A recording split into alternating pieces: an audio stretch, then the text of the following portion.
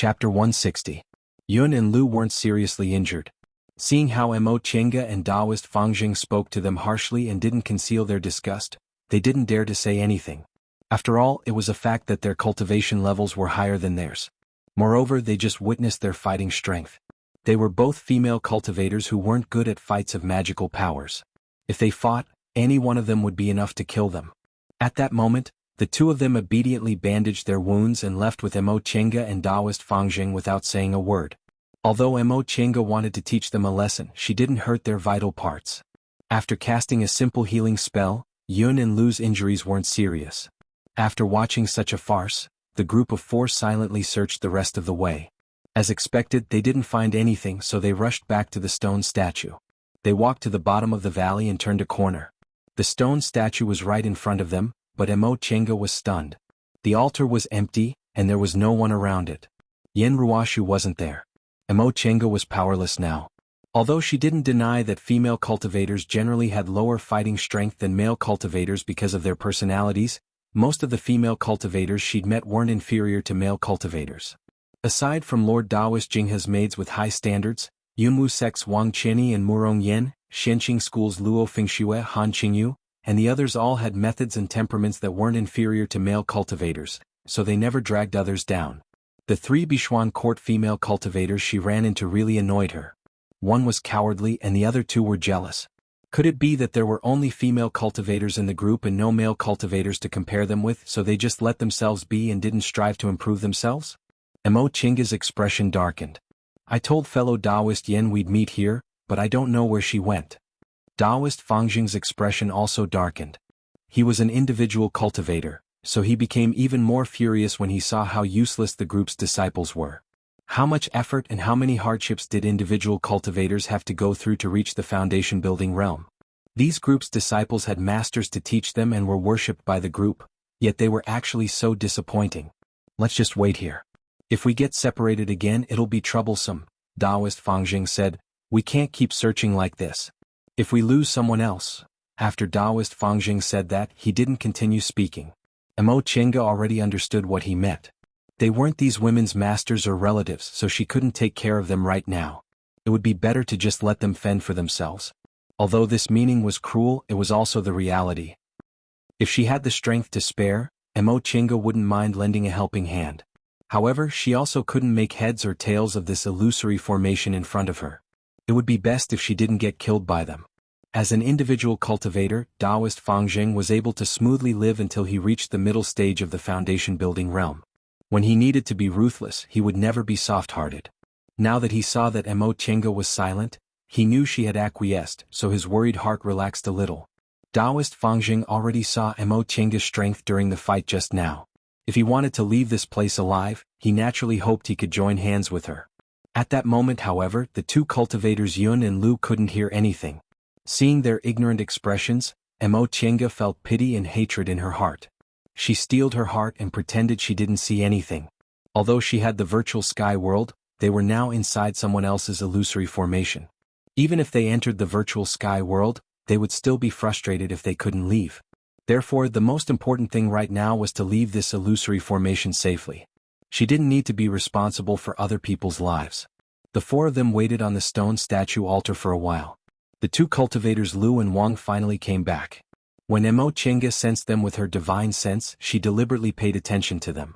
She realized there were only the two of them and there was no trace of Yao Zixio or Shang Ruan.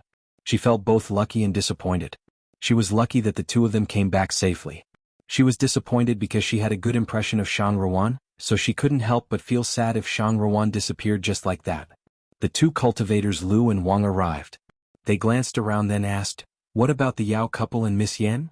Taoist Fangjing fought with the two of them, so he didn't want to pay attention to them right now. Mo Chenga answered, "We also didn't find the Yao couple. Fellow Taoist Yen was originally here, but she disappeared when we came back. We don't know where she went." The two cultivators Lu and Wang glanced at each other and said anxiously, "Then what should we do? If something happened to them, will we also be implicated?" "I don't know," Mo Chenga said faintly. "We've searched the whole valley. If fellow Taoists have any ideas, you can bring them up and give it a try." On the five-colored five elements platform, the two cultivators Lu and Wang already showed they were proficient in formations. In fact, Mo Chenga came from a learned family and had access to ancient books in the virtual sky world, so her knowledge about formations was naturally richer than theirs. It was just that she deliberately hid her skills and didn't want to talk about it. The two cultivators Lu and Wang were startled by what she said. Soon after, they went to the side and started to discuss. Mo Chenga listened to their discussion. These two cultivators' attainments in formations weren't bad, but this illusory formation was too real. Their methods might be useless. She then sat on the side in silence and pondered by herself. All formations needed the support of external spiritual aura. The formation on the altar in the real valley was easily broken by her because it had been too long and its spiritual aura had declined. This illusory formation could create second-rank demonic beasts, foundation-building cultivators, and thousand-year-old spiritual plants brimming with spiritual aura. The amount of spiritual aura it used must have been enormous. That was strange. Why could this formation still display such power even though it had existed for so long? The amount of spiritual aura it needed to trap them in this place and create those things brimming with spiritual aura was really frightening. It definitely couldn't be achieved by using hundreds or even thousands of spirit stones. The spirit stones used to create such an exquisite formation must have been of a high grade. Spirit stones were also divided into grades.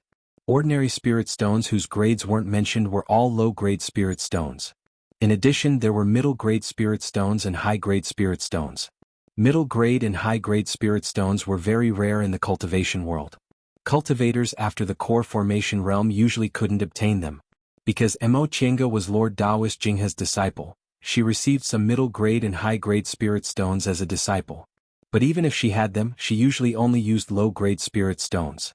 Middle-grade and high-grade spirit stones were reserved for laying high-level formations. The higher the level of a formation, the higher the concentration of spiritual aura it needed. Once the concentration of spiritual aura reached a certain level, it couldn't be increased just by increasing the number of spirit stones.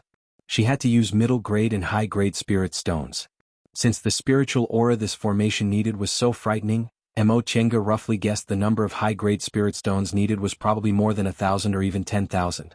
10,000 high-grade spirit stones. Mo Chenga thought about it and felt it was terrifying.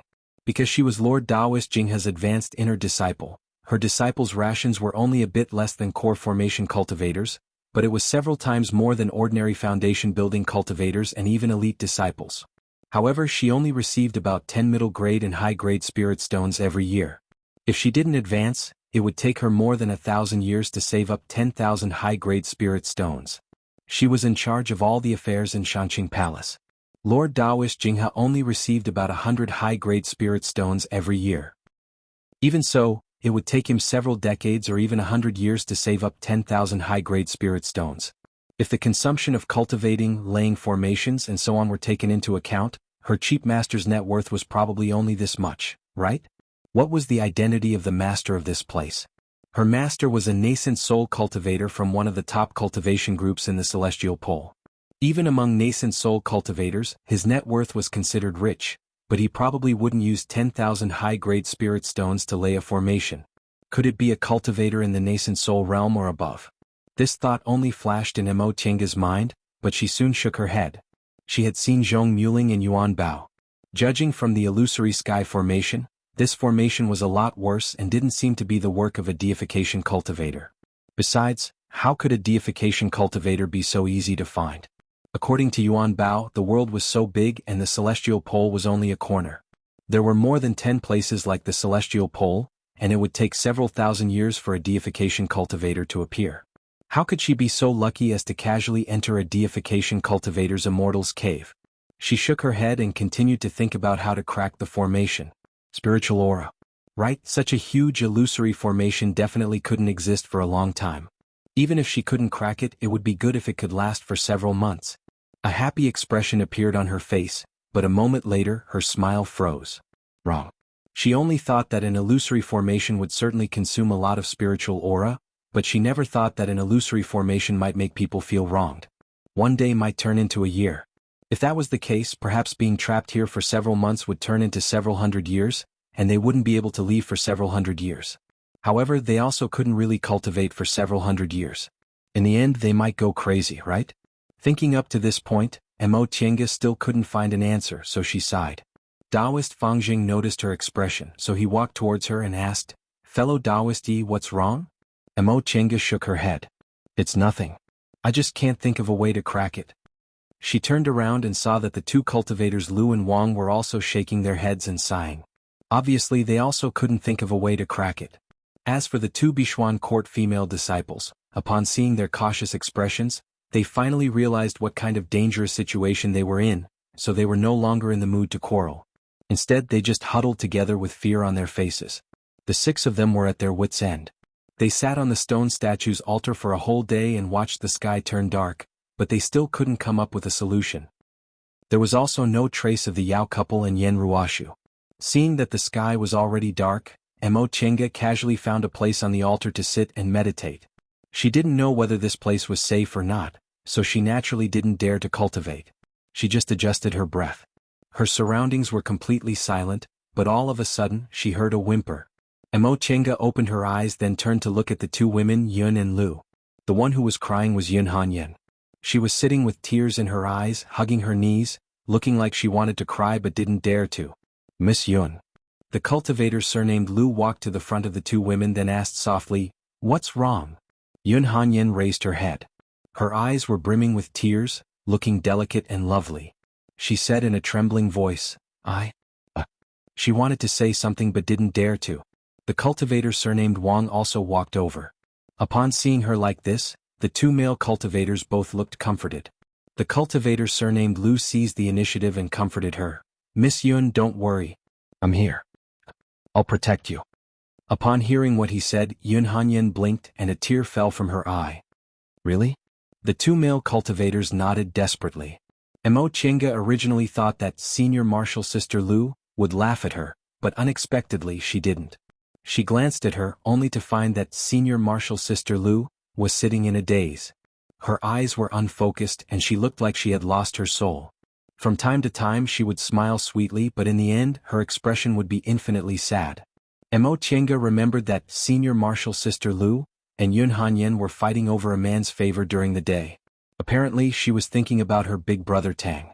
However, judging from her expression and the conversation they had during the day, she was probably thinking about sad things. Seeing Yun Hanyan talking to the two cultivators like a little white rabbit, then comparing it to the desolate expression on Senior Marshal Sister Lu's face, Mo Chenga couldn't help but sympathize with her. No matter who was right or wrong between them right now, it was very obvious who had more true feelings for her. Yun Hanyan was probably used to winning men's favor like this, but this female cultivator surnamed Lu was now only thinking about her big brother Tang. In fact, it wasn't strange that big brother Tang liked Yun Hanyan more. Both men and women thought the other party was very strange. Women liked by men were usually not recognized by the same sex, and men liked by women were usually considered by men to be embroidered pillows. No matter whether Yun Hanyan pretended to be weak or pitiful, men always fell for this trick. But that person shouldn't be like this, right? In his eyes, men and women seemed to be the same. Aside from cultivating, he had nothing else to do. After thinking for a long time, Taoist Fangjing suddenly shouted in the darkness, "Who's there?" Mo Chenga was startled. She immediately stood up and prepared to fight. She spread her divine sense, but in the next second she was stunned. In the darkness, a tall man slowly walked towards her. He wore a high hat and a broad belt, looked heroic, and his whole body emitted a frightening momentum. The other people's expressions changed greatly. This momentum. He was a core formation senior. After seeing this person clearly, Taoist Fangjing looked at Mo Zhe's reaction out of habit. However, he saw Mo Chenga staring at that person, seemingly thinking about something. He didn't have time to think too much. He cupped his hands and tried to speak as calmly and respectfully as possible. "Senior, I'm Junior Fangjing. May I ask how Senior got here?" That person didn't pay him any attention and walked straight towards Mo Chenga. Fangjing and the others were horrified. Although they outnumbered him, the other party was a core formation cultivator. The gap between a core formation cultivator and a foundation building cultivator was too big. They didn't know where this person came from. If he harbored evil intentions towards them, he only needed to wave his hand and they would probably, under their fearful and trembling gazes, that person finally stopped several feet away from them. Mo Chenga also heaved a sigh of relief. She glanced at him and said, "This is an illusion." An illusion? Fangjing and the others were startled, but they still looked at him cautiously. They were afraid this illusion would have the same attack power as the one they encountered. "Chenga," the illusion spoke all of a sudden. Fang Jing and the others were startled once again. Cultivators Lu and Wang didn't need to say anything since they'd never seen a person's illusion. Although Fang Jing and the two disciples Yun and Lu had seen the illusion of Big Brother Tang, that illusion couldn't speak. The illusion walked towards Mo Chenga step by step and said softly, "Chenga, why didn't you say goodbye to me when you left?" Mo Chenga closed her eyes. When she opened them again she found the illusion was still there. She could only smile bitterly. "Why should I say goodbye to you?" The illusion paused for a moment then said, "And you shouldn't have come to say goodbye. I didn't want to see you." Although Mo Chenga knew the illusion in front of her was fake, she still felt her heart tighten. After a long time she finally exhaled and said softly, "Yes. I don't know the reason, but you've already used your actions to explain that you don't want to see me. I also don't want to see you again. Go, don't appear in front of me again." As she spoke she closed her eyes and turned her head. Upon hearing what she said, the illusion stood there for a while then suddenly walked forward until he was very close to her. Mo Chenga heard his voice suddenly soften. "In fact I wanted to see you. I just. His hand was about to wrap around her but Mo Chenga took a step back. She said those words because she hoped the illusion would disappear on its own, but she couldn't control her thoughts. She took a deep breath, raised her head, and stared at the illusion that was almost no different from the real person in front of her. She said word by word, "You're fake." "I don't want a fake." The illusion smiled. It was a smile that rarely appeared on the real person. "I'm real. You want me to be real." Mo Chenga realized her state of mind was very chaotic. She knew this illusion wouldn't disappear, but she almost couldn't control herself. "Fellow Taoist Yi." At this time Fang Jing shouted and threw a talisman at her. "This is a heart-calming talisman." Mo Chenga took it and stuck it on her body without hesitation. Although her state of mind couldn't calm down immediately, it was no longer chaotic. She slowly calmed her breathing, but she was seriously looking at the illusion in front of her. "I admit that I have feelings for you, but I want to walk the path of immortal ascension. If you love me I'll be happy, if you hate me I won't be sad." The man in the light blue Taoist robe finally faded away as she spoke. When the illusion completely disappeared, Fang Jing and the others finally heaved sighs of relief. A core formation cultivator. The illusion here had the power of a real person. If they really fought with this illusion they wouldn't even need to think of a way to get out because they would die here. "Fellow Taoist Yi." At that moment, Taoist Fang Jing looked at Mo Chenga with a different gaze. Just now he heard the illusion call her by another name so he knew the name Yi Xiaotian was most likely fake. But it didn't matter. They were just strangers who met by chance. Maybe they wouldn't see each other again after they parted, so what did it matter what name she was called? The most important thing was that the illusion just now was a core formation cultivator. This woman had an unusual relationship with a core formation cultivator, which meant her identity was more complicated than he imagined. In that case he definitely couldn't offend her. In addition Fang Jing noticed something else. He had been in the cultivation world for several hundred years and met countless cultivators, so he recognized at a glance that the illusion was wearing the Taoist robe of Xianqing School, the number 2 cultivation group in the Celestial Pole. Apparently this woman was also related to Xianqing School. In a flash, relying on his rich experience, Taoist Fang Jing analyzed all this and had a rough idea of what to do. Whether it was because of her hidden identity or the ability she showed so far, he absolutely couldn't offend this woman. Mo Chenga wiped the sweat on her forehead then smiled at Taoist Fang Jing. "Fellow Taoist Fang Jing, thank you for the heart-calming talisman just now. The price of a heart-calming talisman is quite high, it's not cheap. I don't want fellow Taoist to lose it for no reason, so I might as well exchange this talisman with you." Taoist Fang Jing took the talisman and looked at it. This was actually a foundation-building cultivator's invisibility talisman. He originally felt distressed about using a heart-calming talisman that cost more than 100 spirit stones, but now he realized he made a huge profit. A foundation-building cultivator's invisibility talisman was priceless. Even if it could be bought, it would cost at least several hundred spirit stones. "Thank you, fellow Taoist. I won't be polite." Chapter 161. Mo Chenga had her own considerations as to why she immediately used an invisibility talisman. First of all, she was no longer the miserable little aura-refining cultivator she was before. She had a school and a master, so a mere invisibility talisman wasn't something she felt distressed about. Secondly, although pretending to be a pig to eat a tiger was an extremely effective move, there was no need for it if one was strong enough. There were a total of 5 groups of people here, so it would be very good if these 3 Bichuan court female disciples didn't drag them down. In terms of fighting strength, Mo Qianga didn't care at all. The 2 male cultivators, Lu and Wang, both had relatively high cultivation levels and weren't weak. If they joined forces, Mo Qianga would have a hard time dealing with them. However, the 2 of them weren't united. The Yao couple had great teamwork, but their cultivations were a little low. Taoist Fangjing's cultivation level was relatively high, and he was also strong in fights of magical powers. However, he didn't have many treasures, so Mo Qianga believed it wouldn't be difficult for her to deal with him if she went all out. That being the case, she might as well show her strength. Others might not know, but Taoist Fangjing was a smart man. Not only would he revere her, but he would also sincerely regard her as his companion.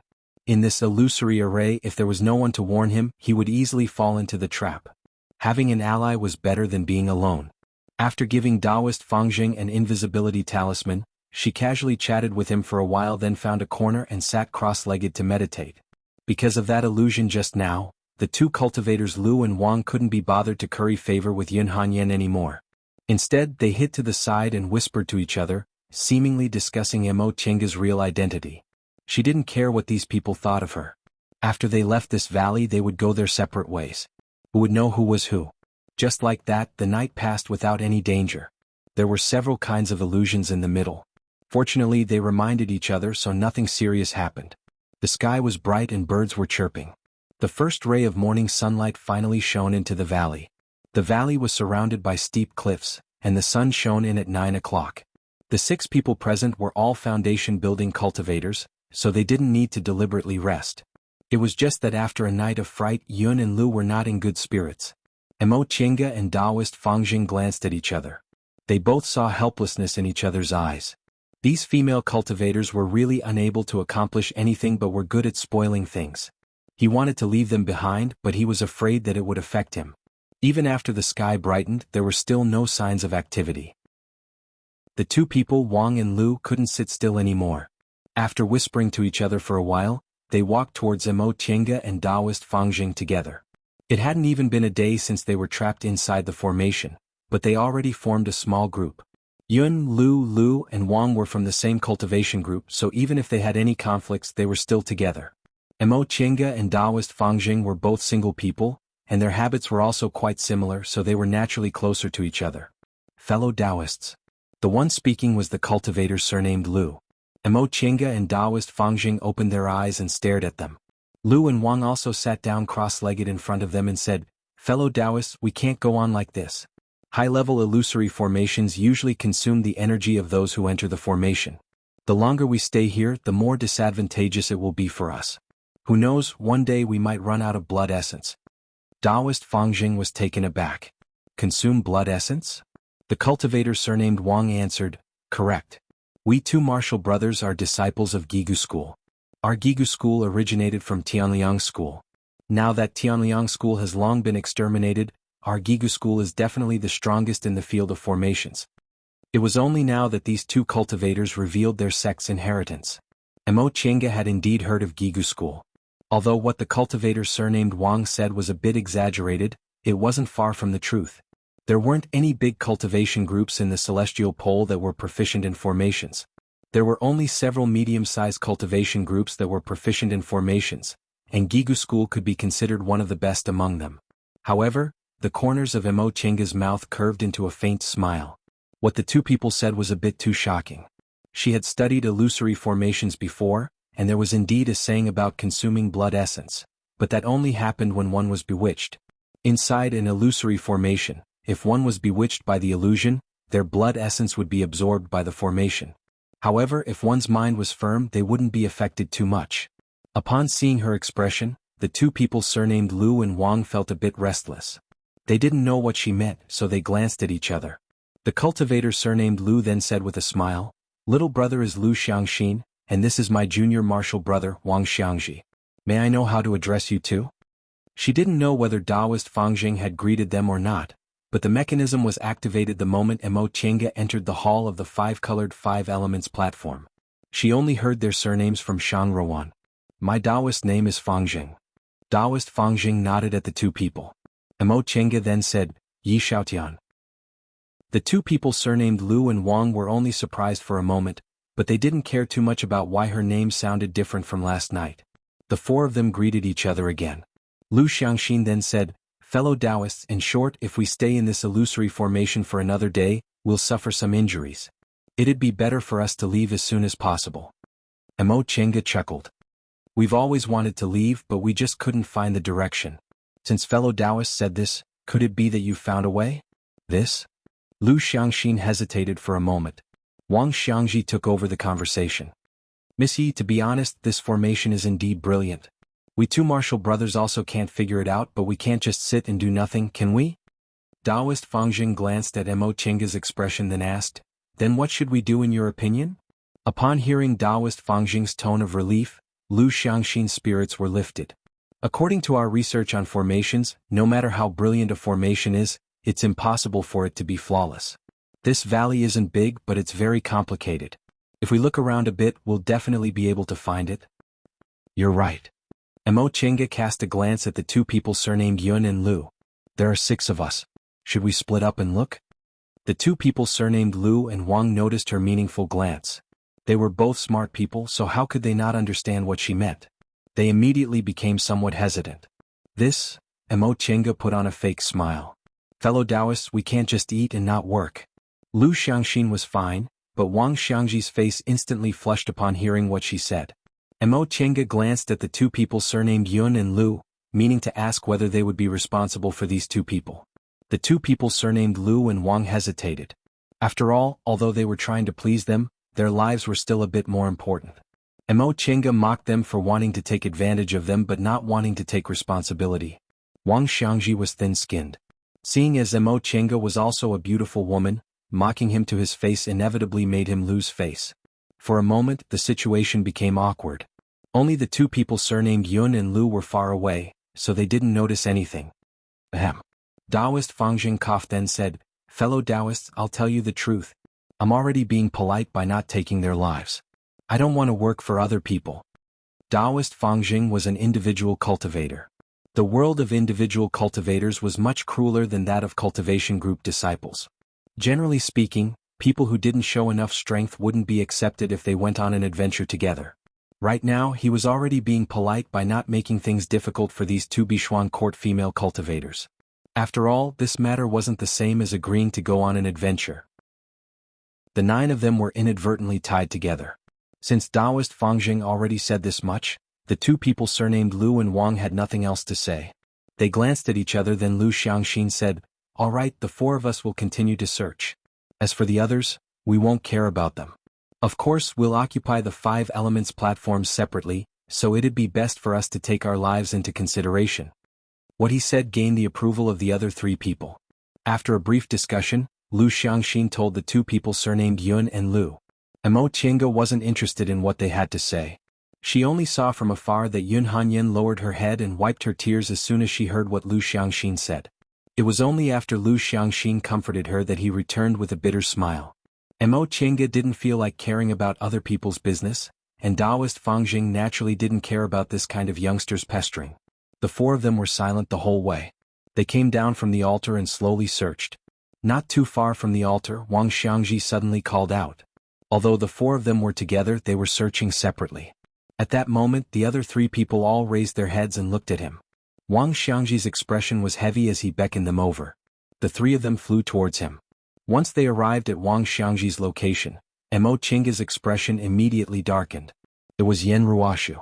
Yen Ruoshu was currently lying on a 5 elements platform. Her complexion was deathly pale and she wasn't breathing at all. Mo Chenga crouched down and tried to inject her spiritual aura into Yen Ruoshu's body, but it was to no avail. She stood up and shook her head. There's no saving her. They were trapped inside this illusory formation. Although they couldn't leave, they weren't in any danger. Now that someone died, the 4 of them had grave expressions on their faces. Although this formation was an illusory formation, it could still kill people. Among the 4 of them, Mo Chenga was the only woman, so she was naturally in charge of examining the corpse. There weren't any injuries on Yen Ruoshu's body. Her clothes were intact and there were no signs of a struggle. It was as if she suddenly died here. Mo Chenga examined her carefully. In the end, she discovered that Yen Ruoshu's posture was a bit strange. Her hand was stretched to one side as if she wanted to grab something. "How is it?" Wang Xiangji asked anxiously. Emo Chenga didn't answer. She once again used her spiritual aura to strike the top of Yen Ruoshu's head. After a person died, their meridians became rigid and spiritual aura couldn't be injected into them. However, the top of the head was a shortcut to the dantian, so spiritual aura could still be injected into it. Several breaths later, Emo Chenga let go of her hand and stood up with a grave expression. "Fellow Taoist Yi, how is it?" Taoist Fangjing also asked with concern. Emo Chenga sighed and said, all of her blood essence was exhausted. Apparently, she was blinded by the illusion and couldn't struggle free in the end. Judging from Yen Ruoshu's posture, she was obviously trying to grab something, but there was nothing in front of her. That thing should be her illusion. Once she died, the illusion naturally disappeared. The other three people were once again silent. Lu Xiangxin and Wang Xiangji glanced at each other. Both of them saw a hint of astonishment in each other's eyes. They previously said they would die from exhaustion of their blood essence just to scare these two people. They never expected that such a thing would actually happen. How could they not panic? Emo Chenga muttered to herself for a while, then said, "Fellow Taoist, it seems fellow Taoist Yan's death happened last night, but we didn't feel anything at all." Taoist Fangjing was dumbfounded. "Fellow Taoist, are you saying our lives won't be affected by other people?" "That's not necessarily the case." Emo Chenga took out an empty Chengkuan bag, then waved her hand to put Yen Ruoshu's corpse away. After all, the three of them were on the same stone platform. Maybe it's enough as long as one of them is alive. Seeing her putting Yen Ruoshu's corpse away made the other three people rather envious. Of course, it wasn't because they had strange hobbies. They were just envious of the things on Yen Ruoshu's body. However, they also didn't dare to offend Emo Chenga because of this. She didn't directly take the Chengkuan bag. She put the corpse away instead, most likely to give it to the other two female cultivators. However, this already proves that if we're confused by the illusion, it's indeed possible that we'll die from exhaustion of our blood essence. The three people once again fell into silence. "All right, let's not waste time here. Let's keep looking." Taoist Fangjing nodded. "We should be more careful. Let's search in pairs." Although they didn't split up, they searched separately. Now they didn't dare to split up anymore. They formed a team of two and slowly searched along the way. The atmosphere was depressing. Perhaps it was lucky or unlucky, but right after they searched that intersection, they suddenly heard a cry of alarm. The four of them looked at each other to make sure it wasn't an illusion, then they flew towards the source of the sound. They didn't fly far before Emo Chenga's sharp eyes saw Shang Ruan's figure on a 5 elements platform. She was delighted, but she was immediately alarmed. That was indeed Shang Ruan, but there was another person not far from her. "Ah!" Wang Xiangji cried out in surprise. He said in astonishment, That's fellow Taoist Yao, but why? Emo Chenga also frowned deeply. Judging from his figure, that was indeed Yao Zixio. But the strange thing was, his cultivation level was actually in the core formation realm. How was that possible? She couldn't rule out the possibility that there were some fated chances inside this illusory formation, but there was no way it could allow a cultivator to directly jump from the early stage of the foundation building realm to the core formation realm. Foundation building cultivators' dantians and meridians could only hold so much spiritual aura, but the spiritual aura of a core formation realm cultivator would increase by 1,000 times, and their dantians and meridians would need to be reshaped. Even if they had enough spiritual aura to allow a cultivator to directly jump from the early stage of the foundation building realm to the core formation realm, it would still take them 1 to 3 years to remold their bodies. Could it be an illusion? But judging from Shang Ruan's expression, it didn't seem like it.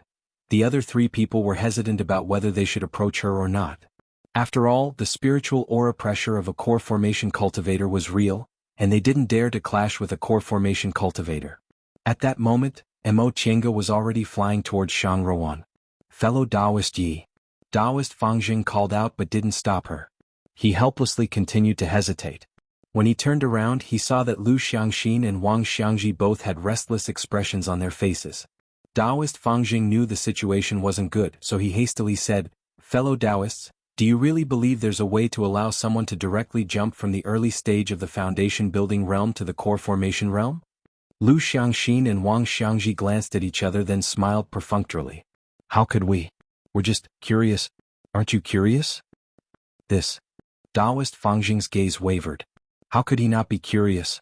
As an individual cultivator, How much effort did it take for him to cultivate to the middle stage of the foundation building realm? He didn't have much time left in his lifespan, so he was eager to find fated chances to advance to the late stage and advance to the core formation realm. However, fellow Taoists, you'd better calm down. I'm curious, but how could there be such a shortcut in this world? Yesterday we were almost deceived by that white jade snow lotus. Do you two still remember? What he said stunned the two of them, but they soon calmed down a bit. Taoist Fangjing said, "There's no harm in watching. If there's anything wrong, it won't be too late to leave." On the other side, Mo Chinga flew to Shang Ruan's side, then called out softly, "Big sister Shang, are you all right?" Shang Ruan was so distracted that she actually didn't notice someone was coming. Now that she saw Mo Chinga, she immediately grabbed Mo Chinga's hand and said with a panicked expression, "Little sister big sister, don't panic." Seeing that Shang Ruan couldn't even speak properly, Mo Chinga hastily comforted her. "Tell me what happened first. Was that your husband?" Shang Ruan nodded absent-mindedly. After taking a deep breath, she was finally able to speak smoothly. "Yes, that was Big Brother Xiu. What happened to you in the end? We looked for you for a whole day yesterday, but we couldn't find you. Why did fellow Taoist Yao suddenly advance to the core formation realm?" Shang Ruan was sitting on the stone platform. Her forehead and cheeks were covered in sweat, but what Mo Chinga said astonished her. "Yesterday? Little sister Yi, when did we arrive here?" Mo Chinga wrinkled her brows slightly. "Yesterday. Yesterday?" Shang Ruan muttered to herself. Gradually, fear appeared on her face. "No, Big Brother Xiu and we've been living here for 3 years. Mo Chinga was also terrified when she heard what he said. 3 years. The 6 of them had indeed only spent one night together, but why did Shang Ruan feel like 3 years had passed? "Big sister Shang, calm down. Tell me slowly, what happened to you?" Under Mo Chinga's reassurance, Shang Ruan finally calmed down a bit. She said slowly, "After the 5 elements platforms were activated, Big Brother Xiu and I came here. We discovered that this place was full of spiritual aura and was very suitable for cultivation. It was also as beautiful as a fairyland and there was no one to disturb us. Although we couldn't go out, this place was no different from a paradise, so I suggested we stay here. At first I felt very happy. There was no one to disturb us. We didn't need to wander around and we didn't need to hide from other people. But Big Brother Xiu became more and more irritable. He said he'd reached a bottleneck in his cultivation. Although this place was full of spiritual aura, it wasn't helpful to his cultivation. He said he wanted to enter closed-door meditation because he wanted to become stronger. We had an argument. In a fit of anger I ran out, but when I came back I saw." Shang Ruan grabbed Mo Chinga's sleeve. Her tears started to fall. "Little sister Yi, Big Brother Xiu must have been possessed by the devil. No, this really isn't right. Look at him." Mo Chinga raised her head and stared at Yao Zixio, who wasn't too far from her. Yao Zixio seemed to be cultivating some kind of secret technique. He was flying in midair and his whole body was wrapped in a black substance. Sounds of wind and thunder could be faintly heard inside. 1 day, 3 years. Mo Chinga could roughly guess what happened. This life is eternal. She finally guessed a little about the meaning of the words, "This life is eternal. This life is eternal and eternity is only 1 day." This was the most frightening aspect of this illusory formation. Shang Ruan always fantasized about peaceful days. This place was like a fairyland, which triggered this thought in her. Therefore, in the beginning they were living in Shang Ruan's fantasy. The two of them lived without anyone to disturb them, which was why they couldn't find each other. However, although it was only 3 years, the actual time wasn't like that, which was why he didn't make any progress in his cultivation. Shang Ruan didn't care about it, but Yao Zixio was unwilling, which led to this unforeseen event. But what was going on with Yao Zixio? Mo Chinga couldn't figure this out. She herself obtained a great fated chance, whether it was the deification great ancestor or the virtual sky world. But she didn't believe there was any fated chance in this world that could allow someone to advance from the early stage of the foundation building realm to the core formation realm overnight. "Big sister Shang," after a long time Mo Chinga said slowly, "I don't think your husband has been possessed by the devil." Chapter 162. Shang Ruan stared at Mo Chinga in a daze. She didn't understand what she meant. Mo Chinga stared at Yao Zixio, who was flying in the air, and said slowly, "This life is eternal. This life is eternal. Eternal is only 1 day. In this place, aside from leaving, any wish can be granted. If you want a paradise, I'll give you a paradise. If he wants to hold his head high, I'll give him that." She looked down at Shang Ruan with pity and sadness. So it's all fake. Your 3 years were fake and his core formation was also fake. Shang Ruan was shocked. She didn't come back to her senses for a long time. Mo Chenga continued to say, this illusory formation will show the things everyone wants the most. Big sister, what you want the most is an undisturbed life for the two of you, and what he wants the most. Mo Chenga didn't continue. Shang Ruan already understood what she meant. Shang Ruan was stunned for a long time before she asked slowly, then what's the result? Upon seeing Shang Ruan's expression, Mo Chenga almost didn't have the heart to say it, but she had to. That fellow Taoist Yen has already fallen. We're sure she was bewitched. She was blinded by the illusion and died because her blood essence was exhausted. Shang Ruan was shocked. She stared blankly at her husband who was entangled in the black fog in the air. She didn't say anything for a long time. Death. What he wanted the most. She remembered the first time she met her father's new disciple 90 years ago. You're called Yao Zixio? Do you know who I am? Although that young boy had arrogance in his eyes, he didn't treat her like a child. Instead, he bowed cautiously. Greetings to Senior Marshal Sister. She smiled proudly and pretended to cough twice. Nodding, she said, yes, you're very polite. Eldest Marshal Brother teased her. Little Junior Marshal Brother, you're a bit older than Little Junior Marshal Sister. You can just call her Junior Marshal Sister. This? The young boy looked at her and said earnestly, I entered the sect later than Senior Marshal Sister, so I should call her Senior Marshal Sister? She was so happy that she shouted at Eldest Marshal Brother, yes, Senior Marshal Sister. She turned around and patted her small chest. Little Junior Marshal Brother, I'll protect you from now on. She remembered 70 years ago when she just built her foundation. What's so good about that kid? Listen to me obediently and marry your big brother and I. She knelt in front of her father, motionless, but she held her head high, unwilling to yield. Rebellious daughter. Her father flew into a rage and slammed his palm down on her. Her father, who was at the peak of foundation building, showed almost no mercy in this palm. She spat out a mouthful of blood and her meridians were heavily injured, but she still clenched her teeth and refused to let go. Her mother wept at the side. Just listen to your father. Obedient? No, she struggled to get up and used all her strength to kneel in front of her father. She said word by word, Father, if you force me, I will die. No one had ever dared to disobey her father like this, not even herself. But at this moment she had no regrets. She remembered 60 years ago when he finally reached the Zhuji phase. Father, Junior Marshal Brother has built his foundation. She happily ran into the hall. There was no joy on her father's face. Instead, he coldly said, if you hadn't secretly given him the foundation building pills you hid, how could he have built his foundation? She was stunned. She didn't understand why her father, who had already tacitly accepted this matter, would be so cold. Father, didn't you personally accept Junior Marshal Brother as your disciple? Why do you treat him? If it wasn't because his family once had a core formation cultivator and definitely had treasures, why would I accept him with his aptitude? She never expected her father to say such a thing. Father. She shouted in disbelief. You're using Junior Marshal Brother? What do you mean by using or not using? Her father's expression was indifferent.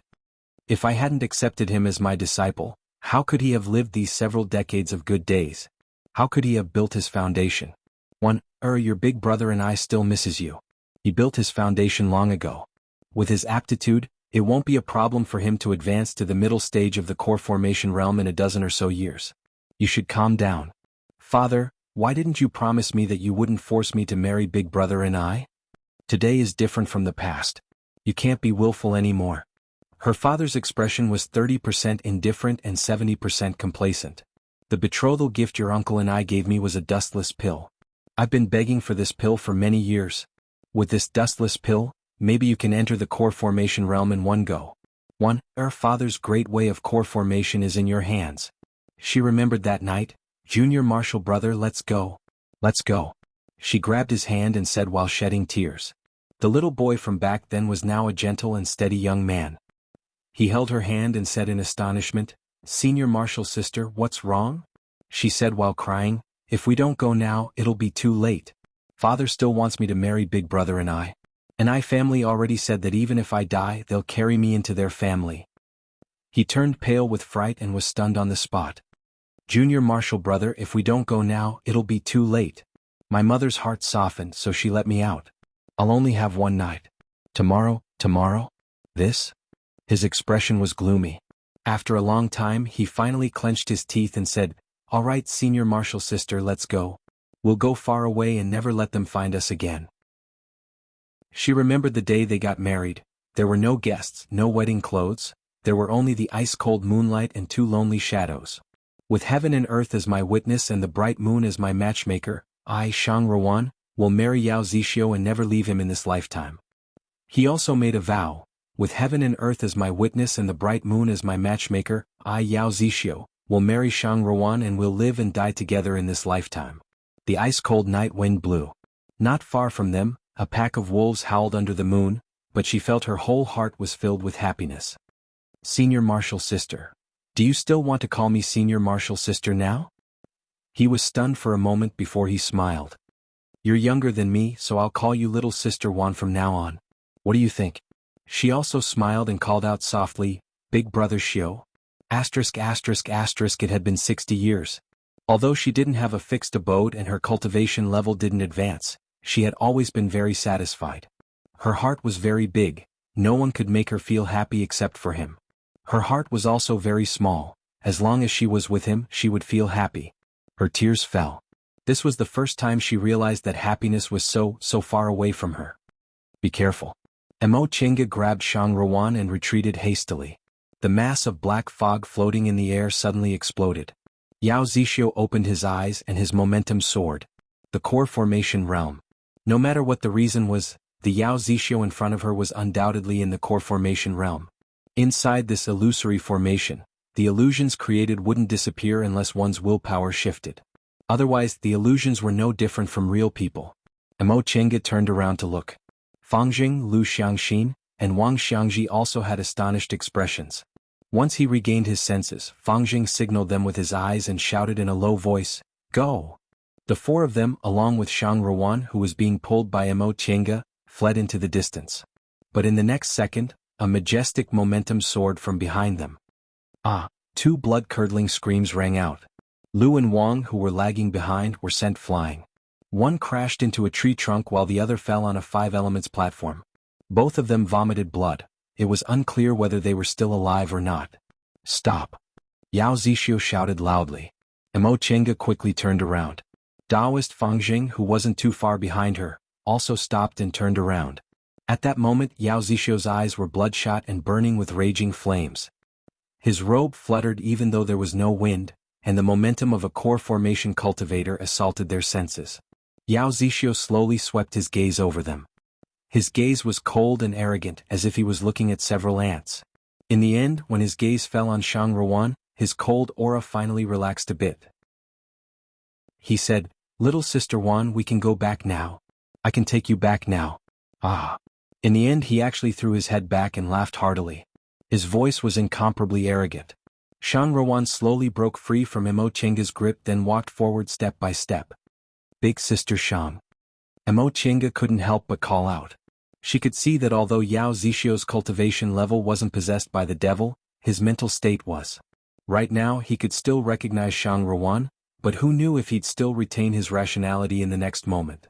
Shang Ruan's footsteps faltered. She turned around and smiled at Mo Chinga. For some reason, Mo Chinga felt that Shang Ruan's smile looked even more desperate than her crying. Shang Ruan said softly, "Little Sister Yi, thank you for being so kind. This matter isn't related to you. In a moment, let's go." Mo Chinga was dumbfounded. She meant. Shang Ruan had already turned around and was flying towards Yao Zixio. Yao Zixio reached out and embraced her. He said complacently, "Little Sister Wan, are you happy?" Shang Ruan shook her head and said faintly, "I'm not happy." Yao Zixio wrinkled his brows, then asked anxiously, "Why? All these years, didn't you really want to go back? Now we can go back justifiably. Your father won't say anything anymore." "Is that so?" Shang Ruan's gaze was bone-chilling. "Big Brother Xiao, is your current cultivation level real?" Yao Zixio was stunned for a moment before he became furious. "Little Sister Wan. What do you mean? Of course my cultivation level is real. Take a look." He pulled Shang Ruan's hand, eager to prove himself. "This is the cultivation technique I obtained just now. As it turns out, there really are fated chances here." The master of this place was a cultivator with great divine power. After he passed away, he sealed his cultivation technique here and I happened to obtain it. Shang Ruan looked at his complacent appearance indifferently. There was only deep sorrow in her heart. 100 years. 100 years. She finally saw this person clearly, this person she loved the most. As it turned out, in his heart, cultivation had always been the most important thing.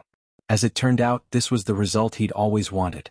She took the jade slip from Yao Zixio's hand and injected her divine sense into it. Soon after, she sneered and threw it back to him. Big brother Xiao, take a look yourself. See what this is? Yao Zixio received the jade slip with doubt, but his expression changed greatly. Mo Chenga didn't know what happened, but she could make a rough guess. This so-called fated chance was just Yao Zixio's imagination. This jade slip naturally didn't contain any cultivation technique. It was either empty or completely useless. With one look, Yao Zixio naturally knew something was wrong. No, it's real. It's real. At first he was mumbling to himself, but in the end Yao Zixio's expression turned ruthless. He turned around and glared furiously at Mo Chenga and Fang Zheng. Did you steal it? Did you? Big brother Xiao. Shang Ruan shouted and grabbed his sleeve. It has nothing to do with other people. This is an illusory formation, so you're hallucinating. Illusory formation? Hallucination. No, you're lying to me. You're lying to me. Yao Zixio's momentum gushed out. With a wave of his arm, Shang Ruan cried out in alarm and fell from midair. Under Yao Zixio's gaze, Mo Chenga didn't dare to move. She could only watch helplessly as Shang Ruan fell. No matter how weak Yao Zixio was before, inside this illusory formation he was a genuine core formation cultivator. No matter how arrogant Mo Chenga was, she didn't think she could fight against a core formation cultivator. If she fought, she couldn't win. If she ran, the valley was only this big, so she couldn't escape. Enter the virtual sky world? To enter the virtual sky world, she had to use the incantation, which would take at least 3 breaths of time. However, Yao Zixio was staring at them. If she made even the slightest movement, he might kill them. She didn't have a single breath of time. Big brother Xiao. Shang Ruan was obviously injured, but she still struggled to get up. Big brother Xiao, don't. You'll be possessed by the devil. Little sister Wan, you don't need to say anything. Do you think I don't know? Yao Zixio's eyes were bloodshot, making him look even more demonic. Back then, your father accepted me as his disciple because he fancied my Yao clan's treasures. To make him agree to let you marry me, I offered my Yao clan's ancestors' secret technique. But what did your father do? 10 years later, he still wanted you to marry someone else. Moreover, this time I was already useless and he even wanted to kill me. What? Shang Ruan was shocked. My father, you don't know, right? Yao Zixio grinned. His calm and refined demeanor could no longer be seen. His ruthless appearance was even more frightening. Back then it wasn't because he loved you, his daughter, but because I offered Yao clan's treasures to him. But even so, he only let us off for 10 years. When you came to look for me that day, I already received news that he wanted to kill me. I originally planned to leave by myself, but you came looking for me. I couldn't bear to part with you. Shang Ruan's lips trembled, but she couldn't say anything. It was actually like this. No wonder he was so eager to cultivate, no wonder he probably wanted to take revenge after he formed his gold core. She suddenly burst into tears. As it turned out, there was no solution. There was no solution at all. She thought she only needed to persuade him, but it turned out he actually had this kind of reason. Even if he was willing to walk out of the illusory formation, he was still thinking about taking revenge. Little sister Wan, Yao Zixio said softly, don't worry. For your sake, I won't take his life. It'll be enough if I just cripple his cultivation level. All these years I've been asking around, but your father didn't succeed in forming his gold core. Retribution, this is retribution. Ah.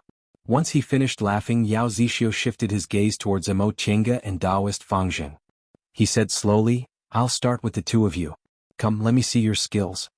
Both Mo Chenga's and Taoist Fang Zheng's expressions darkened. Each of them held their magic tools or magic weapons tightly. Yao Zixio seemed like a cat teasing a mouse. He didn't attack right away, as if he was really waiting to see their skills. After a moment of silence, Mo Chenga said, Fellow Taoist Yao, you don't believe this is an illusory formation? I believe it. Yao Zixio said with his head held high. However, advancing to the core formation realm wasn't an illusion. If it was an illusion, I wouldn't have such a clear feeling. I've really become stronger. This feeling. While he was still reminiscing, Mo Tiange smiled. Yes, it's a feeling, but feelings can be wrong. You, Yao Zixio glared at her angrily after being denied again. He raised his hand, and a ball made of spiritual aura gradually appeared in his palm. Mo Tiange and Taoist Fangjing became even more nervous. Core formation cultivators could materialize their spiritual aura, so a strike from a spiritual energy ball like that definitely wasn't something foundation-building cultivators like them could withstand. Big Brother Xiao.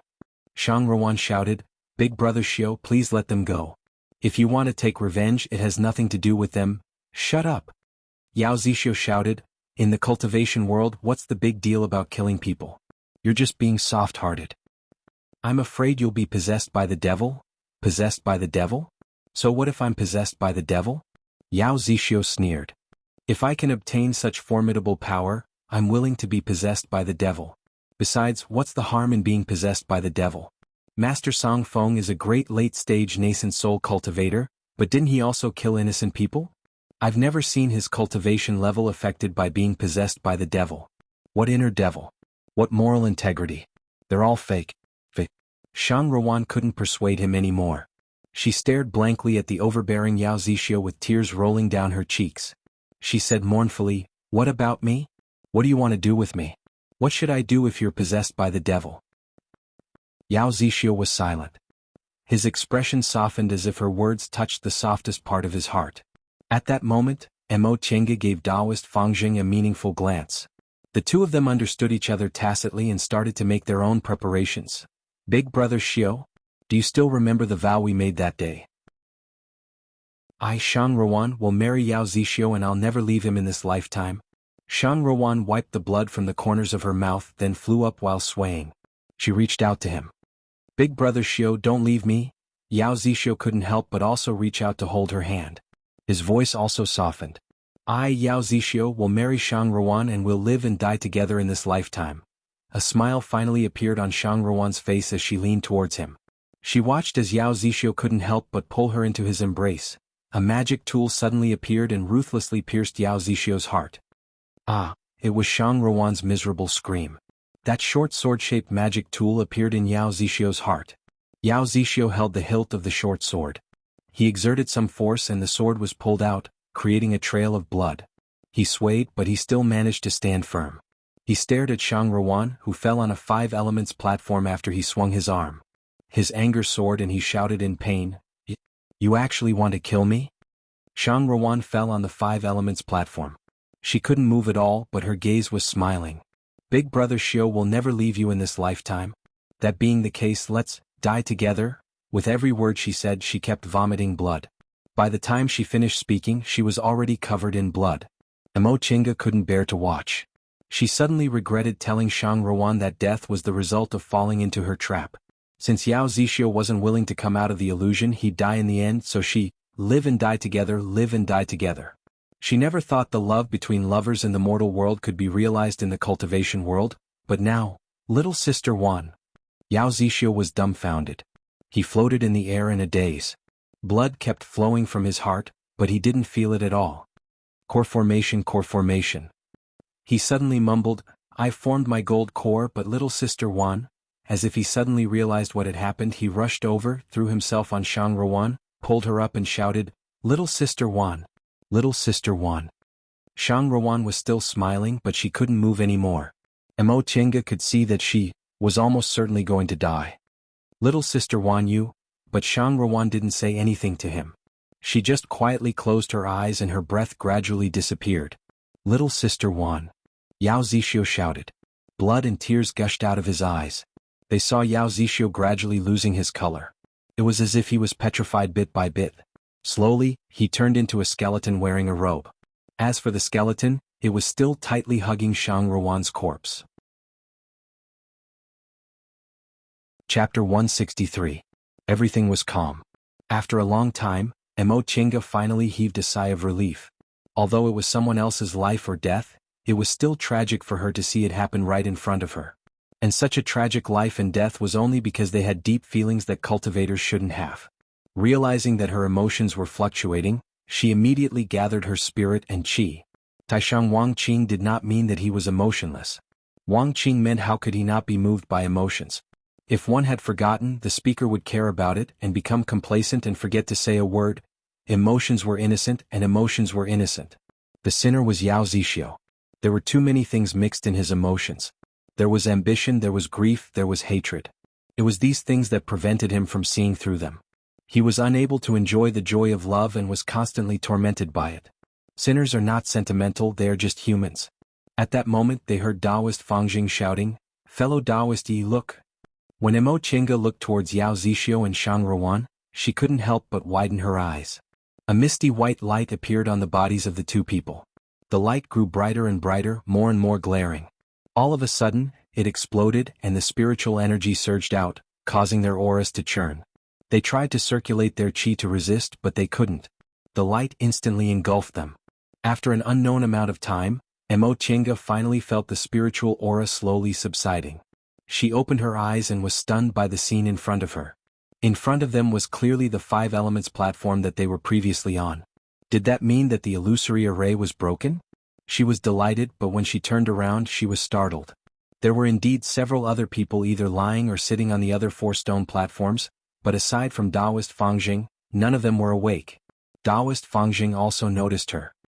He looked at her and said, "Fellow Taoist Yi." Both of them were bewildered. What was going on?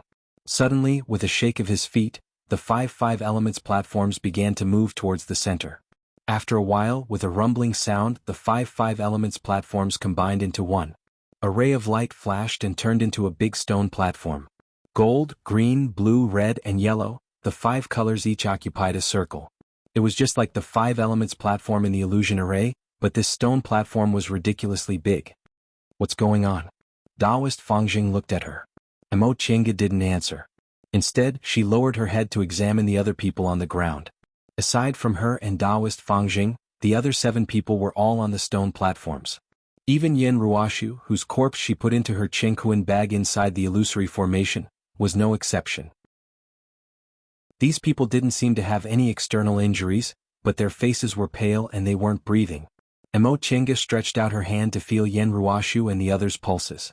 Their pulses had already stopped, so she couldn't pour her spiritual aura into their bodies. She sighed. He's dead. Taoist Fangjing examined Lu Xiangxin and Wang Xiangji, then shook his head. They can't be saved. The two of them looked at each other in confusion. Since Yen Ruoshu's corpse was here, it meant that the illusion formation was a complete fake. Everything they saw and heard in the illusion array was fake. The real them had probably been on the stone platform all this time, not moving at all. But these people still died. Lu Xiangxin and Wang Xiangji were killed by Yao Zixio, who was in the core formation realm. Yen Ruoshu was bewitched by the illusions inside the illusory formation and died after her blood essence was exhausted. Emo Chinga didn't know what the 2 women Yun and Lu went through, but their willpower wasn't strong and they didn't get along well with each other, so it wasn't impossible for them to be bewitched together in the end. Yao Zixio was bewitched by his own inner demon and bewitched by the illusions, so Shang Ruan was killed by Yao Zixio. Emo Chinga was terrified when she thought about this. This formation was really terrifying. Everything was fake, but the deaths and injuries were real. Fellow Taoist Yi. Taoist Fangjing suddenly called out. He was examining Yao Zixio's corpse just now, but now he was pointing at Shang Ruan. What's wrong? She seems to be alive, Taoist Fangjing said while looking at Shang Ruan. Emo Chinga was stunned. She stepped forward and touched Shang Ruan's chest. Sure enough, there was still some heat. She hastily took out several green amplifying pills, fed them to Shang Ruan and poured her spiritual aura into her body. After a long time, Shang Ruan finally groaned and woke up. Big Sister Shang. Emo Chinga called softly. Shang Ruan slowly opened her eyes. When she saw Emo Chinga, she was stunned for a moment. Little Sister Yi, don't talk for now. Your injuries are very serious. You should adjust your breathing and heal your injuries first. Shang Ruan didn't do as Emo Chinga said. Instead, she thought for a moment as if she recalled what she experienced in the illusory formation. Her complexion suddenly paled and she turned around. When she saw Yao Zixio lying next to her with his eyes closed, she immediately threw herself at him. Big Brother Xiao. Big Brother Xiao. Yao Zixio didn't respond. Taoist Fangjing examined him just now.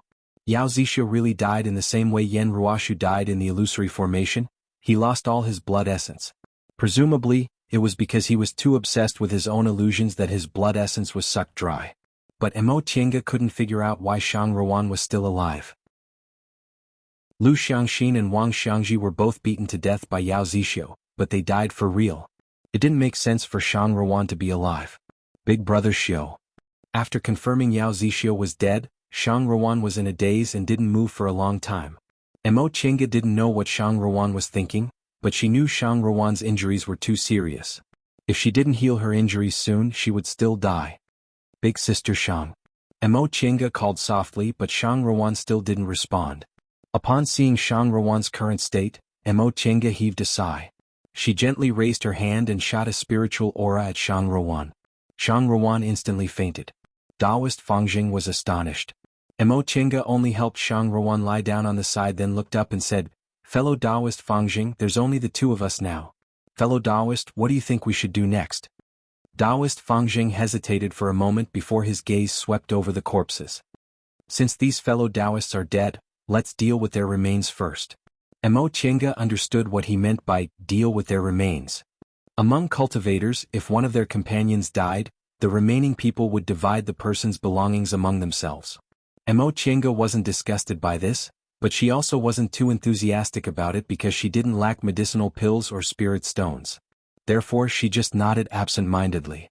If Mo Qiange was with other people, Taoist Fangjing probably wouldn't have said anything and would have taken those people's Chengkuan bags as if it was a matter of course.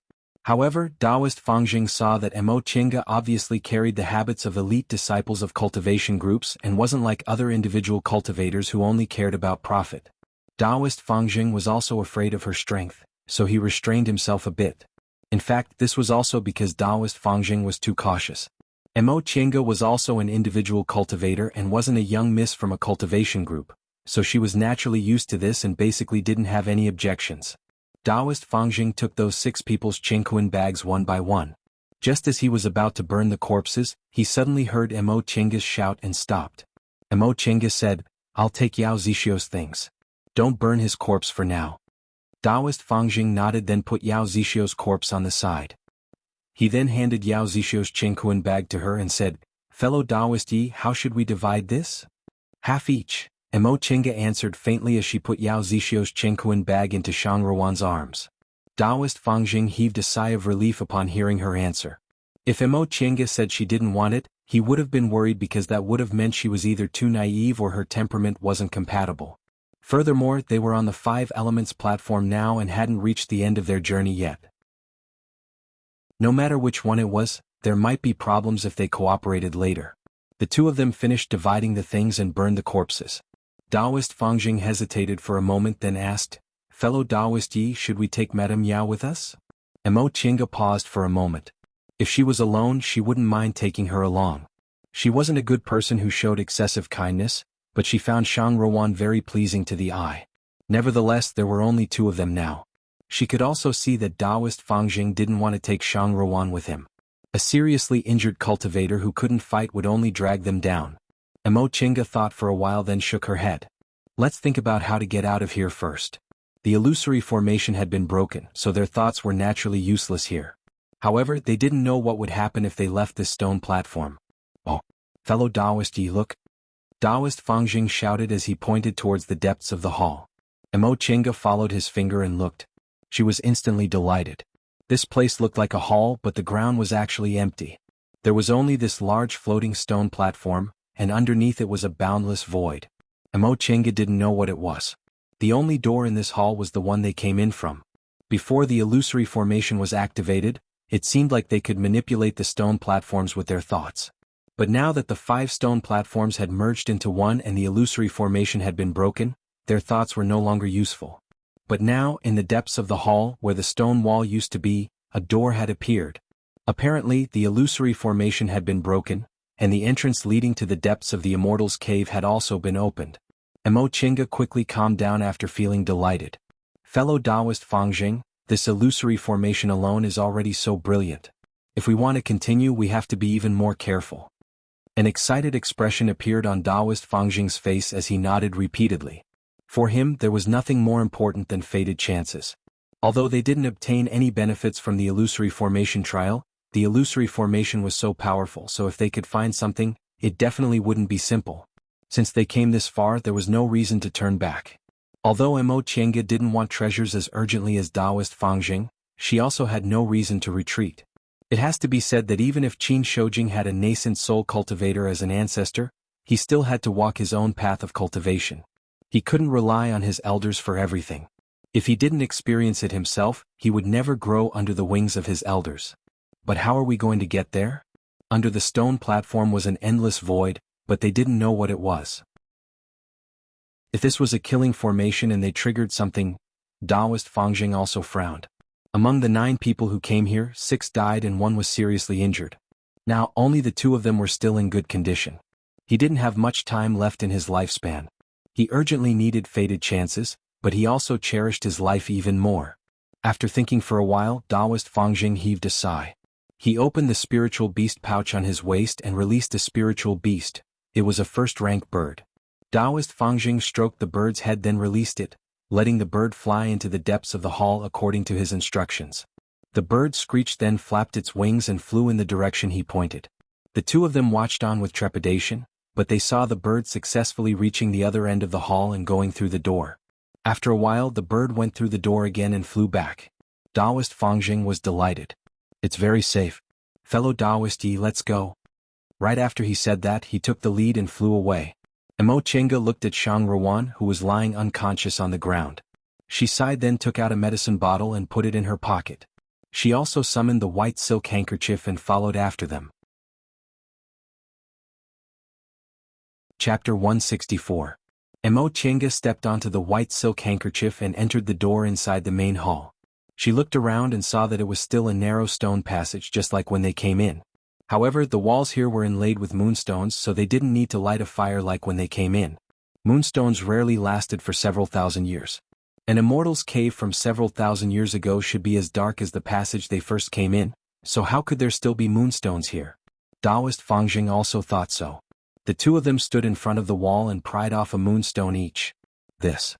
After studying it for a while, Taoist Fangjing said, "Seems to be Mother Moonstones." Mo Qiange was confused. Taoist Fangjing looked carefully for a while, then nodded. "Yes, there's a moonstone mine here. These are all Mother Moonstones, so they can last for so long." In terms of experience, Taoist Fangjing had mingled in both the cultivation world and the secular world for several hundred years, so he naturally had a lot of experience. Upon hearing what he said, Mo Qiange nodded, then threw the Mother of Moonstone into her Chengkuan bag, then continued to walk forward. Although moonstone mines were rare, they had no other use in the cultivation world except for illumination, so they weren't precious. The 2 of them cautiously walked on the stone slabs. Ever since they entered Kunwu, they'd encountered countless dangerous situations, so Mo Qiange had always been cautious. In her opinion, Taoist Fangjing's behavior was very similar to second uncle's. Her way of doing things was developed when she was with second uncle, so she and Taoist Fangjing were very compatible. This time, Taoist Fangjing let the first-rank bird explore the way in front of them. The 2 of them walked without any mishaps. There were several traps in the passage, but the spiritual aura had dissipated due to the passage's long history. With the bird leading the way, they managed to avoid them one by one. However, they found several corpses on the ground. These corpses were intertwined with each other and had all turned into skeletons. Their clothes had long been rotten, leaving only a few damaged magic tools and intact Chengkuan bags. Among the corpses there were some treasures, materials, or magic weapons. Taoist Fangjing immediately looked happy and crouched down to pick them up. Mo Qiange shouted, "Fellow Taoist Fangjing, wait." Taoist Fangjing looked up at her with vigilance in his eyes. At his age, he'd gone through many adventures and seen his companions fighting over things. Now that he heard Mo Qiange shouting at him to stop, he immediately became vigilant. Based on his expression, how could Mo Qiange not guess what he meant? Nevertheless, she only said faintly, "There are so many skeletons here and they weren't a group of people. However, all of them died here, so maybe there's some mystery behind it." Upon hearing what she said, Taoist Fangjing finally relaxed and once again looked carefully. Sure enough, there were more than 20 corpses on this passage, which was only about 100 feet long. They were almost densely packed together, and there was no place for them to step on. Looking at their postures, they were all twisted together in groups of 2 or 3, as if they were going to perish together. Taoist Fangjing was so terrified that he broke out in a cold sweat. Judging from their postures, These people had fought each other to death. Moreover, their corpses were of different degrees of age. The bones of the newer corpses were snow white while the bones of the older corpses were black. A cultivator's body didn't have any impurities so it wouldn't rot. However, it would turn into spiritual aura and disperse, but the bones left behind could be preserved for a long time. Based on the color of the bones, one could tell how long they'd been dead. The skeletons in front of them were of different bone types. Among them, the blackest ones had almost turned into a pile of black ash, which meant they'd been dead for at least several thousand years. However, there were also some snow-white ones among them, which meant they'd been dead for no more than 1,000 years. They all knew how powerful the illusory formation outside was. Out of 9 people, only the 2 of them made it here in one piece. Besides, the spiritual aura fluctuation outside the valley couldn't have existed all the time. Otherwise they wouldn't have never heard of it. In other words, not many people came here in the past several thousand years. The magic weapons, magic tools and rare materials scattered all over the ground also proved that no one left safely. That being the case, how could the treasures in front of them be taken at will? Taoist Fangjing couldn't help but feel a bit ashamed when he realized this. In the beginning he didn't take Mo Chenga seriously. He only thought she was a disciple who just left the cultivation group. Although her cultivation level was high, her ability was probably very ordinary, just like Gigu School's Lu and Wang. However, he never thought she'd wake him up with a single sentence in the illusory formation. Now that she was here, she was much calmer than him. After experiencing these 2 things, he no longer dared to look down on Mo Chenga. Fellow Taoist Yi, in your opinion there's something wrong with this path, Mo Chenga said slowly. It seems to be able to confuse people's minds. Even inside the illusory formation, her spirit-concealing pendant didn't feel anything strange because the illusory formation didn't erode people's minds. Instead, it tested people's temperament and willpower. However, as soon as she approached this path, her spirit-concealing pendant instantly turned ice-cold as if it was warning her. The cultivators who could reach this place must have passed the illusory formation on the 5 elements platforms, so their temperaments should be extremely stable. Aside from willpower problems, what other reason could make them lose their rationality and commit suicide together? These people understood the principle of being alive to enjoy natural treasures. How did fellow Taoist Yi know? Mo Chenga said faintly, I have a magic tool that can sense things that confuse people. After giving a simple explanation, she didn't say anything else. She had a unique treasure on her, so she didn't need to explain it too clearly. Taoist Fangjing was also a smart person, so he didn't ask any more questions. The 2 of them carefully searched for any strange objects in their surroundings. This stone path wasn't different from the previous one. It was a simple stone path carved out of the mountain. The only difference was that the ground was a bit flat, and the mountain wall was inlaid with moonstones. Oh! As soon as she approached the stone wall, the spirit-concealing pendant's ice-cold feeling became even stronger.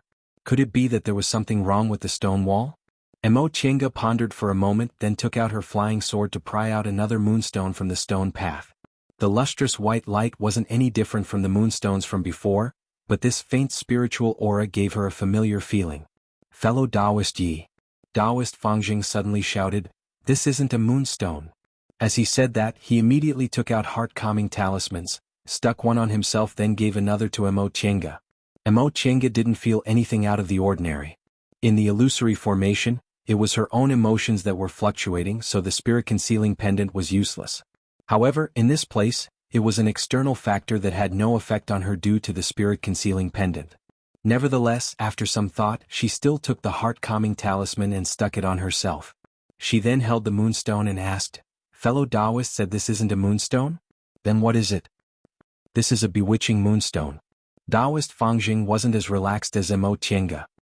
He forced himself to calm down then answered, a kind of bewitching moonstone is often found in moonstone mines. This kind of thing can cause people to hallucinate, so it's a good material for making illusory formations. However, although moonlight stone mines are not rare, bewitching moonlight stones are very rare, and not many people know about them. I only saw a small piece in a secret shop a few decades ago, and that small piece was auctioned for over 1,000 spirit stones. At this point, Taoist Fangjing's gaze was filled with excitement. I never expected the master of this immortal's cave could actually find so many bewitching moonstones. If I can take all of them. As she quietly sensed the spiritual aura emitted by this bewitching moonstone, a thought flashed through Mo Chenga's mind.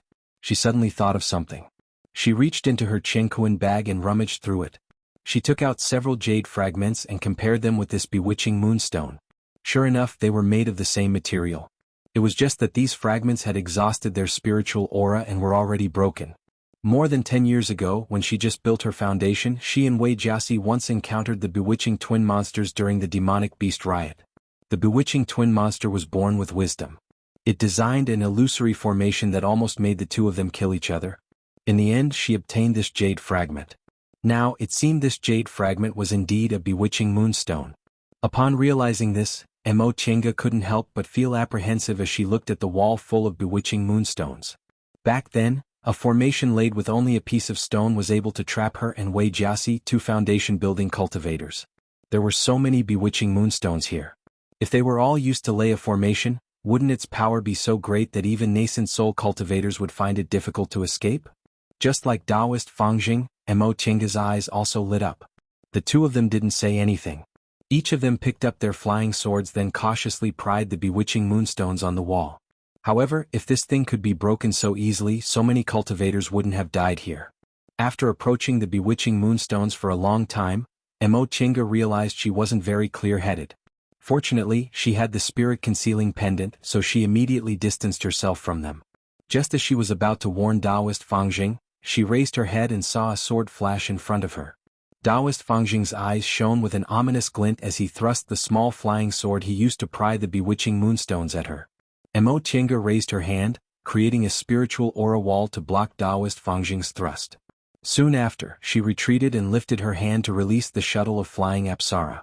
Without saying a word, Taoist Fangjing put away the small flying sword and took out his horsetail whisk. With a flick of his horsetail whisk, thousands upon thousands of needle-like strands of horsetail whisk shot towards her. Although the quality of this horsetail whisk magic tool wasn't as good as her shuttle of flying Apsara, Mo Chenga didn't dare to look down on it. Taoist Fangjing's spiritual aura was rich, so although his magic tool wasn't very good, its power was great. She immediately flung her sleeve and threw the white silk handkerchief, which turned into a wall and blocked his attack. Taking advantage of this gap, Mo Chenga shouted, "Fellow Taoist Fangjing, wake up!" Taoist Fangjing didn't react at all. He was still rushing towards her with his head covered. Mo Chenga had no choice but to use the shuttle of flying Apsara to tie him down while retreating. Although Taoist Fangjing wasn't weak, he couldn't be considered much compared to Shenqing School's elite disciples. It was just that Mo Chenga didn't want to hurt him. At this point, she only had Taoist Fangjing as her companion, and the master of this place was very good at hallucinatory techniques. Who knew what she would encounter later? Having someone to keep her company and remind her from time to time was much better than being alone. However, Taoist Fangjing, who was in front of her, showed no signs of waking up. He was still attacking her mercilessly. Mo Chenga felt helpless. She kept parrying his attacks while slowly retreating. After all, this place was too close to the bewitching moonstone. If she was a bit further away, the effect would probably be a bit weaker. Taoist Fangjing's gaze finally became sober after he retreated about 100 feet. He stopped attacking and said with astonishment, "Fellow Taoist, this?" Mo Chenga heaved a sigh of relief upon seeing that he had regained his consciousness. It's good that fellow Taoist has regained his consciousness. This bewitching moonstone is really powerful. Chapter 165. Although Taoist Fangjing regained his consciousness, the problem still wasn't solved. They were at the entrance of this stone path, but Taoist Fangjing was still affected even with heart-calming talismans. If they went deeper, Mo Chenga wasn't sure she could pass. Thus they reached an impasse. The two of them discussed several methods, but they still couldn't find a solution. There were so many bewitching moonstones that they couldn't pass with their current strength. What should we do? Taoist Fangjing turned around and asked. After being reminded by Mo Chenga again and again, he was now used to asking this junior for advice. Mo Chenga couldn't think of a solution, but she was unwilling to turn back. In the previous trial, 6 out of 9 people died, 1 was half dead, and only 2 were in good condition. How could she be willing to turn back after paying such a price? But she wasn't strong enough. Perhaps the master of this place laid this path to stop cultivators below the core formation realm. If they forced their way through, wouldn't they lose their lives? Mo Chenga pondered for a while, then clenched her teeth. We can't take this path anymore. Fellow Taoist Fangjing, let's find another way. This. Taoist Fangjing was obviously unwilling. With a reluctant expression on his face, He looked at the bewitching moonstone's passage several times. Mo Chenga said, "With our current strength we can't pass this path. I don't want to lose my life here." Taoist Fangjing also hesitated upon hearing that. He naturally understood that Mo Chenga was different from him. Based on the numerous treasures she had, she should be a disciple of a big cultivation group. She had such a high cultivation level at such a young age, so it wasn't worth the risk. If his companions were the same as him, they might grit their teeth and go through it together, just like the cultivators who died here. However, he couldn't summon the courage to do so without a companion. This kind of hallucinatory thing affected people's minds. It didn't mean they wouldn't kill each other if they didn't have a companion. If they lost their minds, they'd go crazy. At that time, even if there was no companion, they'd still hurt themselves. Alright, since fellow Taoist Yi said so. Taoist Fangjing finally made up his mind. Although he didn't have much time left in his lifespan, he wasn't completely hopeless. He was unwilling to die here. He thought for a while, then said, "But should we look for another place?" Not to mention Taoist Fangjing, even Mo Chenga felt unwilling. He had nearly lost his life when he descended the valley. In the illusory formation, he had seen the others die or get heavily injured. In the end, he was unable to take another step forward. How could he be willing to give up? Alright. However, fellow Taoist Fangjing, if we can't find it, it's best we leave as soon as possible. Of course, Taoist Fangjing hastily answered. This place was filled with danger. Of course, he didn't want to stay any longer. She watched as Taoist Fangjing knocked on the short passage and carefully examined it, but she just stood there and didn't move. She wondered what was wrong with the whole thing. First of all, although the spiritual qi coming from the valley was pure, it wasn't vast. If a cultivator above the core formation stage were to pass by, they wouldn't care at all. As for when they went down the valley with their cultivation levels, they could only barely pass through, which was why aura refining cultivators were blocked outside the valley. However, if they were core formation cultivators, it would be very easy for them. Then there was the illusory formation. If a core formation cultivator went through the trial of the inner demon, even if they couldn't break the illusory formation, they would still be scared but not in danger. They definitely wouldn't end up with such a tragic outcome like the 6 dead and 1 injured core formation cultivator. Based on these previous characteristics, they came to a conclusion. Although they didn't know who left this valley behind, it was targeted at foundation building cultivators. However, foundation building cultivators simply didn't dare to step on this path. No matter how they thought about it, it didn't seem right. In that case, either this path was fake and there was another path leading to the next step, or the owner of this place was too vile and deliberately set up this trap. Once she thought up to this point, Mo Chenga once again wondered what kind of existence this valley was in the end. Judging from the valley's illusory formation and the layout of this bewitching moonstone passage, the owner of this place obviously had a powerful cultivation level. She guessed he must have been in the nascent soul realm or above. An immortal's cave left behind by a nascent soul cultivator should have been of interest to other nascent soul cultivators. In that case, it seemed like the owner deliberately wanted to attract foundation building cultivators. Once she thought up to this point, Mo Chenga was terrified. Soon after, she recalled that this immortal's cave had obviously been empty for a long time, so there shouldn't be any sinister purpose. But how could she explain the owner's actions? What about the cultivators who died under the bewitching moonstone? Deliberately attracting foundation building cultivators and letting them die here. What benefit did the owner of this immortal's cave get? Or was it really just a vile interest? A vile interest that could cost human lives? Wasn't it too cruel? Fellow Taoist Yi. Taoist Fangjing suddenly called out in surprise. Mo Chenga turned around and saw Taoist Fangjing pointing at a stone wall. Look, there's a door here. Mo Chenga walked closer to take a closer look. Sure enough, there was a fine crack on the stone wall that looked like a door. Let me try. As Taoist Fangjing said that, he retreated a little, then swung his horsetail whisk. The whisk's wisps surged with spiritual aura as he struck the door with all his might. A loud noise came from the stone door, but it was easily pushed open. Mo Chenga was stunned. This seemed a bit too easy. The two of them cautiously looked inside. It seemed to be a stone room. It was smaller than the main hall, but it was a bit bigger than ordinary stone rooms in immortals' caves. It looked like a small hall. It was empty inside, with only a few stone sculptures and a few large round stones hanging from the ceiling, illuminating the entire room. Sunstone. Taoist Fangjing cried out in surprise. Sunstone? Mo Chenga was puzzled. Correct. Taoist Fangjing smiled. Fellow Taoist Yi, with these sunstones, even if we return now, this trip won't be in vain. Taoist Fangjing explained, for us cultivators, moonstones are only used for illumination, just like the lamps in the mortal world. However, these sunstones can produce the effect of sunlight, and they can even be used to produce sun-real fire. The effect of sunlight, sun-real fire. Mo Chenga only took a moment to understand how precious this thing was. There was no need to mention sun-real fire. It was one of the 3 best real fires for concocting medicinal pills and refining tools.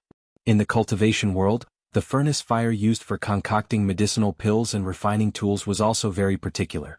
Cultivators could use Dantian real fire to concoct medicinal pills and refine tools, but using Dantian real fire required too much spiritual aura. Even nascent soul cultivators would be exhausted if they used Dantian real fire for a long time. Therefore, all cultivators with the right conditions used external fires. The so-called external fires included heavenly fire and earthly fire. Heavenly fire was the fire of the sun, but using the fire of the sun involved quite complicated formations and tools. As for earthly fire, Danding School's original Mount Tianhua was a typical example of earthly fire. The extreme of heavenly fire was sun-real fire, the extreme of earthly fire was earthly pole-real fire, and there was also Samadhi real fire, which was the number 1 fire above the other 2. These 3 fires were called the 3 great real fires. Samadhi real fire only existed in legends. No one had seen it for many years, and even the method to cultivate this fire was lost. Therefore, the best external fires for concocting medicinal pills and refining tools in the world were sun-real fire and earthly pole-real fire. If this sunstone could produce sun-real fire, its value definitely wouldn't be lower than that of a small vein of earthly fire. If it was sold, its price would probably reach more than 10,000 spirit stones. If that was the case with this sunstone, their trip wouldn't just be worthwhile, it would be a great harvest. However, Mo Chenga didn't think they could obtain this sunstone easily. Based on the previous trials, it didn't make sense for them to obtain benefits so easily this time. Taoist Fangjing also thought so the 2 of them were extremely careful. They first let the bird explore the path and only stepped into this stone room after they confirmed there were no problems. However, when they reached the stone slab at the entrance, a rumble suddenly rang out and the stone door behind them instantly dropped. The 2 of them simply didn't have time to react and were already locked inside this stone room. After a moment of shock, Mo Chenga calmed down. If she didn't react at all, it would have been even more strange. This journey was full of dangers. If the treasure was right in front of them and they were allowed to take it, there would probably be even more vicious traps behind them. The 2 of them stopped in place. Mo Chenga asked, "Fellow Taoist Fangjing, what do you think will be here?" Taoist Fangjing stroked his beard. "In front of us are miasma, gales, illusory formations and bewitching moonlight stones.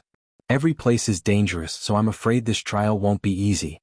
However, if you think about it carefully, the miasma and gales will test our defensive methods, the illusory formations will test our temperament and willpower, and the bewitching moonlight stones will test whether we can resist the temptation of treasures all over the ground and whether we can control ourselves and not lose our minds.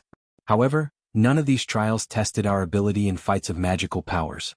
In my opinion, it's very possible that..." Before he could finish speaking, they suddenly heard an earth-shaking sound as if something was knocking heavily on the stone wall. Mo Chenga turned around and found the source of the sound. She furrowed her brows.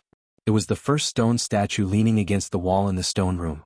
It suddenly took a step forward and walked heavily towards them. Taoist Fangjing also saw it, causing his breathing to stagnate. The 2 of them didn't take this stone sculpture seriously at all. When they saw it just now, they thought it was just a decoration of this place like a mural carved on the wall. But in the blink of an eye, it actually turned into a living creature. Fellow Taoist Yi, this... Mo Chenga had already activated her protective aura and summoned the white silk handkerchief and the shuttle of flying Apsara. The answer to what this trial was about had already appeared. Taoist Fangjing's guess was right. This trial tested their ability in fights of magical powers. This stone sculpture was more than 10 feet tall, which was equivalent to the height of 2 people. Its facial features were clearly carved. It was in the shape of a warrior. The iron armor on its body was even more distinct, and the stone sword in its hand was also carved with visible lines. A moment ago it clearly didn't have any spiritual aura, but now it was full of spiritual aura, just like a peak stage foundation building cultivator. Mo Chenga quickly calculated in her mind. Both she and Taoist Fangjing were in the middle stage of the foundation building realm. Although this stone sculpture was equivalent to a peak stage foundation building cultivator, it was, after all, an inanimate object with a cumbersome body. Presumably, it wouldn't be difficult to defeat it. However, the sound the stone sculpture made when it stepped on the ground was akin to an earthquake, so it most likely used a lot of strength. Chenga had to be careful not to use her body to resist it. Just as she was thinking, the stone sculpture arrived in front of them step by step. It lifted its arm and swung its stone sword down heavily. Chapter 166. Neither of them dared to fight the stone sword head-on. The moment the stone sculpture swung down, Chenga and Taoist Fangjing both dodged it. With a loud rumble, the flagstones on the ground caved in and shattered. Both Chenga and Taoist Fangjing's expressions changed.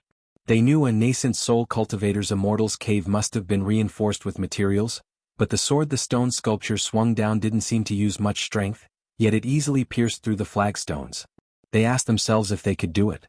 Without much time to think, the stone sculpture swung its sword again. The power of this sword strike was also very fierce. However, just as they guessed, this stone sculpture's strength was great and its body was cumbersome, but its speed was also very slow.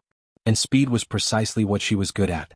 Stepping on the white silk handkerchief, Chenga dashed away without being touched by the stone sculpture in the slightest. Taoist Fangjing also judged the situation in a flash. After he dodged the stone sculpture's second attack, he swung the horsetail whisk in his hand. The whisk turned into thousands of long threads that pierced the stone sculpture.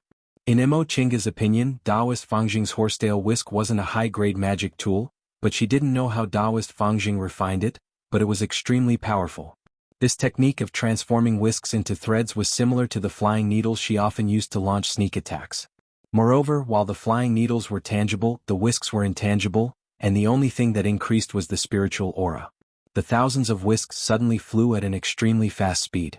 The stone sculpture couldn't dodge them, or rather, it didn't dodge them at all.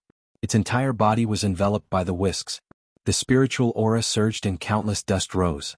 Both Chenga and Taoist Fangjing were stunned. Soon after, they both retreated, held their breaths and waved their sleeves.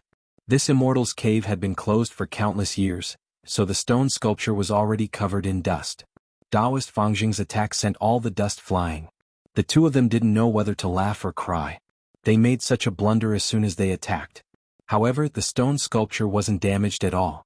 The two of them couldn't help but look serious. Fellow Taoist Yi. Taoist Fangjing's expression darkened. This thing's defense is amazing, it can't be damaged. Chenga didn't know, but he clearly knew that he had painstakingly practiced this shapeshifting technique for more than 100 years. If he used it on a late-stage foundation building cultivator, his defensive barrier would be broken, but this stone sculpture wasn't affected at all. Once Taoist Fangjing spoke, the stone sculpture paused for a moment as if it was listening to him. In the next second, it adjusted its direction, then suddenly swung its sword at Taoist Fangjing. The power of this sword strike was indeed terrifying. Taoist Fangjing managed to dodge it in time, but he was still injured by the sword aura, causing him to let out a muffled groan. Chenga acted just in time. The shuttle of flying Apsara transformed into several golden rays that flew towards the stone statue.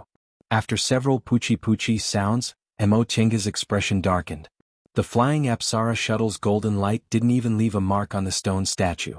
Ever since she obtained the shuttle of flying Apsara, Chenga had always relied on this magic tool. Later on, she heard from Lord Taoist Jinghe that its main material was 1,000-year-old gold essence, which was mixed with heavenly transformation stone, making it comparable to a magic weapon. It was a magic tool he specially made for Qin Shoujing when he built his foundation. 1,000-year-old gold essence was usually used on flying swords to increase their sharpness, so although the shuttle of flying Apsara didn't have any sharp edges, it was still very sharp. Up until now, she hadn't encountered anything that could be cut by the golden rays. Nevertheless, the shuttle of flying Apsara was completely useless against the stone statue. Chenga's expression darkened. For a moment she didn't know what to do. However, she suddenly heard Taoist Fangjing, who was struggling under the stone statue's attack, shouting, "Use spells!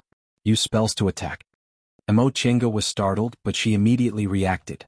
She withdrew the shuttle of flying Apsara, then made a hand seal to cast the cold wind spell. Stone came from earth, wood suppressed earth, wind came from wood, water came from wood. This cold wind spell was a compound spell of the 5 elements, which included water and wood elements. The stone statue's speed was originally slow, so the cold wind spell just happened to hit its weak point. Once the cold wind spell was cast, the stone statue slowed down and its speed became even slower. Although its strength and sword aura were astonishing, its speed was extremely slow. It simply couldn't hit Daoist Fangjing's body. Daoist Fangjing was finally able to extricate himself. Fellow Daoist Yi. Daoist Fangjing's breathing was heavy. Obviously his injuries weren't light. Earth suppresses water. It'd be better to directly use a wood entanglement spell to bind it. I tested it just now. Its sword aura is in a straight line, so we just need to avoid it. Mo Qingge didn't say anything and just nodded. Instead of using the cold wind spell, she clasped her hands together, condensed spiritual aura, and started to cast the high-level wood element spell, Rustling Fallen Wood. Countless withered leaves rose, the wind whistled, and countless vines grew from the ground, binding the stone statue. Wood spiritual aura shot towards the stone statue. Under the green light that filled the sky, the stone statue was bound by the vines and couldn't budge. It wanted to brandish its sword, but the vines once again wrapped around its sword-wielding hand. Neither the horsetail whisk nor the shuttle of flying Apsara could break the stone statue. Under the entanglement of Wood's spiritual aura, it was finally firmly restrained. But this wasn't the end. Although this stone statue was restrained by Wood's spiritual aura, Mo Qingge's cultivation level wasn't high enough, so she couldn't directly knock it down and could only bind it. Moreover, this stone statue's strength was astonishing, so it would take a lot of effort to bind it. Fellow Daoist Fangjing. Mo Qingge couldn't help but furrow her brows when she sensed the spiritual aura in her body was draining like crazy. I'm consuming too much spiritual aura. I can't hold on for too long. Daoist Fangjing also clasped his hands together and started to cast a wood element spell. With Daoist Fangjing's support, Mo Qingge finally heaved a sigh of relief. She had never encountered an opponent who directly relied on formidable strength like this.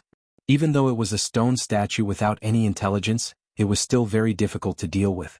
She recalled the time she encountered a 5th-ranked double-headed eagle during the demonic beast riot.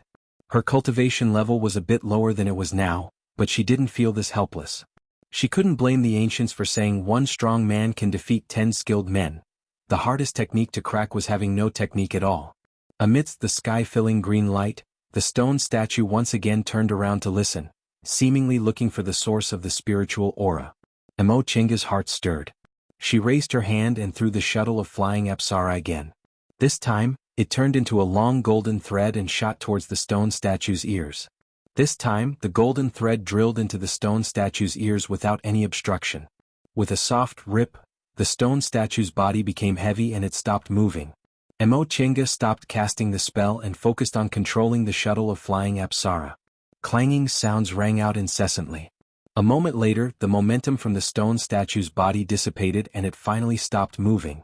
However, in an instant, it released a strange spiritual aura. Daoist Fangjing finally caught his breath. He asked, "Fellow Daoist Yi, how did you know its weakness was its ears?" Mo Qingge wiped the sweat on her face and answered, "Fellow Daoist, did you notice? Before it makes a move, it always listens first." "I see." Daoist Fangjing sighed in admiration. He thought in his heart that women were indeed more meticulous. Although he noticed something was wrong, he didn't expect this to be its weakness. Mo Qingge put away the shuttle of flying Apsara and the white silk handkerchief, then looked at Daoist Fangjing. "Fellow Daoist, how's your injury?" Daoist Fangjing hastily swallowed a medicinal pill, then shook his head. "It's nothing. It's just a small injury." Mo Qingge didn't ask any more. She walked forward, then crouched down to examine the stone statue. When she was controlling the shuttle of flying Apsara, she sensed that the inside of the stone statue wasn't made of stone like the outside. However, no matter how she looked at it, it was a whole piece of stone without any cracks. After Daoist Fangjing took the medicinal pill, he also walked towards her and said, "That's strange. This stone is so hard, how can we open it?" Mo Qingge tilted her head and pondered for a moment, then she started to feel the stone statue's head. There weren't any connecting gaps, but there were traces of casting. In other words, this stone statue could actually be melted? She wondered what kind of real fire would be needed to melt such a hard stone. Could this be the art of engineering? She muttered to herself. The art of engineering had been lost in the cultivation world for a long time. She only heard that some people could make aura refining puppets to guard mansions and serve tea, but their fighting abilities were weak. This stone statue obviously didn't have any external spiritual aura supporting it, but its cultivation level was in the peak stage of the foundation building realm. If it was the art of engineering, wouldn't it have been lost a long time ago? Fellow Taoist, ye also knows about the art of engineering? Taoist Fangjing asked curiously. Mo Chenga raised her head. I read about it in a book. Could it be that Taoist Fangjing knows about this technique? Taoist Fangjing smiled bitterly. Of course not. The art of engineering has long been lost. I'm just an individual cultivator, how could I possibly learn it? It's just that I'm an old man who's lived for a long time, so I've heard a lot. I've also heard a bit about the art of engineering. Oh? Then what does fellow Taoist think about this stone statue? Is it the art of engineering? It's very similar. Taoist Fangjing nodded. Cultivators can also use spiritual aura to control puppets.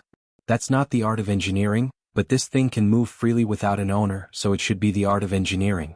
Mo Chenga also thought the same. In that case, didn't the master of this place know the real art of engineering? After staring at the stone sculpture for a long time, Mo Chenga finally said, Fellow Taoist Fangjing, I want this thing. If there's anything else later, you can choose first. What do you think? This. Taoist Fangjing hesitated. He naturally also wanted this stone sculpture. If he brought it out, he could sell it to cultivation clans or cultivation groups. For people who wanted to study the art of engineering, a peak stage foundation building puppet should be worth at least several thousand spirit stones, right? However, when he saw how determined Mo Chenga was, he nodded without hesitation. Firstly, he didn't want to offend her. Secondly, she promised him some benefits, so he'd only lose some spirit stones. Alright, this thing isn't very useful to me. If fellow Taoist Yi wants it, I'll give it to you. Mo Chenga smiled, then put the stone sculpture into her Chengkuan bag. Thank you. I'll definitely keep my promise. If there are treasures later, fellow Taoist can take more. Taoist Fangjing smiled. Just as he was about to say something polite, his expression suddenly changed. He looked behind Mo Chenga and said, Fellow Taoist Yi, look. Upon hearing Taoist Fangjing's cry of alarm, Mo Chenga turned around and her expression also changed. All of a sudden, the other stone sculptures started to move. 1, 2, 3, 4, 5. 5 stone sculptures. The 2 of them were deathly pale. Even though they already knew the weaknesses of the stone sculptures, there were still too many of them. Mo Chenga didn't have much time to think. She flew up and stopped in midair. The shuttle of flying Apsara turned into a golden ray and went straight for the ears of one of the stone sculptures. That stone sculpture paused, then raised its sword. Its sword aura soared to the sky and blocked the golden ray. Mo Chenga clenched her teeth.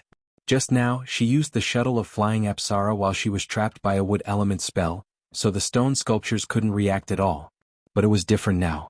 No matter how slow these stone sculptures' reactions were, their sword aura was so powerful that they could block it with just a raise of their hands. What should I do? Her mind raced, but she couldn't think of a solution. Chapter 167. Each of the 5 stone statues was in the late stage of the foundation building realm. Mo Chenga glanced at them and quickly analyzed the situation in her mind. Since the door was already closed, this was a secret room. Aside from defeating these stone statues, there was no other way. They already knew the stone statues' weaknesses, but how to crack their sword aura was still a problem. Each of these 5 stone statues had extraordinary strength. When they brandished their sword aura was overbearing, interweaving into a sword net. Even if they were slow, her shuttle of flying Apsara couldn't break them. Moreover, these stone statues didn't have consciousness, so even a hallucinatory item like the enchanting lantern couldn't affect them. Should I defeat them one by one? Mo Chenga looked at Taoist Fangjing and said, Fellow Taoist, I'll deal with 4, you deal with 1. Taoist Fangjing immediately nodded. Alright. If it was one-on-one, even if their cultivation levels were slightly lower, it wouldn't be too difficult to kill them if they knew their weaknesses. After reaching an agreement with Taoist Fangjing, Mo Chenga stood in midair, took out a talisman from her Chengkuan bag inside. As the advanced inner disciple of a nascent soul cultivator, how could she not have any treasures? All these years, although Lord Taoist Jinghe didn't teach her about cultivation, he didn't hesitate to give her other things. This time, when she left the mountain, he even gave her several life-saving treasures. However, she thought it was best to handle things she could handle by herself. Relying too much on other things wouldn't be good for her growth. However, it was difficult for her to even keep herself alive now, so she naturally had to use whatever methods she had. Otherwise, if she lost her life, it would be a huge loss. Mo Chenga took the talisman, then closed her eyes and started to chant. Along with the chant, her whole body emitted a white spiritual light like mist. This spiritual light was a symbol of spiritual aura gathering. The spiritual aura became denser and the spiritual light became brighter and brighter. When she finished chanting, she opened her eyes and shouted, "Go!" The talisman was ignited, turning into 4 flames that instantly swept towards the 4 stone statues. The stone statues brandished their swords as if they wanted to cut them like before. But this time it was useless. The 4 flames didn't move at all. They directly penetrated the sword aura and enveloped the 4 stone statues. The 4 stone statues stopped moving, maintaining their posture of raising their swords. Mo Chenga shouted, "Taoist Fangjing, quickly! I can only maintain it for the time it takes for an incense stick to burn." Once she used this move, the whole stone room was shrouded in spiritual aura. Taoist Fangjing was dumbfounded, but once he heard her shout, he seemed to have woken up from a dream. He hastily pounced on the only remaining stone sculpture. Taoist Fangjing waved his hand, causing a talisman to fly out of his hand.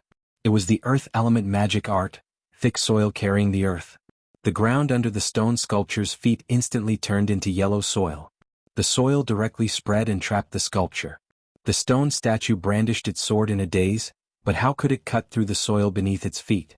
Taking advantage of this opportunity, Taoist Fangjing raised his horsetail whisk. Countless strands of whisk flew towards the stone statue. This time, the stone statue brandished its sword to block.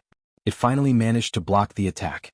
Taoist Fangjing immediately retrieved the whisk thread, then threw several talismans. Foundation building realm talismans were different from aura refining realm talismans. Even if you had the money, it would still be very difficult to buy them. This time, Taoist Fangjing really put in a lot of effort. Under the attack of several high-level talismans, the stone statue gradually became unable to wield its sword. Countless whisk threads were once again thrown out. 2 of them drilled into the stone statue's ears. With 2 chi-chi sounds, the stone statue finally stopped moving. Mo Chenga heaved a sigh of relief. She once again took out another talisman and chanted the incantation, trapping the 4 stone statues just like before. Needless to say, Fangjing flung his horsetail whisk and pierced it into the stone statue's ears. The 4 stone statues fell one by one. Mo Chenga heaved a long sigh. She couldn't hold on any longer, so she fell to the ground. Her legs went soft, so she sat down. These 2 talismans weren't talismans used by ordinary foundation building cultivators. They were top-grade talismans. In fact, top-grade talismans were like magic weapons. They didn't belong to any rank. Only core formation cultivators and above could draw these talismans. Part of the power of magic weapons was sealed inside them, so their power was extraordinary, just like real magic weapons. It was common knowledge that aura refining and foundation building cultivators could also use magic weapons. However, in their hands they could only display 1% or even 1,000th of the power of magic weapons. They simply couldn't compare to the magic weapons of core formation cultivators or nascent soul cultivators. However, this kind of talisman was different. It sealed the power of real magic weapons. Although it couldn't compare to a nascent soul cultivator's, it wasn't inferior to a core formation cultivator's attack. However, this kind of talisman could only be used once. Even so, activating these 2 talismans consumed a lot of spiritual aura, so Mo Chenga felt exhausted for a while. Nevertheless, there was someone else next to her, so she didn't dare to rest too much. She swallowed several restorative panaceas, adjusted her breathing, then stood up. "Fellow Taoist Fangjing, how is it?" Taoist Fangjing also rested for a bit before he stood up to examine the surroundings. Right now, he was carefully examining the things behind the stone statues. Taoist Fangjing didn't stop examining them. He just turned his body slightly and said, "Fellow Taoist Yi, quickly come and take a look." Judging from his tone, he seemed to have discovered something. Mo Chenga stood up and walked towards him. Taoist Fangjing pointed at the stone wall. "Fellow Taoist Yi, look carefully." Mo Chenga moved closer, but she was stunned. She saw that the stone wall was densely engraved with fine murals. These murals were carved meticulously, but their contents were messy. It was as if someone carved something on the wall whenever they thought of it. Some were people, some were flowers, plants, strange beasts, and some were spells. Mo Chenga looked at the murals one by one, but she was pleasantly surprised. The master of this place was indeed a genius. There were some secret techniques she'd never heard of before. For example, there was a kind of teleportation technique called Flash of Wind and Thunder, which could allow the user to retreat several hundred feet away in an instant. If one cultivated it to a higher level, it wouldn't be a problem for them to move several hundred feet away. After all, the so-called teleportation technique had been passed down to the present day, but most of it didn't live up to its name. It merely relied on its extremely fast speed to make it look like teleportation. True teleportation techniques were rarely passed down. They were usually passed down as secret techniques in big cultivation groups. Shenqing School also had one, but only core formation cultivators could practice their teleportation technique. There were also some carelessly written spells that were incomplete, which made Mo Chenga quite disappointed. She hoped to find some records of mechanisms, but unfortunately there was none. In the end, Mo Chenga found a paragraph of text in the corner. My name is Su Jiwei, a disciple of Venerable Swordsman Xuanzu of Gujin sect. I formed my gold core at 100 years old, entered the nascent soul realm at 300 years old, betrayed Gujin sect at 400 years old, lived in seclusion in the Wind Breath Valley of Mount Jiuling in Jin country, called myself Wanderer Ziwei. I've lived here in seclusion for 1,000 years, never taking even half a step into Kunwu. Every time I think about the first half of my life, I'm filled with pain and regret. I couldn't see Xylan one last time before I passed away. My 1,000-year regret. The engravings at the end were messy. Mo Chenga carefully examined them and found that they were the two words, Xylan, written over and over again. Xylan? This was obviously a name and it sounded like it belonged to a woman. Wanderer Ziwei didn't mention this name in the other murals, but in this monologue he repeatedly mentioned it. Judging from his tone, he seemed to miss this person very much, but he didn't dare to mention it. It wasn't until he passed away that he couldn't help but write it down. After reading this paragraph, Mo Chenga couldn't help but feel puzzled. This Wanderer Ziwei. Since he was a disciple of Gujin sect and he formed his nascent soul at such a young age, why did he betray the sect? For a big cultivation group like Gujin sect, betraying the sect was a very serious matter. Even if there was a conflict, since he was already in the nascent soul realm, he could have left the mountain and become an elder in name. There was no need for him to betray the sect. Moreover, after he betrayed the sect, he lived in seclusion in the secular world. It seemed like he didn't want anything, so it didn't seem like he had a conflict of interest. But if there was no conflict of interest, why did he betray the sect? Later he said that every time he thought about the first half of his life, he was filled with pain and regret. A cultivator from a big cultivation group formed his nascent soul at such a young age. What pain could he have experienced in the first half of his life? What could make him regret to the point of death? If these matters were connected, betraying the sect because of regret, living in seclusion in the secular world because of regret. How serious was this matter? Finally, there was that Xylan. For a nascent soul cultivator, was there anything they couldn't see if they wanted to see someone? Unless that person had disappeared or he didn't dare to see her. But here came the problem. Disappearing was fine, but what matter was so serious that he didn't dare to see her? Was it related to the matter he regretted? Mo Chenga felt the matter in front of her was confusing and couldn't be explained at all. Taoist Fangjing also came over to read this passage. He said with astonishment, Gujin sect? The master of this place is actually a senior from Gujin sect, but why is he so proficient in the illusory formation and the art of mechanisms? This doesn't seem like the work of a sword cultivator. Mo Chenga was stunned. Yes, this should be the biggest doubt. Gujin sect was a sect of sword cultivators, so this Wanderer Ziwei should also be a sword cultivator. However, his actions didn't seem like a sword cultivator's. When they first entered the valley, they encountered the gales and miasma caused by a formation. Later they entered an illusory formation. Who could lay this kind of formation unless they were a grandmaster? Moreover, the Flying Five Elements platform almost made people think it was a senior from Tianliang school. Finally, there was this stone room, the peak stage foundation building puppet, and the art of mechanisms. In the cultivation world, the most traditional and most populous cultivators were Dharma cultivators. This kind of cultivators followed the prescribed order on their cultivation path and mainly relied on spells, magic weapons and medicinal pills. Sword cultivators, talisman cultivators, medical cultivators, martial cultivators and so on were all unorthodox Daos. Among them, because sword cultivators were extremely strong in fights of magical powers, they were the most populous group. However, compared to Dharma cultivators, their total number was only 1 in 100. The reason why Dharma cultivators were the most populous was because their studies were orthodox. They could dabble in any kind of unorthodox Daos and had a high chance of making realm breakthroughs. Sword cultivators were strong in fights of magical powers, but they spent their entire lives nurturing their swords, so their chances of making realm breakthroughs were rather low. Therefore, generally, sword cultivators only concentrated on cultivating their swords and rarely learned other things. However, everything laid out here subverted this convention.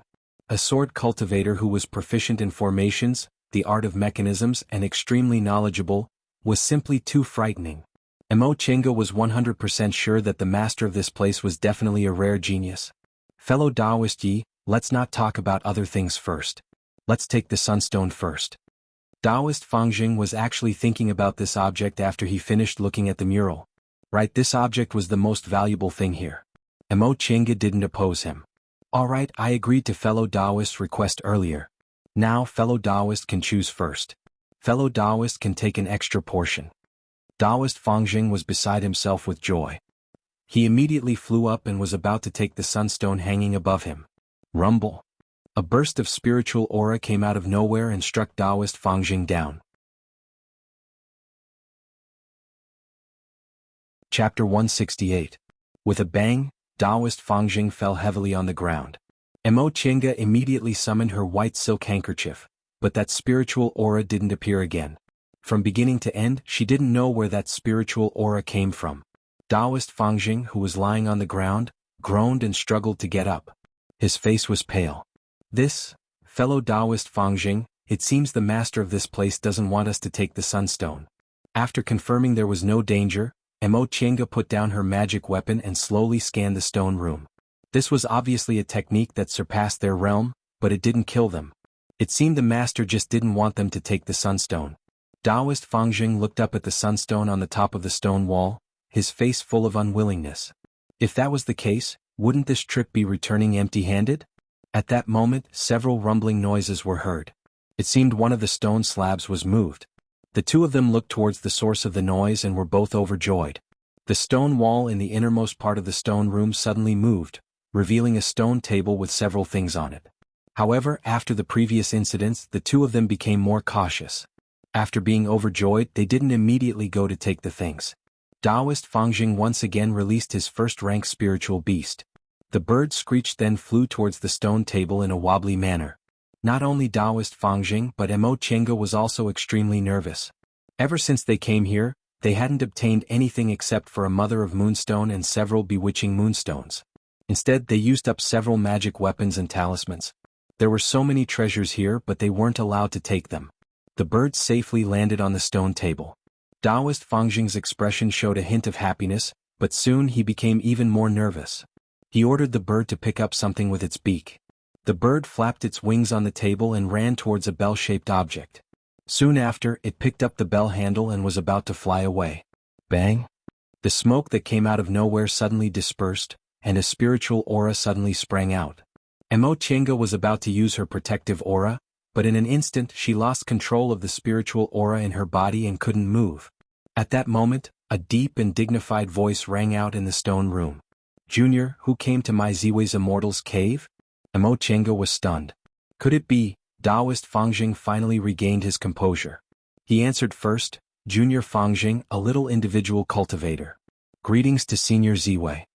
After a nascent soul cultivator passed away in meditation, he would cut off a part of his divine sense and store it somewhere.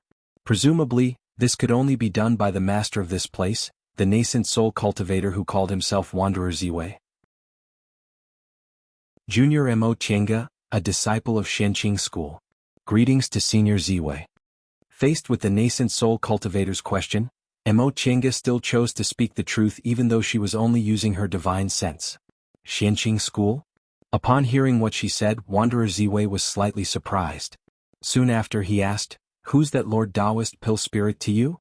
Tao Lord Pill Spirit? Mo Chenga pondered for a moment then answered, Lord Taoist Danling was a senior of my group. He passed away 5,000 years ago. It's been 5,000 years. Upon hearing what she said, Wanderer Ziwei was silent for a long time before he finally heaved a long sigh.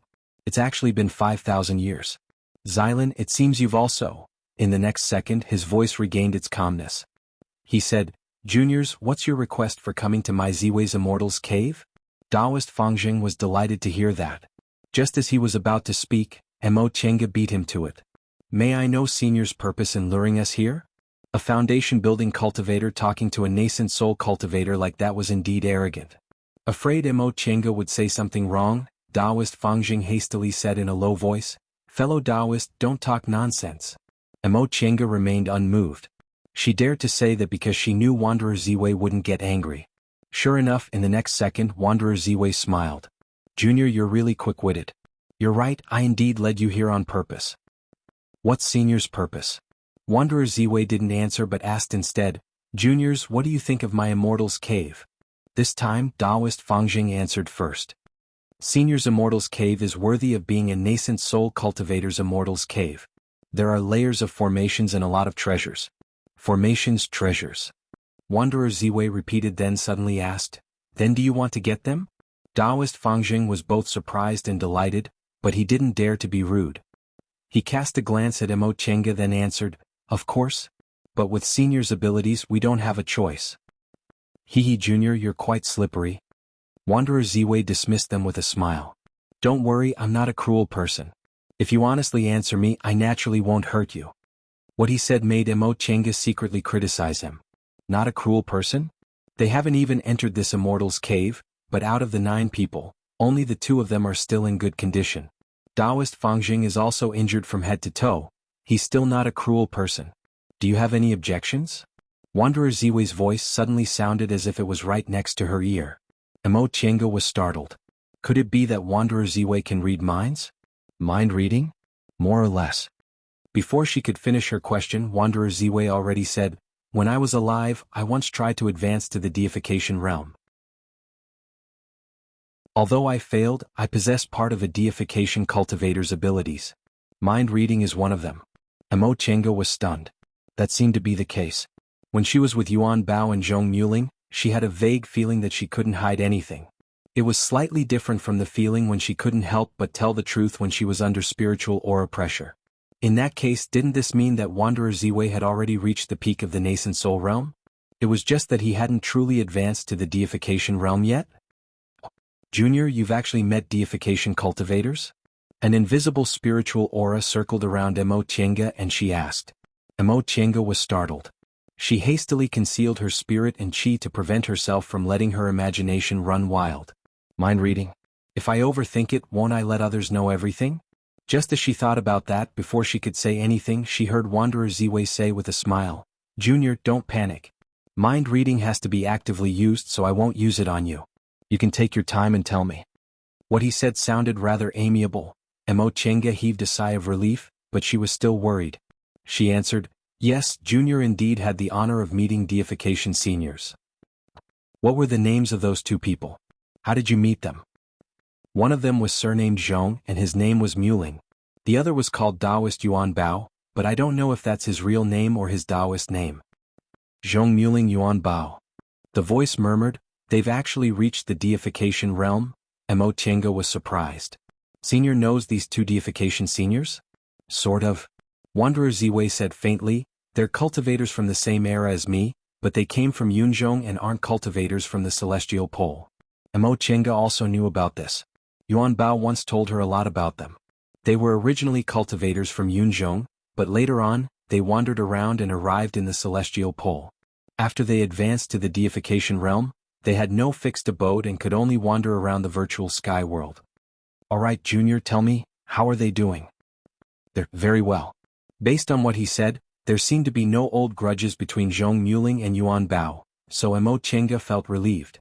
During the demonic beast riot last time, Junior accidentally broke into the 2 deification seniors' Immortals' caves and was saved by them. That's how I met them. After Junior recovered, I left. It seems they came here to travel. Wanderer Ziwei didn't say anything for a long time. After a long time, he finally heaved a deep sigh. "Hearing about my old friends made me sigh with emotion. Junior, since you and my old friends are old friends, I won't make things difficult for you. To tell you the truth, in these 5,000 years, every once in a while, I would weaken the formation and release spiritual chi to lure foundation establishment cultivators like you to come here. Unfortunately, not a single person has ever come here." Sure enough. Mo Chenga had long expected this, but she didn't know why Wanderer Ziwei didn't lure core formation or nascent soul cultivators here. "I had a lifelong regret that I couldn't resolve before I passed away," so I sealed my divine sense in my immortal's cave. If someone passed the test and reached this place, they could come out and meet me. If you can help me with this matter, I'll give you treasures." Mo Chinga and Taoist Fangjing glanced at each other. Both of them were a bit surprised.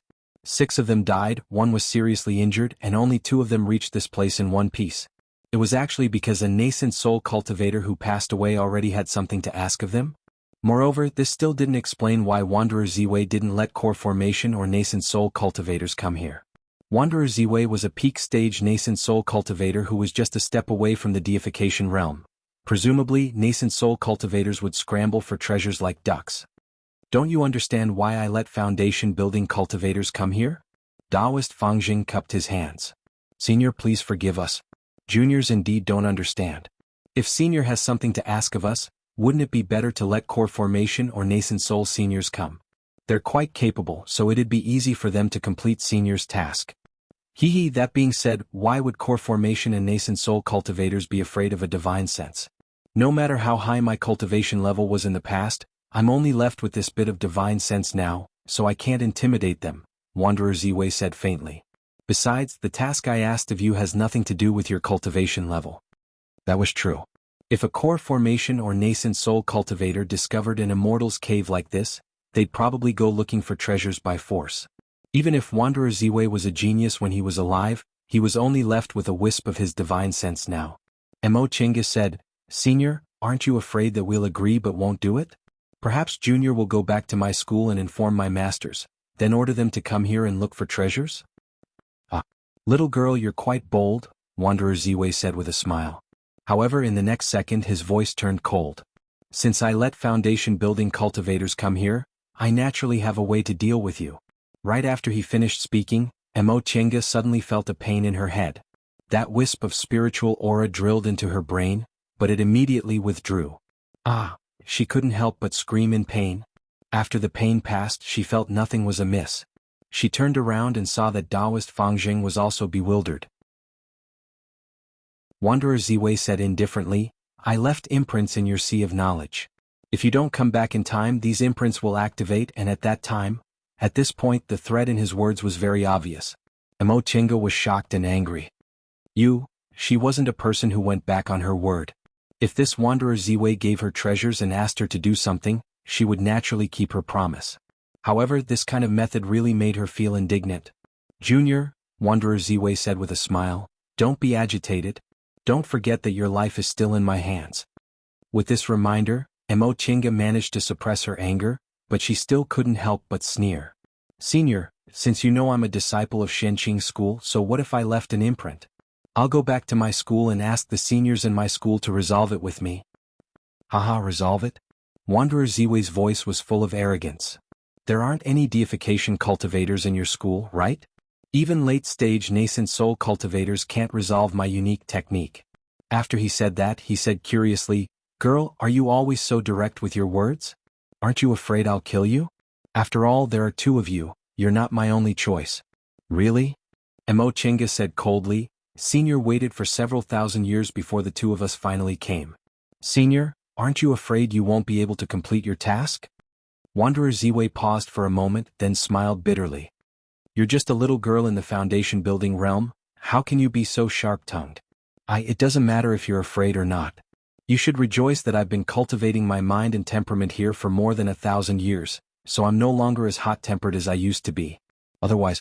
Once he finished speaking, he once again muttered to himself, "However, you're very similar to her." "Her? Could it be that Xylan?" Wanderer Ziwei said, "All right, I won't talk nonsense with you. I won't be harsh. As long as you finish the task I'm giving you within 100 years and come here, I'll give you all of my treasures. I'll give them to whoever finishes first, but you'd better not kill each other for the sake of treasures. The imprint I left in your sea of knowledge will tell me, so I won't give you anything at that time." "All of my treasures?" Upon hearing what he said, Taoist Fangjing promptly asked, "May I ask what Senior wants us to do?" "I want you to find a person's corpse, bring it to me and bury it with me." Mo Chinga blurted out, "Could it be the Xylan that Senior keeps talking about?" "Correct." Wanderer Ziwei's voice was still faint, but Mo Chinga felt it was filled with endless desolation. "I already knew I wouldn't be able to see her. It's enough as long as I'm buried with her," Mo Chinga couldn't help but ask in a low voice. Who is she? Her question made Wanderer Ziwei silent. After a long time, so long that Emo Chenga thought he wouldn't answer, she finally heard his voice. She's my wife. Emo Chenga was dumbfounded. Since she's Senior's wife, why? Junior, why do you have so many questions? Wanderer Ziwei smiled bitterly. I'm only separated from my wife and couldn't be together anymore, so I want you to bring her corpse back. You're still trying to get to the bottom of this? Despite that, he sighed softly, then said slowly, my wife's surname is Xiao and her name is Xilan. She's a cultivator from Xuanji School. Do you know about Xuanji School? Taoist Fangjing said in a low voice. Xuanji School was established by the original disciples after Tianliang School was exterminated several thousand years ago. However, Xuanji School no longer exists today. It was divided into Gigu School, Qiqiao sect and several other groups. Wanderer Ziwei was stunned. Xuanji School also? Correct. As far as Junior knows, it was because of internal strife. However, it's been a long time, and Junior's only an individual cultivator, so I don't know the inside story. Fate. In the end, they couldn't escape the fate of being exterminated. Wanderer Ziwei sighed, then said, how's Gujin sect now? It still exists, right? Right now, Gujin sect is the third largest cultivation group in the Celestial Pole. It's very powerful and has many disciples. That's good. When Gujin sect was mentioned, Wanderer Ziwei's tone was indifferent, as if he didn't care. After a pause, he said slowly, I was originally a swordsman in the secular world. When I was 20, my master discovered that I had spiritual roots, so I came to Gujin sect. Later, I became a sword cultivator and wholeheartedly cultivated. When I was 100 years old, I formed my gold core and reached the nascent soul realm at 300 years old. I don't dare to say I'm a genius, but I'm still a rare sword cultivator. Because I was born in the secular world of Jianghu, I've always had a fiery temper. My Gujin sect has always been combative, so we didn't restrict our disciples. When I just formed my gold core, several senior martial brothers and I exterminated Tianliang School because someone from Tianliang School offended my senior martial brother. Emo Chenga was a bit shocked. Gujin sect now adopted the image of the righteous path and always restricted its disciples. As it turned out, it was also, at that time I didn't take this matter to heart. Who would have thought that 100 years later, I'd meet a little girl in the foundation building realm? When he spoke about this matter, Wanderer Ziwei's voice finally fluctuated. That was my wife, Xilan. I knew she was a disciple of Xuanji School, but I didn't care. So what if I was the one who did that? With my strength and identity at that time, if I wanted to marry her, how could a small cultivation group like Xuanji School dare to refuse? However, I didn't want Xilan to know, lest she thought I was using my power to oppress people. Xilan only knew it was a disciple of my Gujin sect who exterminated Tianliang School, but she didn't know I was one of them. Although she hated Gujin sect, she still married me. We were husband and wife for 200 years. I successfully formed my nascent soul, and Xilan also formed her gold core. Her aptitude was excellent, and with my help, forming her nascent soul was almost inevitable. I thought we'd continue loving each other like this for 1,000 years. 200 years. Wanderer Ziwei should be 400 years old now, right? Was that when he betrayed his sect and lived in seclusion here? Right at that time, Xilan heard from my senior martial brother that I participated in the extermination of Tianliang School, so she came back to question me and severed ties with me. Only then did I know Xilan wasn't just a disciple of Xuanji School. Her clan used to be a great clan in Tianliang School. In other words, her elders and relatives might have all died in my hands. Wanderer Ziwei narrated faintly with a calm tone. We've been husband and wife for 200 years, so how could I not know her temper? She was usually kind, but she was very stubborn. Once she decided on something, she absolutely wouldn't change her mind. Since she severed ties with me, she wouldn't see me again for the rest of her life. It was just that I had delusions that she could come back, so I betrayed my sect and came to this secular world to live in seclusion. I entrusted a letter to her telling her that if she forgave me one day, she should come find me. I regretted what happened in the past, but there was nothing I could do. I gave up everything, which meant I'd severed my past. At this point, Wanderer Ziwei finally sighed, revealing some of his emotions. Sure enough, I waited for more than 1,000 years, but she never came. Later, I heard she formed her nascent soul and became the Grand Supreme Elder of Xuanji School, but she never came to see me. So that was what happened. Xiao Xilan was a disciple of Xuanji School, so it was no wonder there were traces of Tianliang School everywhere in this valley. They were husband and wife for 200 years, so all of this must have been passed on by Xiao Xilan to Wanderer Ziwei, right? Juniors, go to Xuanji School's former encampment, find Xilan's corpse, and bury it with me. I'll give you the things I've collected in my lifetime.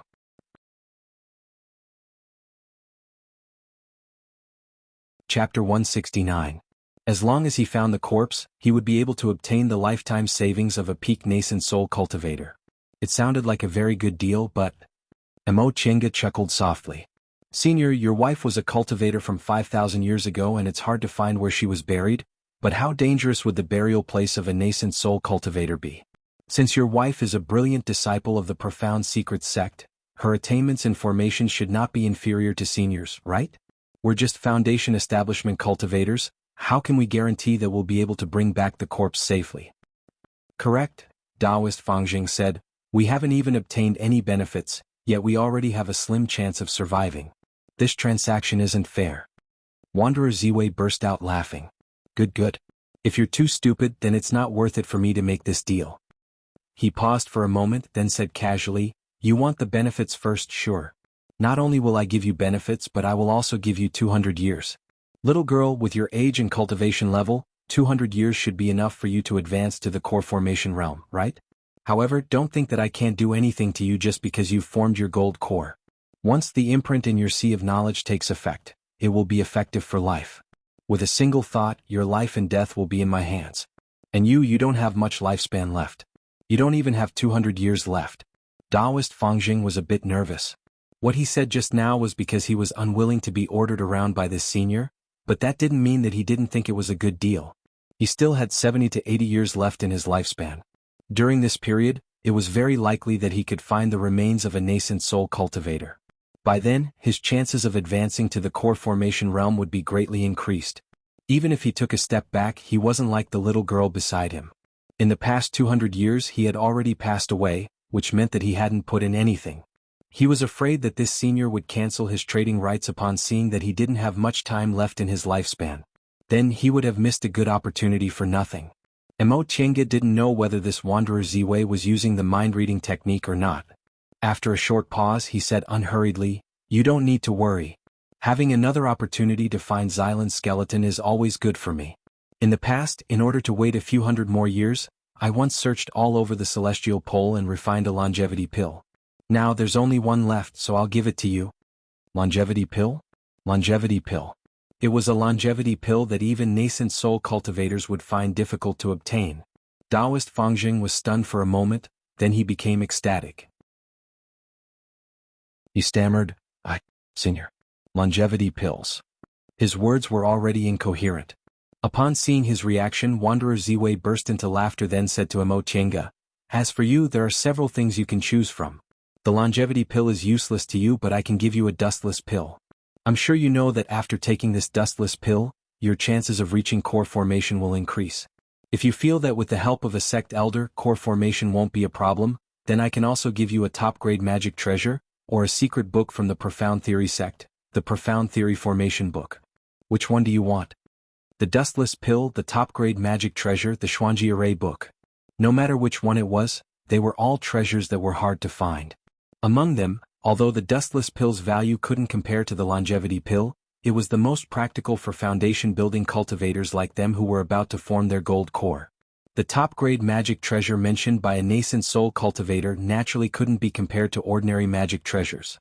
Perhaps other nascent soul cultivators would also covet it. The last one was the Xuanji Array book. The Tao of Formations was broad and profound. Brilliant formation books were naturally priceless, but ordinary cultivators simply didn't have the energy to study them. They could only be used to exchange for spirit stones, so they were the most useless. But for Mo Chenga, Senior, Junior wants the Xuanji Array book. Oh. Wanderer Ziwei was a bit surprised. Obviously he didn't expect she would choose this book. Mo Chenga said, although dustless pills and magic treasures are precious to Junior, it's not impossible to obtain them. It's just that this Xuanji Array book is one of a kind. Correct. Since you're a Xianqing school disciple and have such a high cultivation level at such a young age, you must be an elite disciple. Presumably, it won't be difficult for you to obtain medicinal pills and magic treasures. However, you have to think about it carefully. My medicinal pills and magic treasures aren't ordinary goods. Ordinary core formation cultivators can't even imagine them. Wanderer Ziwei's words clearly showed he was treating her master as an ordinary core formation cultivator. Mo Chenga knew that for an almost omnipotent and stunning sword cultivator like Wanderer Ziwei, his collection might not be any worse than her master's. But if she wanted to form her gold core, Lord Daoist Jinghe would naturally find dustless pills for her. Lord Daoist Jinghe might also have top-grade magic treasures. As for the Xuanji Array book, since it was Xuanji School's secret, it must have its own uniqueness. If she missed it, it would be very difficult to obtain it again. Besides, she kept an eye on Xiao Xilan. Since Xiao Xilan was the Grand Supreme Elder of Xuanji School, the place where she was buried must also be filled with traps, right? With this Xuanji Array book, the danger would be greatly reduced. Junior has made up her mind. Mo Chenga paused for a moment then continued, however, senior fellow Taoist Fangjing doesn't have much time left in his life. You gave him a longevity pill, so even if he can't find it in 200 years, it won't be a loss to him unless he advances to the core formation realm. But even if I don't advance, I'll still have several hundred years to live. It'll be fine if I find his corpse, but if I can't, wouldn't that be too much of a loss? This isn't fair to me. Regarding this matter, Mo Chenga was very angry. She now had a bright future ahead of her, but someone placed a 200-year restriction on her for no reason. If she didn't succeed, she'd lose her life. How could she feel good about that? Besides, the reason she started cultivating was to fight for her freedom. Now that she was under someone else's control, it really wasn't a happy thing. It was just that this Wanderer Ziwei's methods were extraordinary and he didn't say anything too harsh, so she was willing to endure it. As if he could sense her anger, Wanderer Ziwei chuckled. Little girl, you're really unwilling to suffer even the slightest loss. Alright, I'll give you another sunstone, how about it? As for the medicinal pills and treasures on this table, you can divide them among yourselves. In addition, as long as one of you brings back Xilan's corpse within 200 years, I'll erase the imprints in your sea of knowledge. Therefore, before you pass away, you must remember to come back and take a look. Maybe one of you has already completed it, ha ha ha. Perhaps because he lived alone for 1,000 years, this Wanderer Ziwei obviously had an evil side to his character, so he was deliberately teasing them. Mo Chenga took a deep breath to calm herself down. She mustn't be angered by him first. Alright, since it's like this, Junior can only accept it. 200 years. Junior is a bit curious. Once Senior opens the restriction that preserves your divine sense, can it last for as long as 200 years? Wanderer Ziwei humphed coldly and arrogantly. Little girl, even if you come from a famous cultivation group, your experience and knowledge are still shallow. This is a divine sense-severing technique I created myself. Not to mention 200 years, I'm afraid my divine sense will still be there even after you pass away. This Wanderer Ziwei couldn't be judged with common sense. As a sword cultivator, he was proficient in formations and mechanisms, and he could even concoct longevity pills and create all kinds of spells. Maybe he even dabbled in tool refining as well. He could practically be considered an all-rounder, so it wouldn't be surprising if he created some kind of unique divine sense technique. What about you? Seeing as Mo Chenga was speechless, Wanderer Ziwei turned to ask Taoist Fangjing. Taoist Fangjing bowed and said, that being the case, Junior will accept it. Good. Once Wanderer Ziwei finished speaking, Mo Chenga felt the stagnant spiritual aura in her body loosen. In an instant, she regained control of her body and was able to walk again. She heaved a sigh of relief, then moved her hands and feet. She found that the spiritual aura in her body was unobstructed and she no longer felt as heavy as before. Do you have any other questions? Just ask. If you step out of this immortal's cave, 200 years will begin. When the 200 years are up, regardless of whether you succeed or not, you must come back to see me. If I'm in a good mood, I might give you more time, but if I'm in a bad mood, 200 years. Disregarding Taoist Fangjing, Mo Chenga felt she should be able to find some information within this time. Right now, she had a lot of questions. Ever since she stepped into this valley, her head was full of questions, but she couldn't answer them because she was always in danger. Now that she heard Wanderer Ziwei's words, she asked, Junior indeed has a lot of questions. Would Senior be willing to talk about them in detail? Wanderer Ziwei said, tell me first. Mo Chenga thought for a moment then said slowly, first of all, are the Gales and miasma related to the formation Senior laid? But why was it so easy for me to crack it when I reached the bottom of the valley? Secondly, what's going on with the stone statue and the altar at the entrance of Senior's Immortal's Cave? Junior, you're really long-winded. Wanderer Ziwei interrupted her somewhat impatiently. I'll tell you everything from the beginning to the end, alright? The gales and miasma above the valley were indeed caused by the formation I laid. However, you were lucky to be able to crack it so easily. The answer to this question is the same as to your second question. In the past, when I lived in seclusion here, I saved several hundred mortals who were caught in the chaos of war. Seeing that they were pitiful, I brought them back to the valley. They worshipped me as their god, and the stone statue and the altar were erected by them, so I simply changed them to the entrance of my immortal's cave. The stone statue was my wife, Lon. The reason I saved them was because I thought Xylan didn't like me being violent and murderous, so I occasionally did good deeds. Therefore, when they wanted to carve the statue of a god, I let them carve it into Xylan's appearance. That way, when I occasionally came out of my immortal's cave, I could also see her appearance. Before I passed away, these mortals had already lived at the bottom of the valley for more than 1,000 years. From generation to generation, several cultivators emerged among them, but unfortunately their spiritual roots weren't good.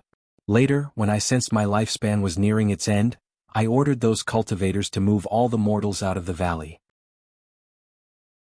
There was an invisible spirit vein in this valley, but when I passed away, I laid this invisible spirit vein into an illusory formation, so it was no longer suitable for mortals to live in. It was precisely because there was no one here to maintain the formation that you were able to crack it so easily. I see. The illusory formation Senior laid in the hall was based on this invisible spirit vein? Why was everything fake but the damage was real? How did we get out of the formation? Wanderer Ziwei let out a cold humph, and said, "This naturally involves complicated theories which I've recorded in the Xuanji formation book. If you thoroughly study it, you'll naturally understand. As for breaking the formation, the 9 of you either had your blood essence sucked dry, were too weak, or had enough willpower to resist the illusory formation, so there was no need for the formation to exist. I was being lenient with this formation, it was to test your willpower. Otherwise, you would have been trapped inside for an eternity without being able to come out.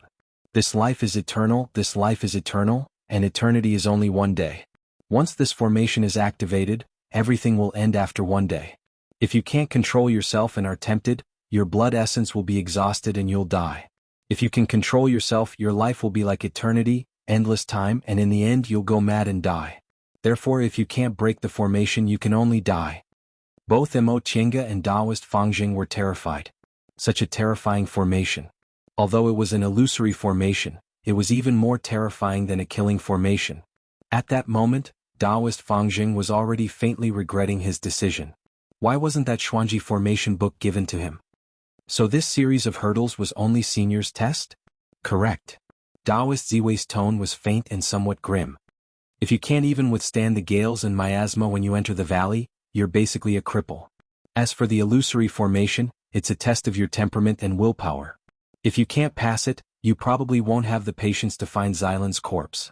As for the bewitching Moonstone passage, it's a test of whether you're too greedy and calm enough. If you're easily bewitched by those treasures, I'm afraid you'll also go back on your word. Finally, there's the puppets here. If you can't even defeat 5 of them, your strength is too weak. Of course, in the end you still have to let me see them myself. If you're too stupid, I'll kill you on the spot. The 2 of you aren't bad, you both passed. Mo Qingge couldn't help but feel angry at his words, but in the end she forced herself to endure it. This wanderer Ziwei was indeed selfish and callous. He set up so many hurdles, but he never considered the lives of the people who entered the valley. If Xiao Xylan was really like he said and didn't like disputes, she must have loved him very deeply to be able to tolerate him for 200 years and still be a loving couple. What's wrong, little girl? Do you have a problem with that? Mo Qingge couldn't help but say angrily, "Senior, are you using the mind-reading technique again?" Upon seeing her anger, Wanderer Ziwei burst out laughing. "Don't be so fierce to me. Didn't your master tell you to be respectful to your seniors?" "I'll endure it." Mo Qingge took a deep breath and stopped talking. She was used to living with Lord Taoist Jinghe. She indeed didn't treat her seniors with enough respect. However, that also depended on who it was. After half a day, she roughly figured out Wanderer Ziwei's character. If this senior didn't meet his requirements, he wouldn't even spare a glance at her.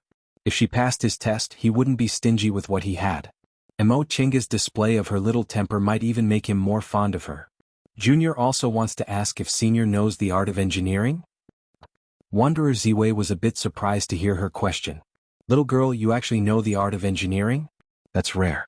The art of engineering has long been lost and there aren't many people who know about it. So Senior really knows the art of engineering? Wanderer Ziwei said proudly, I know a little. What? Do you want me to teach you the art of engineering? Mo Chenga hastily said, if Senior is willing to teach me, Junior will definitely do her best to find your wife's corpse. Don't tell me you're not doing your best now? Don't forget that your life is still in my hands, Wanderer Ziwei said lazily. Haha, you're really interesting. Wanderer Ziwei laughed heartily when he saw Mo Chenga's expression. A strange spiritual aura circled around her body. Alright, I'll be honest with you. It's not impossible for me to teach you the art of engineering, but let's talk about it when you fulfill your promise. If I teach you everything you want to know in one go, wouldn't that be boring? Mo Chenga's expression softened. What Wanderer Ziwei said was reasonable. He should teach her whatever she wanted to learn. How could there be such a cheap deal? Right. Wanderer Ziwei changed the topic. Those puppets just now. You were the one who took them, right? Yes, Mo Chenga answered honestly. She then asked cautiously, does Senior want to take them back? It's hard for me without the puppets. How about this? You keep 4 puppets and take 2 with you. In exchange, I'll fix them and tell you how to control them. What do you think? Mo Chenga was overjoyed. Senior's words are worth 9 sacred tripods? Wanderer Ziwei humphed coldly. Why would I deceive a foundation-building junior like you? That's degrading. The more talented a person was, the more arrogant they were. Mo Chenga held back her words and took out the 6 stone sculptures one by one. Fortunately, she put them into her Chengquan bag right after she killed them. Otherwise, she wouldn't have been able to get such a bargain. Taoist Fangjing's eyes reddened when he heard their conversation. He gave up on the stone sculptures because they couldn't be used anymore after they were destroyed, so he could only exchange them for spirit stones. He didn't expect the master of this place would come out and put forward such a condition. If he had known earlier, how could he have given them up? These were puppets in the late stage of the foundation-building realm. If he could control them, his strength would increase exponentially. No matter how he thought about it, he could only blame his bad luck. Alas, Senior. While the spiritual aura was fixing the puppets, Taoist Fangjing asked respectfully, may I ask Senior if we can take the treasures on the bewitching moonstone's passage outside? If you have the ability, you can take them yourself. Taoist Fangjing was silent. He said that because he hoped this Senior would tell them the method to crack the bewitching moonstones, but the answer, don't even think about the things on that passage. Don't underestimate that passage. Those bewitching moonstones are also a formation. If you take those things, the formation will be activated immediately. At that time, the entire Immortal's Cave will turn into a killing formation. Spiritual aura rushed out of the stone sculpture puppet's ears. With several kacha sounds, several puppets stood up one by one. They held their swords in their hands and their momentum immediately surged. After fixing the puppets, Wanderer Ziwei said, that's enough. They're not good things anyway, so why do you feel pity? Little girl, I'll teach you the method to control these puppets now. Right after she said that, Mo Chenga felt a sudden pain in her head again, and some things appeared in her mind. When Mo Yaoqing taught her the art of Sunu, it was also directly imprinted with her divine sense. However, she was only a mortal at that time. Now, she was a foundation-building cultivator and had specially cultivated her divine sense, but she still had no ability to resist the divine sense left by a nascent soul cultivator. The path of cultivation was still very far away for her. Since you're done asking, you can take your things and leave the valley. Senior, Mo Chenga hurriedly said, you haven't told us about your wife. Xuanji School has long been destroyed and we don't know what happened back then. Where are we going to find your wife's corpse? I've already prepared this question for you, Wanderer Ziwei said lazily. Wanderer Ziwei said lazily, there's a compartment under the table with several jade slips inside. Each of you can take one of them, all the information is recorded inside. If you still can't find her after you have this, you can consider yourself out of luck. Alright, since we've said what we wanted to say, this venerated one should also rest. Once you've taken your things, use that jade slip to open the exit and leave. Remember, you must come back 200 years later. Right after he finished speaking, the bizarre spiritual aura in the stone room slowly dissipated.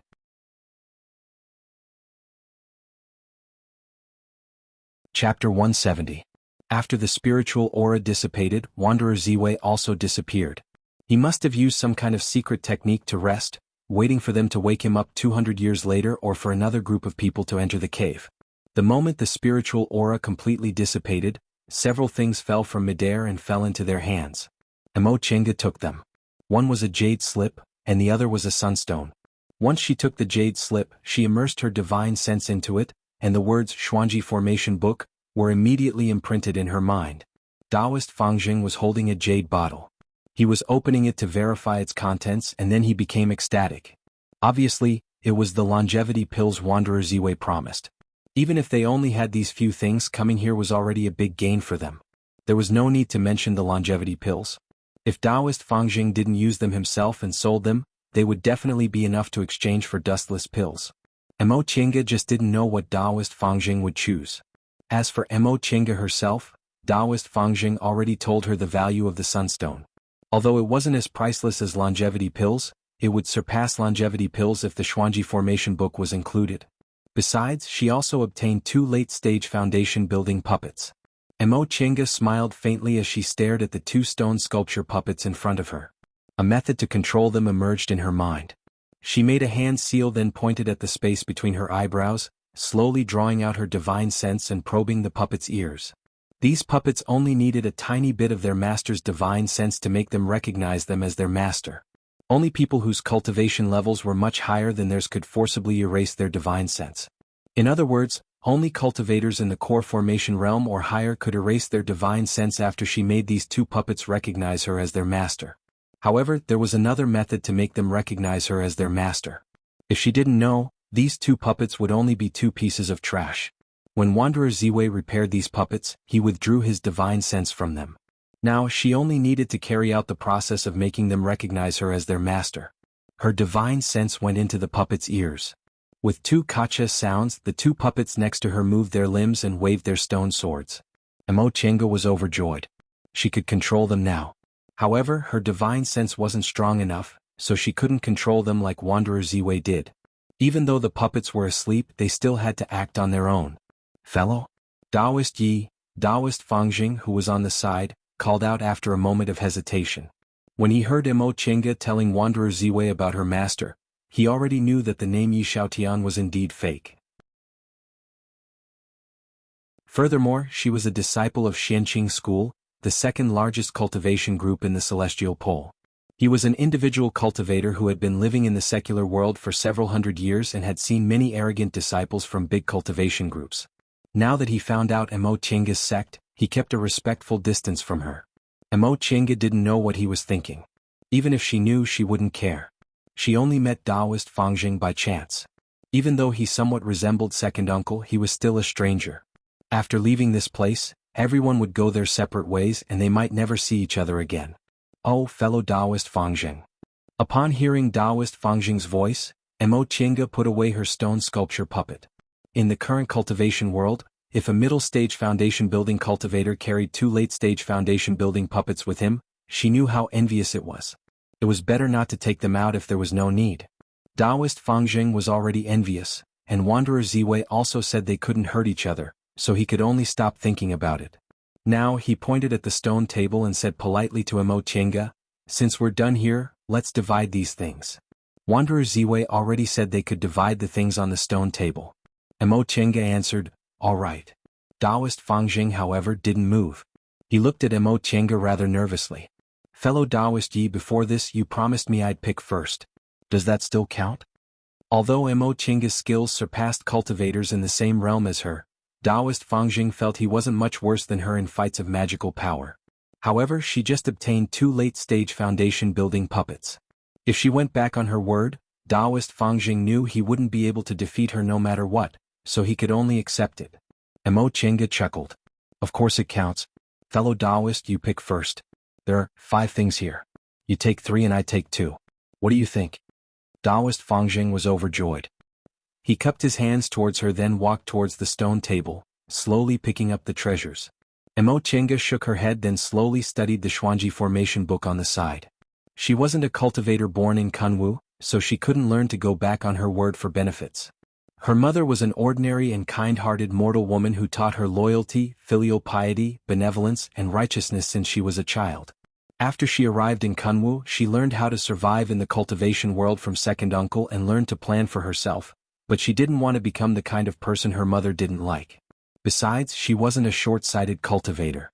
In the core formation realm and even the nascent soul realm, she would encounter inner demons. If she did evil recklessly, she would only be shackled. At that time, she would be plagued by inner demons and be unable to make a realm breakthrough. It would be too late even if she cried. Fellow Taoist Yi, I've chosen. Take a look, Taoist Fangjing said happily. Mo Chinga withdrew her divine sense, then walked towards the table. There were several things on the table: a bell, a pair of boots, a bottle of medicinal pills, an unknown ore, and a spiritual plant inside a jade box. Both the bell and the boots were magic weapons. Moreover, their grades were obviously extraordinary. They were indeed the collection of a peak-stage nascent soul cultivator. However, the boots were extremely short and were embroidered with orchids.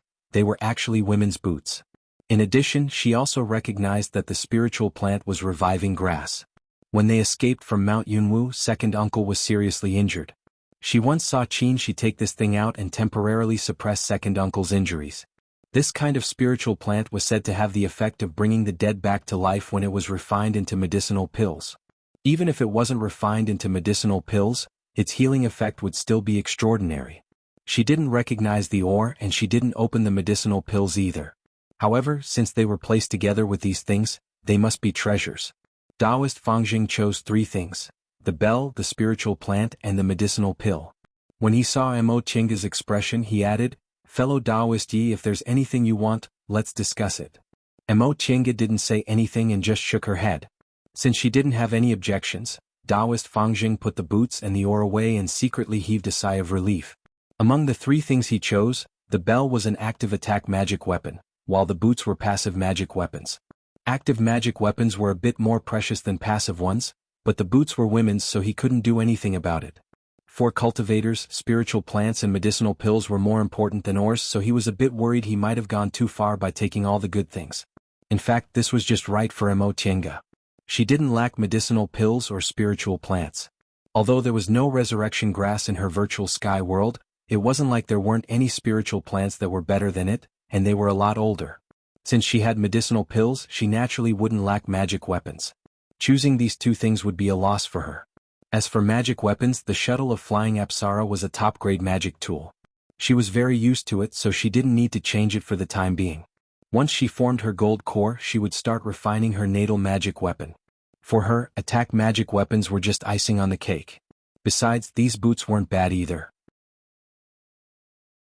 Based on the abundant spiritual aura on them and the fact that they were placed here by Wanderer Ziwei, they were undoubtedly high-grade magic weapons. She picked up the boots and looked at them. She discovered the words "cloud-treading boots" were embroidered on the heel. Cloud-treading. Presumably, it could increase the speed of flying? Fellow Taoist Yi, there's also this. Taoist Fangjing crouched down, took out 2 jade slips from a secret compartment under the table and handed one to her. Mo Chinga swept her gaze over it and found several identical jade slips inside. Presumably, Wanderer Ziwei also prepared them before he passed away, but she didn't know how many of them he had. Soon after, the two of them returned their things to their respective places, then started to study the jade slips, looking for a way out. According to the jade slips, there was a transporting formation inside this stone room which could directly transport people out. Mo Chinga remembered Shang Ruan was still on the stone platform outside the illusory formation, so she wondered whether she should take her away or not. However, after reading the entire jade slip, she still couldn't find a way to open the stone door from the inside. In the end, she had no choice but to give up. Although she found Shang Ruan pleasing to the eye, it wasn't worth breaking into the Immortal's cave for her. She hoped Shang Ruan would be lucky and wake up on her own. With her temperament, she would definitely be able to pass this test and escape this calamity. Once everything was settled, Mo Chinga and Taoist Fangjing followed the instructions in the jade slips. They opened the transporting formation and inserted the spirit stones into it. The transporting formation then emitted rays of light, and the scenery around them changed. The rays of light dissipated. Mo Chinga opened her eyes, then turned to look at her surroundings, feeling puzzled. The cold wind whistled past her ears, the towering glacier in front of her, and heavy snow swirling above their heads. They were standing on a piece of glacier which stretched as far as the eye could see, but they didn't know where they were. Taoist Fangjing, who was next to her, was startled. "Oh." Mo Chinga hastily asked, "Fellow Taoist Fangjing, do you recognize this place?" Taoist Fangjing nodded, then looked at her and said, "This is the northernmost glacier." The northernmost glacier. When Mo Chinga heard what he said, she was also gobsmacked. The celestial pole's terrain consisted of the towering Kunwu mountain range in the east and southeast, the Devil's Path, which was separated from Tiandao sect by a mountain in the northeast, the uninhabited desert in the west, and the northernmost glacier. Wanderer Ziwei's Immortal's Cave was in the Wind Breath Valley of Mount Jiuling in Jin Country. It was located in the central region, so it was more than 10,000 miles away from here. This transporting formation actually sent them so far away. Mo Chinga took out the jade slip, but she discovered that the destination of the transporting formation wasn't written on it. Could it be that they were transported randomly? She wouldn't be able to get an answer to this question unless she completed Wanderer Ziwei's task and returned to the Wind Breath Valley. The two of them were standing on top of the glacier, braving the cold wind and heavy snow, but they actually felt a bit cold. Once cultivators built their foundation, they wouldn't be affected by heat or cold. This cold wind could actually make two middle-stage foundation building cultivators like them feel cold, so it obviously wasn't an ordinary cold wind.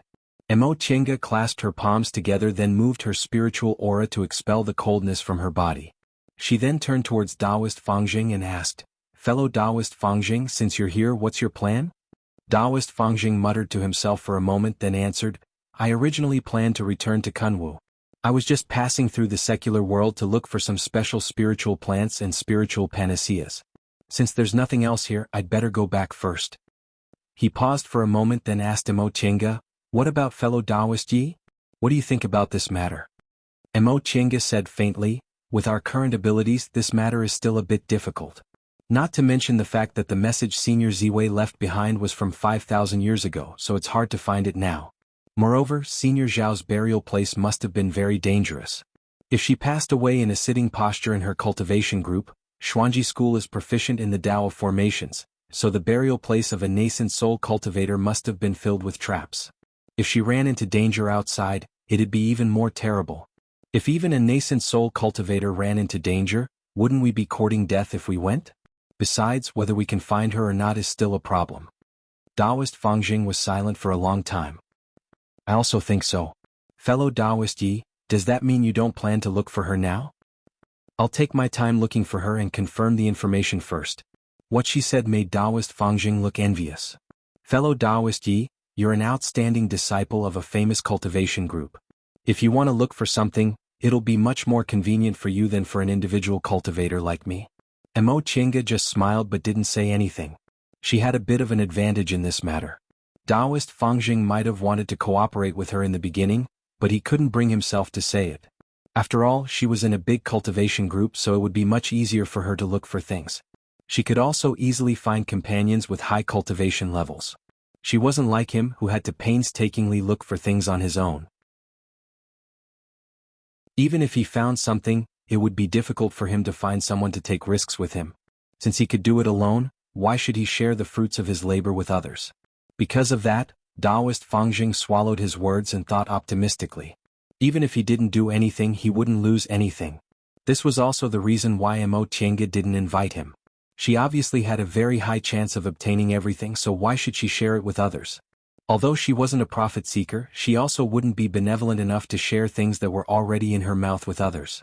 The two of them had a tacit understanding, so they didn't continue talking about this matter. Instead, they changed the topic to the matter at hand. Does fellow Taoist Fangjing want to leave this place immediately and return to Kunwu? What about fellow Taoist Yi? I'm not in a hurry to go back. Taking a stroll around is also good. Upon hearing what Mo Chinga said, Taoist Fangjing guessed she must be a disciple of a famous cultivation group who came out to gain experience. The two of them stared at the boundless glacier and snow, then said together, "Then we'll take our leave first." At this point they smiled at each other, then Mo Chinga cupped her hands. "That being the case, fellow Taoist Fangjing, I'll take my leave now." Taoist Fangjing returned her greeting, then said, "I'll go straight south. Fellow Taoist Yi, Zhengfa sect isn't far from here, so you can go a bit further north." Mo Chinga nodded. "Thank you." The two of them waved goodbye and no longer said anything. One of them went south while the other went north. Amidst the snowstorm, Mo Chinga muttered to herself for a moment before she rode the white silk handkerchief and flew north. Among the 7 great cultivation groups in the Celestial Pole, Zhengfa sect was the only one that wasn't in Kunwu. It was located in the northernmost glacial area and specialized in accepting cultivators with water spiritual roots to practice ice spells. For some unknown reason, the residents of this area generally had water spiritual roots, so Zhengfa sect dominated the north and was unexpectedly able to contend against several great cultivation groups in Kunwu. However, due to this special geographical location, Zhengfa sect was both successful and failed here. The glaciers were bitter and cold, so there weren't many mortals in the north. Mortals were the foundation of cultivators, so Zhengfa sect couldn't expand further and could only set up a branch in Kunwu. Nevertheless, the northernmost glacial area was the most advantageous for those who practiced ice spells, so their headquarters could only be located there. All these reasons led to a certain phenomenon. No one in the cultivation world in the entire celestial pole dared to look down on Zhengfa sect, but no one was optimistic about its future because its advantages and weaknesses were tied together.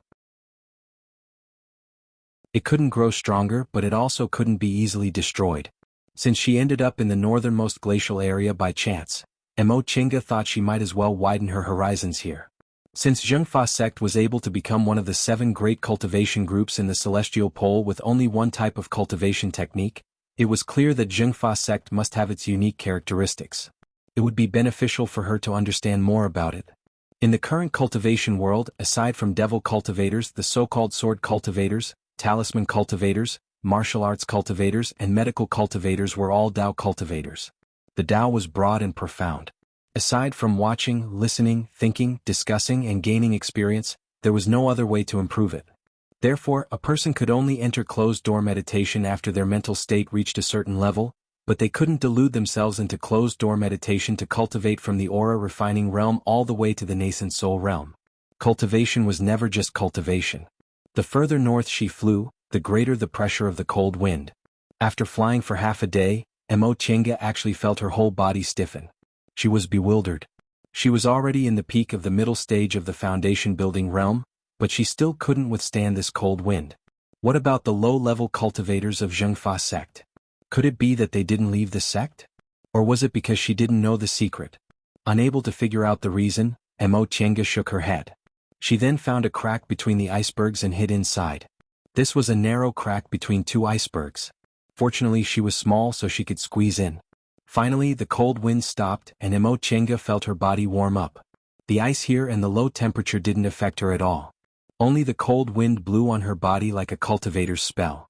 Mo Chinga felt a bit regretful that she didn't ask Taoist Fangjing about this.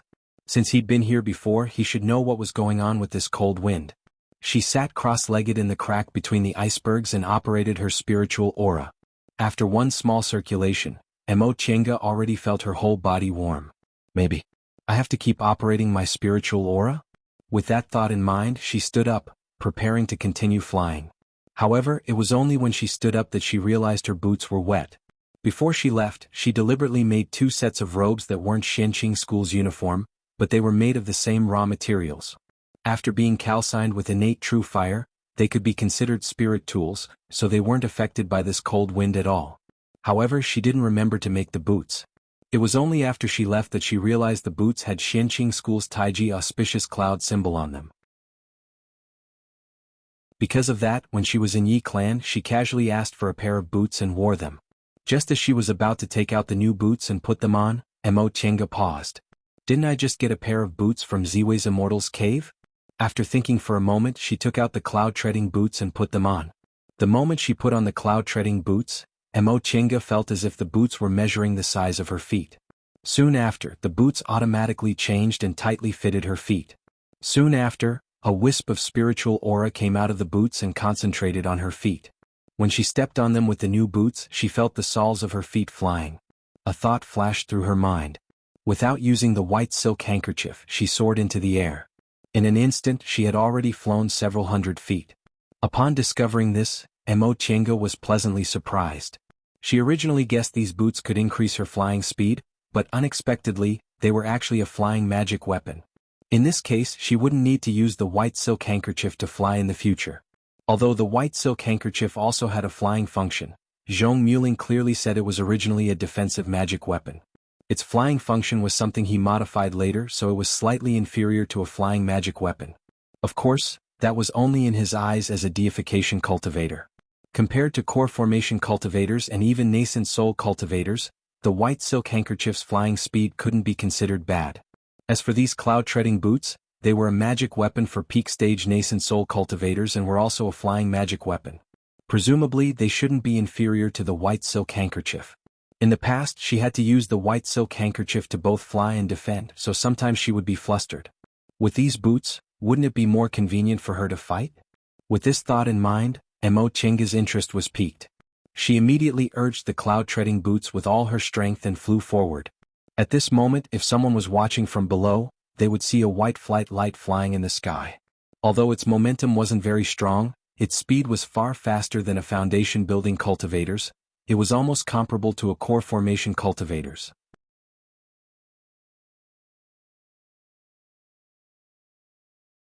Chapter 171. As she flew through the wind and snow, she used her spiritual aura. Sure enough, she didn't feel cold anymore. Mo Chenga thought to herself. In that case, the cultivators in the northernmost glacier had to use their spiritual aura all the time. From a certain point of view, didn't that mean they had more time to cultivate than ordinary cultivators? But that wasn't right. Aura refining cultivators couldn't resist this cold wind. They must have some secret method. While she was thinking, her spread-out divine sense suddenly found traces of living beings. Mo Chenga stopped, changed her direction and flew northwest. Her divine sense locked on. Before long she saw a group of people walking on the glacier. They were mortals. She frowned, waved her sleeves and descended. The power emitted by a foundation-building cultivator shocked these mortals. When they saw her appearance they all kowtowed and said, "Greetings, Master Immortal. Greetings, Master Immortal." While these mortals were kowtowing, Mo Chenga landed on the ice and said, "Who are you?" Among these mortals, the one kneeling in front was a bearded middle-aged man. He raised his head and respectfully said, "So it's a fairy. We have eyes but failed to see. Please forgive us." His attitude was humble and humble. Mo Chenga couldn't help but frown. "No need. Stand up and answer me." "Yes, yes." The man answered repeatedly. He then stood up and shouted at the people behind him, "Fairy, let us stand up. Stand up, stand up." These mortals stood up in twos and threes. Mo Chenga noticed they were all young and strong men. There were also a few women who looked quite strong. "Fairy, we're from the seal tribe. This is the snow lotus we picked this time. Please examine it." As he spoke, he took out a jade box from his robe, opened it and offered it to her with both hands. Mo Chenga was stunned. This jade box was used by cultivators to collect spiritual plants. The snow lotus inside was a spiritual plant. What were they doing? "Did you mistake me for someone else?" Seeing that she didn't accept the jade box, the man looked at her carefully and suddenly understood. "Fairy, you came from the south?" "Yes." Mo Chenga looked at the man and frowned. "What do you mean?" The man said with a simple and honest smile, "Fairy is from the south, no wonder you don't know our northernmost customs. We are lotus pickers. When the immortal masters of the extreme north meet us lotus pickers, they will use spirit stones to exchange for snow lotuses, so that's how it is." This northernmost land was indeed very different from Kunwu. Mo Chenga remembered what she wanted to ask. "You're mortals? How can you withstand the cold wind and snow? This snowstorm is not normal." "Ah, Fairy doesn't know?" The man was surprised. Could it be that Fairy didn't come from Daran City? Daran City? Mo Chenga paused for a moment. She recalled the Jade Slip Yi clan gave her saying that regardless of whether one was a cultivator or a mortal, they would have to pass through Dawn City on their way to the northernmost land. Dawn City was the last big city on the way to the northernmost land in the heartland. If one wanted to get supplies or inquire about information, it would be very convenient, so Dawn City became the only way. If Fairy came from Dawn City, someone should have already told you about our northernmost land when you were getting supplies. Mo Chenga said faintly, "I came directly from the heartland to the northernmost land, so I didn't pass through Dawn City. Why don't you tell me about it? If you tell me in detail, I'll naturally reward you." Upon hearing her last sentence, the man smiled so widely that his eyes bloomed. He said repeatedly, "Yes, yes. This lowly one will tell Fairy." As it turned out, the mortals in the northernmost land were different from those in the heartland and Kunwu. They didn't have a country, nor did they have a city, they were only divided into tribes. Each tribe was different in size. The largest tribe had tens of thousands of people, while the small ones only had a few dozen people. On the snowfield stretching thousands of miles in the northernmost land, There were several thousand tribes of various sizes. Their combined population was enough to be mentioned in the same breath as that of the big country in the heartland. However, these tribes weren't all friendly. Some of them married each other while some of them hated each other. Before Zhengfa sect was established, each of these tribes had their own cultivators, and they were called shamans. Shamans were often the leaders of tribes. If a tribe didn't have a shaman, it had to pay tribute to a tribe that had one. Shamans were the gods of the tribes in the northernmost land. These shamans, on the other hand, were actually just some low-level cultivators. Even the shamans of big tribes were only in the foundation-building realm. This was what Mo Chenga deduced from the man's words. When the cultivators from Kunwu established Zhengfa sect in the northernmost land, they subdued the shamans of big tribes and ordered all the shamans in the tribes to belong to Zhengfa sect. In return, Zhengfa sect would protect their tribes. In the beginning, the tribes in the northernmost land weren't convinced because they thought Zhengfa sect had broken their tradition.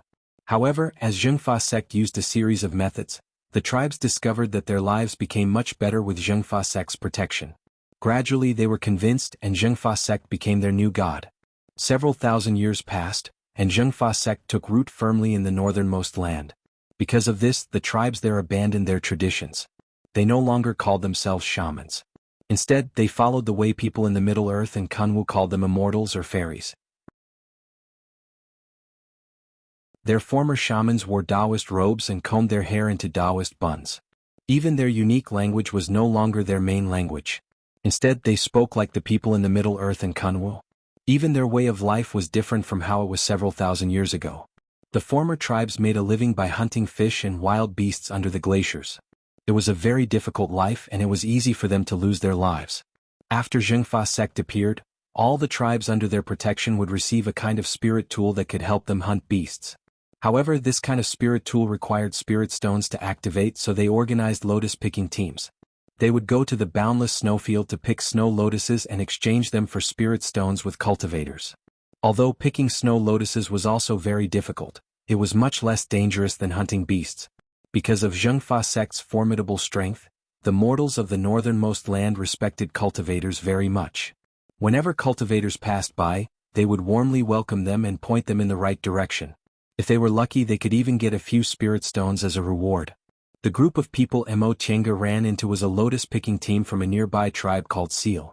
They thought she was a cultivator from Zhengfa sect, so they offered snow lotuses to her. Mo Chenga nodded, then asked, "The cold wind here is also very difficult for cultivators to resist. You're mortals, so why aren't you affected?" The man in the lead explained, "Fairy, you might not know this, but this is the effect of snow lotuses. Every year, we northernmost people use soup made from snow lotuses to wash our bodies. This way we won't have to worry about the cold wind." Mo Chenga stared at the snow lotuses in the jade box. Her interest was piqued. Although these spiritual plants aren't old, they're full of spiritual aura. The cultivators here are actually willing to let mortals like you use them? Fairy, there are a lot of ordinary snow lotuses in our northernmost land, so they're not that precious. However, the snow lotuses they offer to the Masters Immortals are all rare species and not easy to find. Oh, I see, Fairy. Once the man finished speaking, he raised his head and looked at Mo Chenga eagerly. I wonder if you're interested in this snow lotus? Mo Chenga was bewildered. Aren't you going to offer it to Zhengfa sect cultivators? Can you also give it to outsiders? The man smiled respectfully and said, Fairy, you might not know this, but Zhengfa sect doesn't restrict us from offering snow lotuses. If cultivators from the south come, we can also exchange them for spirit stones. I heard from a master immortal in my tribe that this snow lotus can be concocted into a kind of medicinal pill that's only effective for people who practice water magic, so cultivators from the south won't come to steal it. At most, they'll exchange some for their own use. This won't affect Zhengfa sect at all. No wonder Zhengfa sect dominated this area. Their unique spiritual roots and magic were the foundation of their establishment. They not only deterred mortals but also bestowed kindness upon them. They didn't treat them harshly, so after a long time, mortals would naturally sincerely revere them as gods. With this thought in mind, Mo Chenga reached out to take the snow lotus from the jade box. After studying it for a while, she asked, "How many spirit stones do you want to exchange this snow lotus for?" Upon hearing her question, the man hastily bowed. "Master Immortal, however much you're willing to give, it's a reward for us." Mo Chenga couldn't help but smile when she heard that. Everyone loved to be respectful and flatter, so even if his words weren't sincere, they still made her feel comfortable. Besides, this man looked sincere, so he didn't seem fake. Zhengfa sect was really amazing in this northernmost area. They could actually make these mortals sincerely respect and love cultivators. Mo Chenga took out a handful of spirit stones from her Qingquan bag and gave them to the man. Consider this extra your reward for answering my question. This snow lotus was about a dozen years old, so it wasn't considered precious to cultivators. She roughly estimated the price of spiritual plants in Kunwu and estimated it to be worth about 10 spirit stones. The man looked at the dozen or so colorful spirit stones and was pleasantly surprised.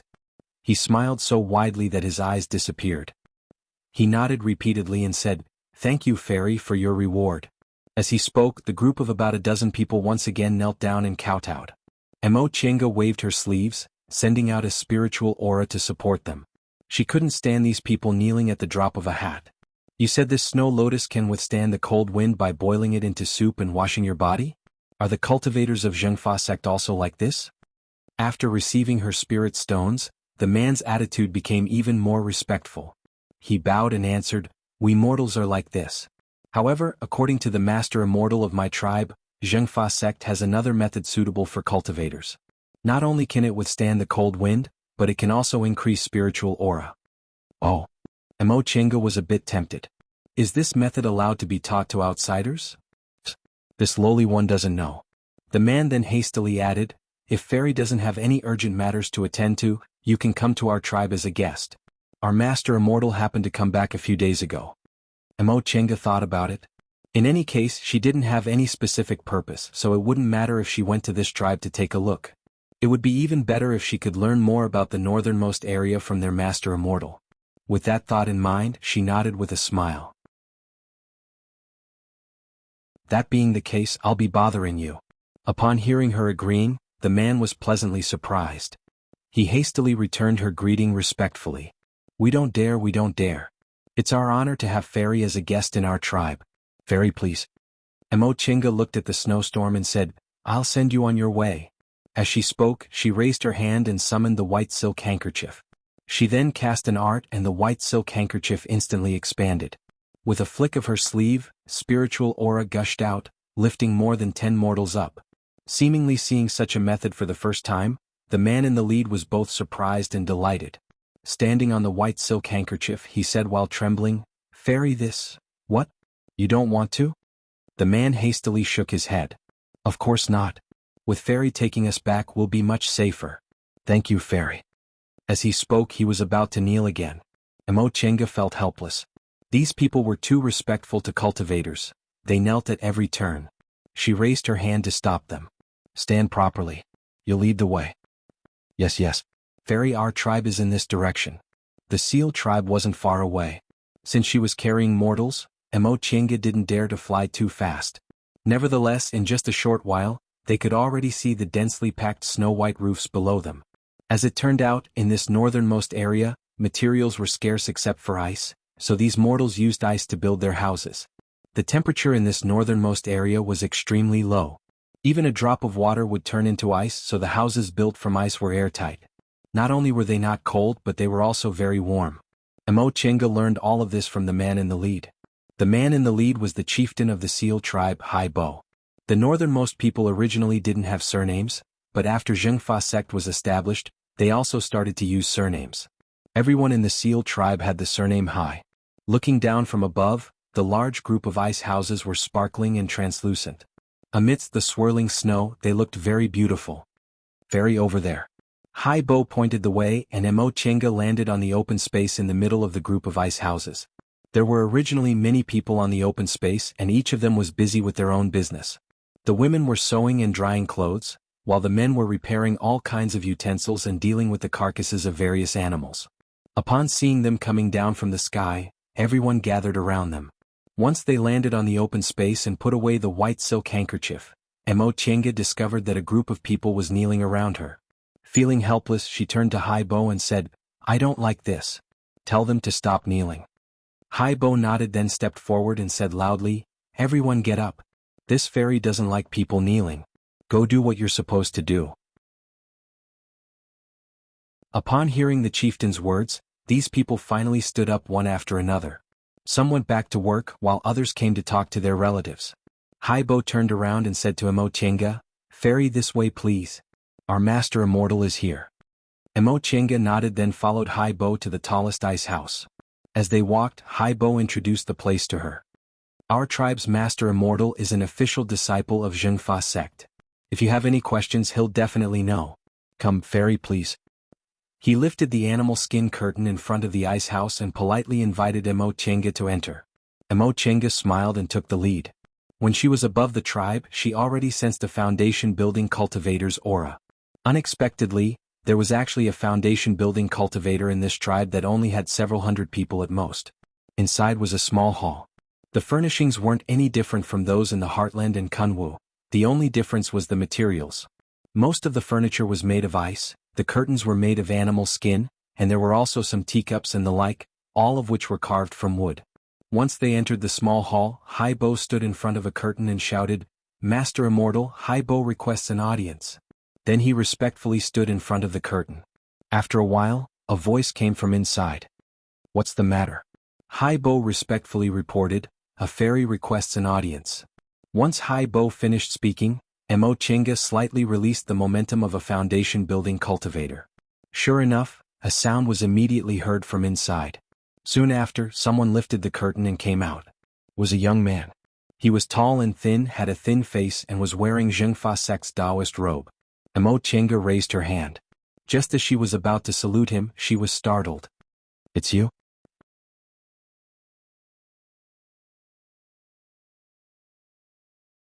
Chapter 172. This person was Jiang Shanghong, the person she saw on Mount Yunwu more than 10 years ago. The Jiang Shanghong in front of her was a lot different from 10 years ago.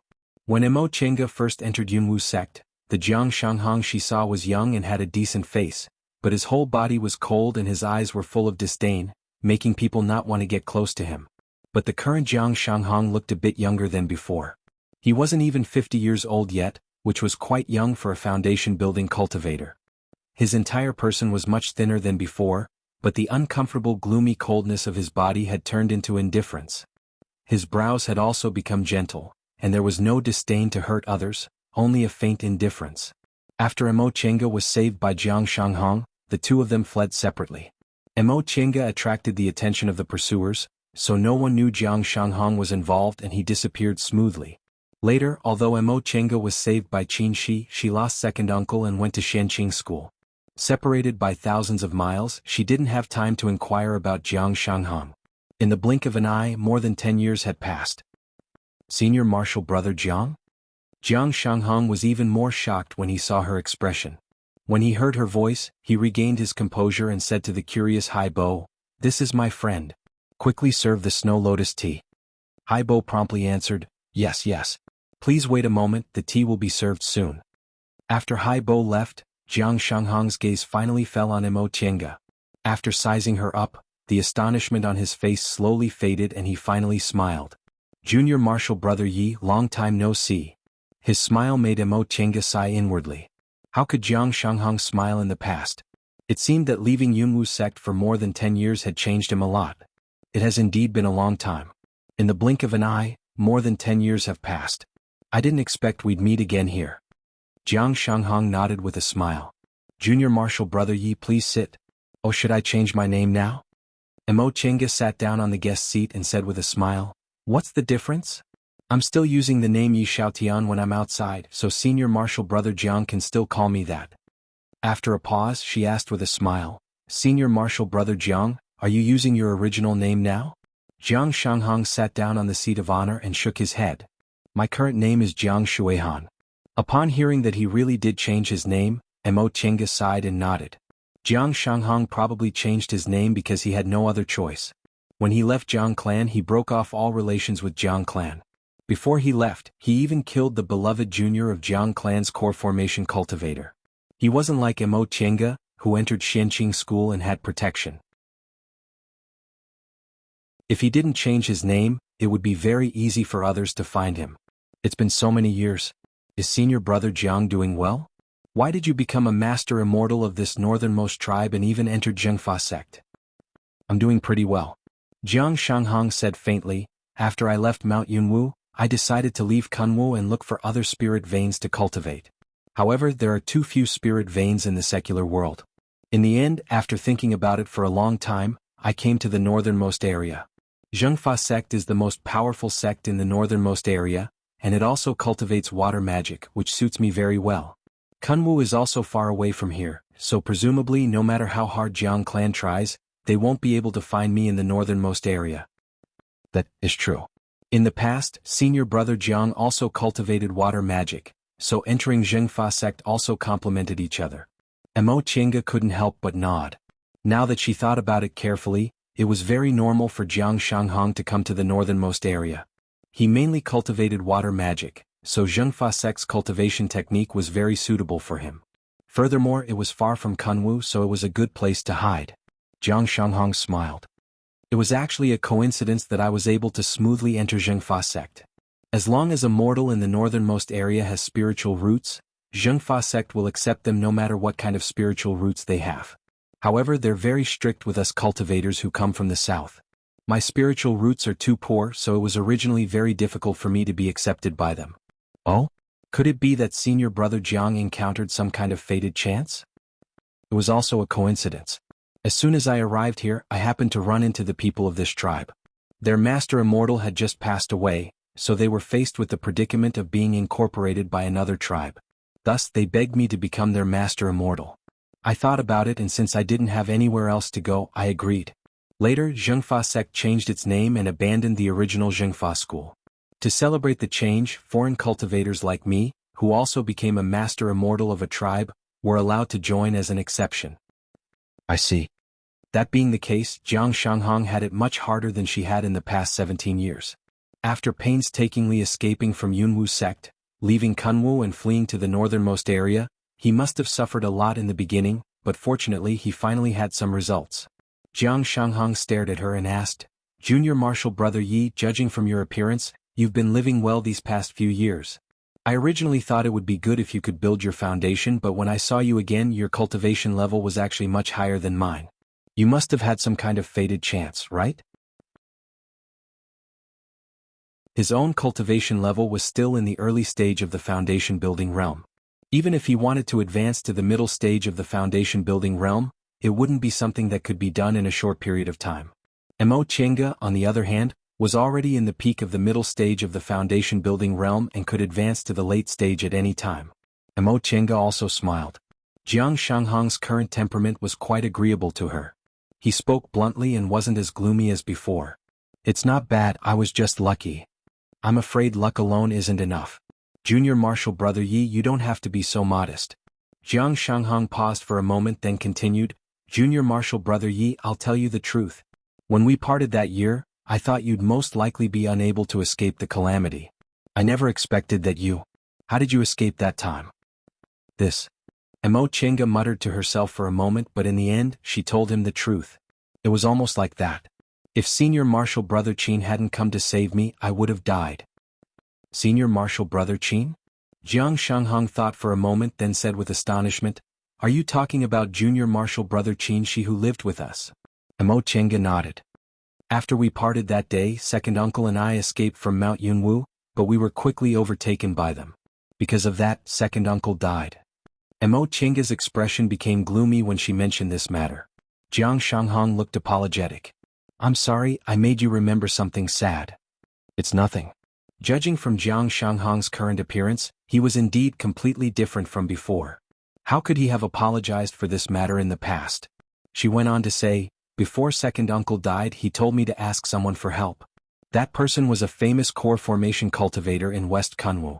Back then he owed my father a favor, so he left a divine sense sound transmitting talisman behind. After I crushed the talisman, Senior Martial Brother Qin appeared." What? Jiang Shanghong was shocked. He thought for a moment, then asked, "Junior Martial Brother Qin, could it be that you already have a master?" Mo Qingge smiled and nodded. She knew Jiang Shanghong misunderstood, but she didn't intend to explain. In fact, she also thought the same as Jiang Shanghong back then. Qin, she also made her think the same. After all, how could an ordinary aura refining cultivator know that he lived with a core formation cultivator for several years?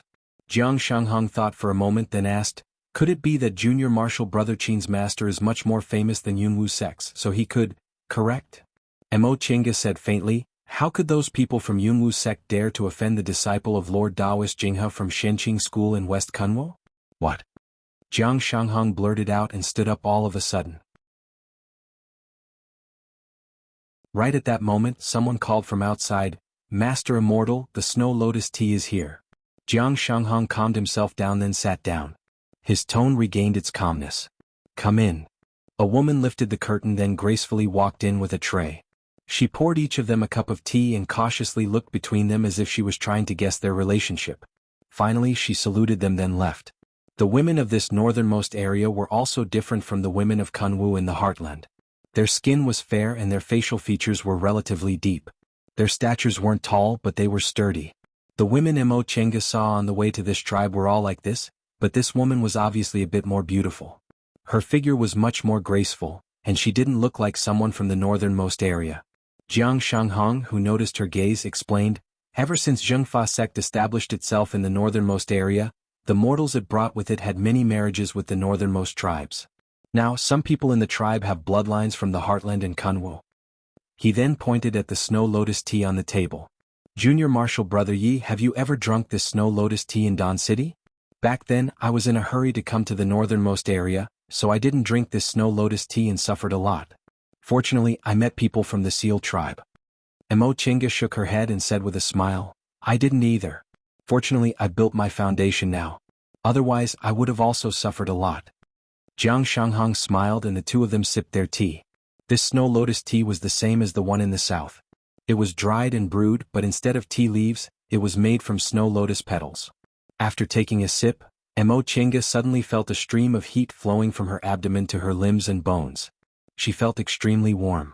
It seemed that not only could she wash herself with Snow Lotus tea, but drinking Snow Lotus tea could also protect her from the cold wind of the northernmost area.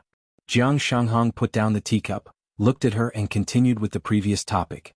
Junior Martial Brother Yi, you said Junior Martial Brother Qin is the disciple of a nascent soul cultivator at Shenqing School? Yes. There was nothing she couldn't say.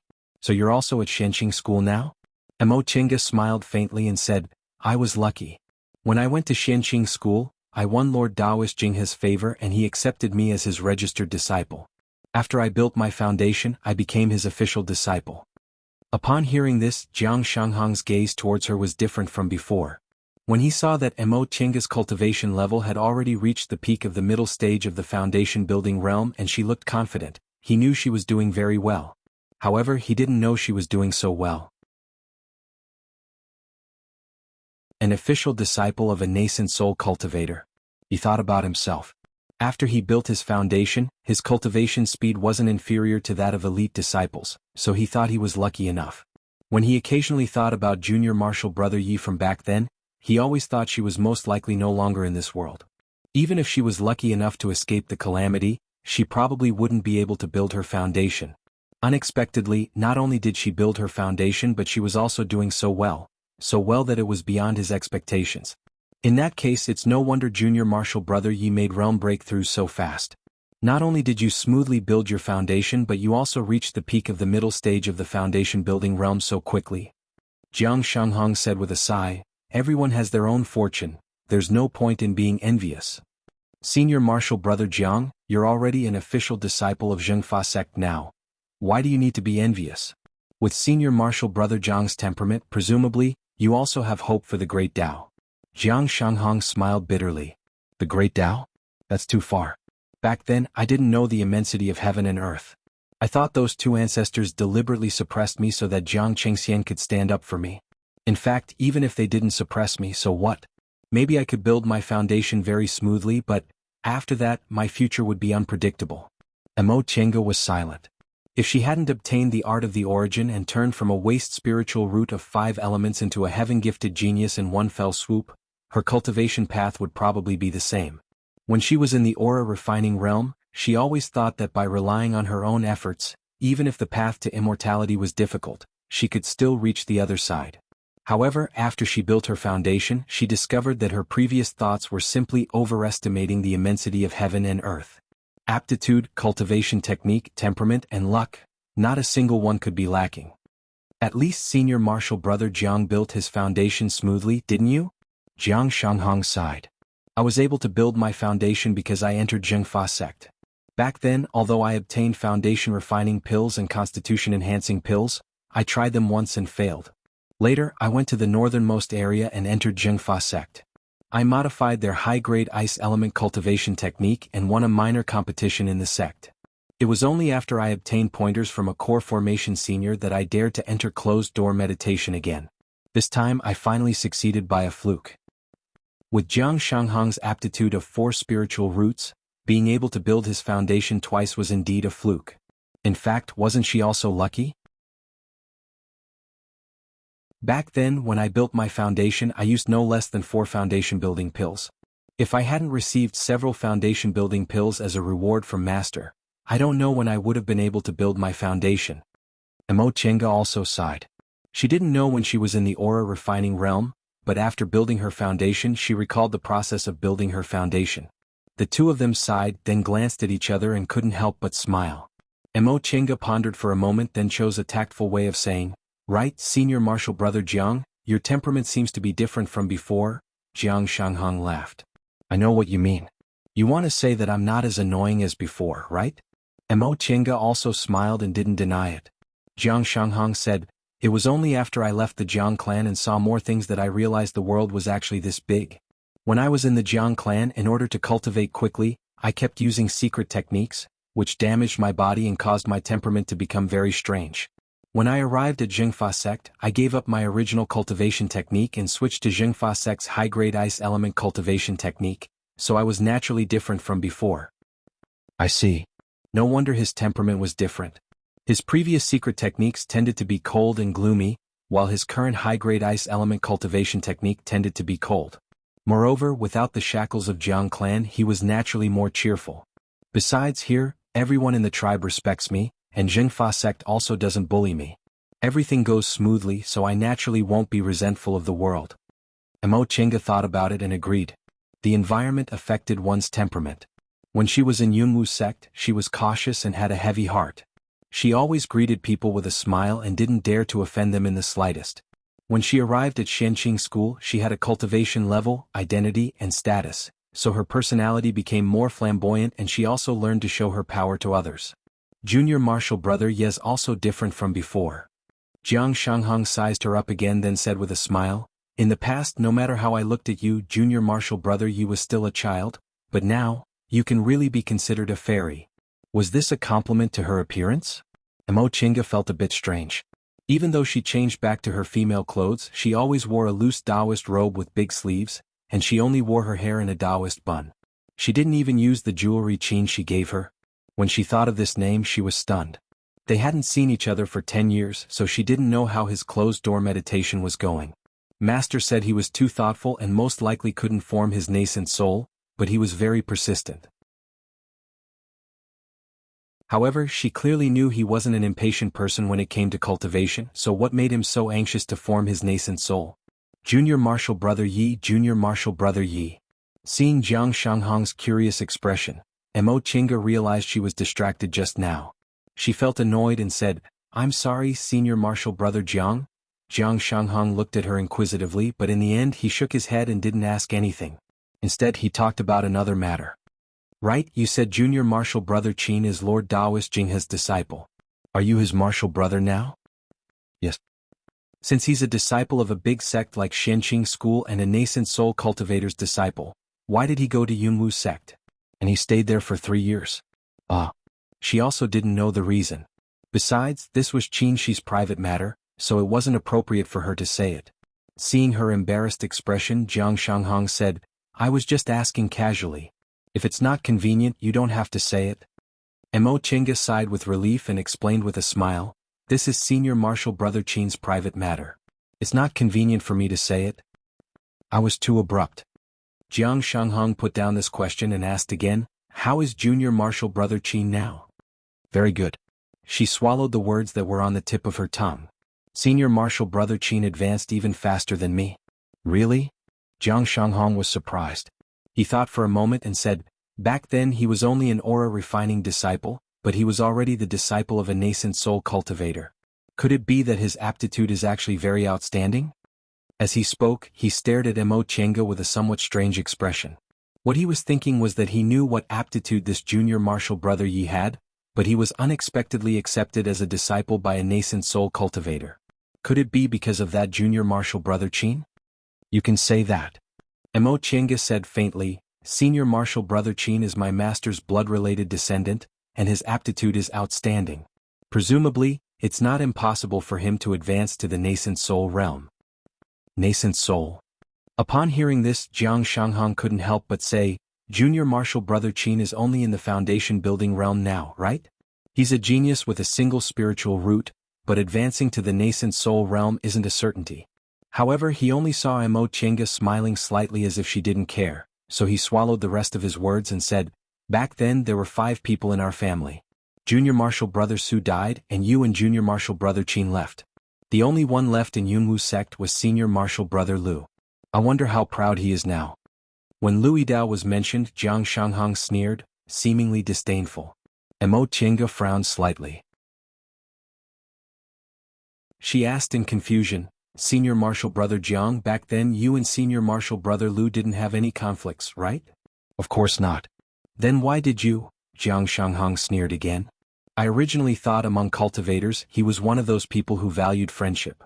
Who would have thought I'd see a secret of his? A secret? Mo Chenga was stunned. Correct. Jiang Shanghong said coldly, Do you know how junior martial brother Su died? It was during the foundation building pills test. Mo Chenga paused. Since Jiang Shanghong said that, could it be that Su Jingji's death was related to Lu Yidao? Upon seeing her expression, Jiang Shanghong nodded indifferently. You should have guessed what I mean. Back then, in that forest I happened to see them. I saw them being besieged with my own eyes. When they were in danger, senior martial brother Lu, in order to buy himself time to escape, didn't warn junior martial brother Su and took advantage of the fact that no one was paying attention to him to slip away. However, junior martial brother Su was surrounded by Wuxia sect's cultivators. Without a doubt he died. What? Mo Chenga's face paled. She was about to question why Jiang Shanghong didn't make a move even though he saw them, but on second thought, regardless of Jiang Shanghong's temperament back then, since he was bound to lose, he naturally wouldn't throw his life away. However, not making a move was one thing, and abandoning Su Jingji like a sacrificial pawn was another. The last time she saw Lu Yidao, he was so angry about Su Jingji's death. Could it be that he had a guilty conscience? Because he did such a thing, he hated the person who made him do it even more. Mo Chenga said slowly, Senior martial brother Lu is also in the foundation building realm now. I met him once. He's now a core formation cultivator's disciple of Yunwu sect. Really? Jiang Shanghong sneered with an indifferent expression. I've been away from Yunwu sect for so long, and I don't plan to go back in the future. Whatever happens to him has nothing to do with me. Mo Chenga was speechless. She also thought the same way. It was something that happened more than 10 years ago. So what if Lu Yidao wronged Su Jingji? In any case, she wouldn't have anything to do with him in the future. However, this matter really made her sigh with emotion. Sure enough, one might know a person's face but not his heart.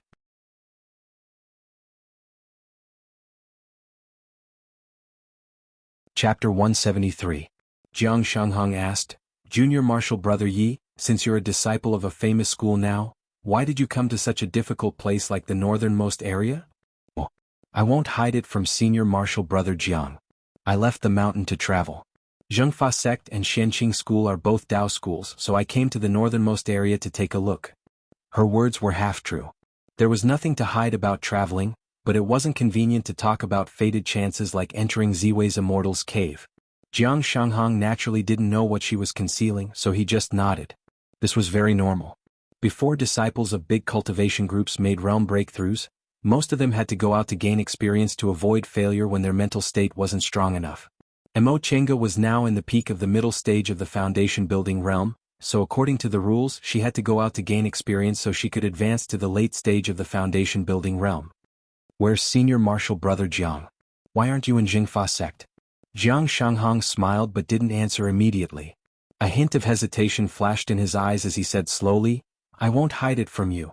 With my aptitude, it'll be very difficult for my cultivation to advance after building my foundation, so I'm not often in the school. I often go out to find spiritual plants to concoct medicinal pills.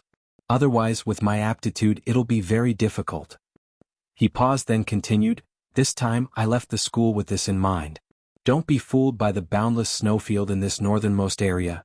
In fact, there are many good things there. It'll just depend on whether other people can find them or not. Looking at the mysterious smile on Jiang Shanghang's face, Mo Qingge couldn't help but ask, does Senior Marshal Brother Jiang know? Jiang Shanghang was still smiling. If Junior Marshal Brother Yi is interested, we can talk about it in detail later. Since Junior Marshal Brother Yi came to the northernmost area, I should do my best as a host and entertain you well. Seeing that Jiang Shanghang changed the topic, Mo Qingge knew he still wanted to talk about it, so she didn't ask. She nodded and said, thank you, Senior Marshal Brother Jiang. I'm unfamiliar with this northernmost area, so Senior Marshal Brother Jiang's hospitality couldn't be better. Jiang Shanghang laughed, then said, Junior Marshal Brother Yi, you're also very tired. Why don't you take a rest first? After you've rested enough, we can discuss some cultivation matters, or we can show you the scenery of the northernmost area. I'll have to trouble Senior Marshal Brother Jiang. Jiang Shanghang nodded with a smile, then raised his voice and shouted, guards. After a while, the woman who brought the tea lifted the curtain and entered the room. She bowed and said, Immortal Master, what are your orders? Jiang Shanghang said, clean up the guest room and properly entertain my friend. The woman glanced at Mo Qingge. Yes. After that, he walked towards Mo Qingge, bowed respectfully and made an inviting gesture. Fairy, please come with me. Mo Qingge once again cupped her hands towards Jiang Shanghang, then stood up and followed the woman out of the igloo. The mortal woman led her around a corner and entered an ice house not far away. This igloo was similar to the one Jiang Shanghang was in. It also had a small living room with a curtain door on the inside. It was not convenient to make doors in the ice houses in the extreme north. It seemed that the door curtains were made of animal skin. After bringing her here, the mortal woman respectfully bowed and said, Fairy, please rest here. If you need anything, just shout for me. Mo Qingge sized up the small igloo. After bowing once more, the mortal woman retreated. Mo Qingge rubbed the space between her eyebrows. She felt very tired, but she still carefully laid a defensive formation inside the house before entering the virtual sky world. It only took her 3 or 4 days to discover spiritual aura fluctuations in Jin country, trace them to Jiuling Mountains Fengshi Valley, enter Ziwei's Immortal's Cave, and finally be transported to the northernmost glacier through the transporting formation. For a foundation building cultivator, 3 or 4 days were nothing. However, after going through so many things, she already felt mentally exhausted. After entering the virtual sky world, she was finally safe. She didn't want to do anything, so she simply lay down and slept to her heart's content. When she woke up, she didn't know what time it was. Recalling her experience in Ziwei's Immortal's Cave, she took out the 2 stone sculpture puppets, the Xuanji Formation book, and the sunstone from her Chengkuan bag. In Ziwei's Immortal's Cave, she obtained a total of 5 things. The cloud-treading boots were already on her body. She didn't recognize the unknown but it was certainly not an ordinary object, so she put it away first. The other 3 things were in front of her. These 2 stone sculpture puppets were both in the late stage of the foundation building realm. The control method Wanderer Ziwei left in her mind told her that these puppets could automatically absorb the spiritual aura around them. As long as there was spiritual aura, they could move forever. For the current her, having 2 late-stage foundation building cultivators as helpers increased her strength by more than half. If she controlled them well, she wouldn't need to fear cultivators below the core formation realm. There was also the sunstone. According to Taoist Fangjing, this thing could produce sun-real fire and could be used to concoct medicinal pills. This time, for the sake of Jinji's safety, she left Xiaohua next to Jinji's body. Foundation building cultivators didn't have enough Dantian real fire, so they just lacked a suitable concocting fire. The most important thing was still the Xuanji Formation book. She witnessed the power of the illusory formation with her own eyes in Ziwei's Immortal's Cave. At that time, Wanderer Ziwei was lenient. If he wasn't lenient, how terrifying would that formation be? If that was the case, then it wouldn't be an exaggeration to say that after learning this profound formation tome, she would be able to fight many enemies at once if she was prepared. Even if she were to face a high-grade cultivator, it wouldn't be as if she didn't have any life-saving measures. She immersed her divine sense into the jade slip. Just as she was about to start studying this Xuanji Formation book, she heard a voice outside the virtual sky world. Fairy, fairy? Mo Qingge pressed the space between her eyebrows and exited the virtual sky world. She then opened the formation and said, "Come in." Someone lifted the curtain outside and entered, stopping outside the inner door. Then, the voice of the woman from yesterday could be heard. "Fairy, our immortal master has invited you. Would it be convenient for Fairy to meet him?" As it turned out, Jiang Shanghong wanted to see her. Mo Chenga nodded. "I understand. Let's go now." The woman bowed again and led her back to the igloo from yesterday. As soon as she lifted the curtain, Jiang Shanghong was already waiting for her in the living room. When he saw her coming in, he stood up and greeted her. "Junior Marshal Brother Yi, I didn't disturb you, did I?" Mo Chenga smiled and said, "No, I'm just idle and have nothing to do." Jiang Shanghong replied with a smile, "That's good. Junior Marshal Brother Yi, yesterday I said I'd take you to see the scenery of the northernmost area. Since the weather is fine today, how about we go out for a walk?" "Sure." Since the master invited her, what reason did she have to refuse? The two of them left the igloo. Under the worship of the mortals in the tribe, they used their respective flying magic tools and flew into the air. The mortals below looked at them with envy and respect.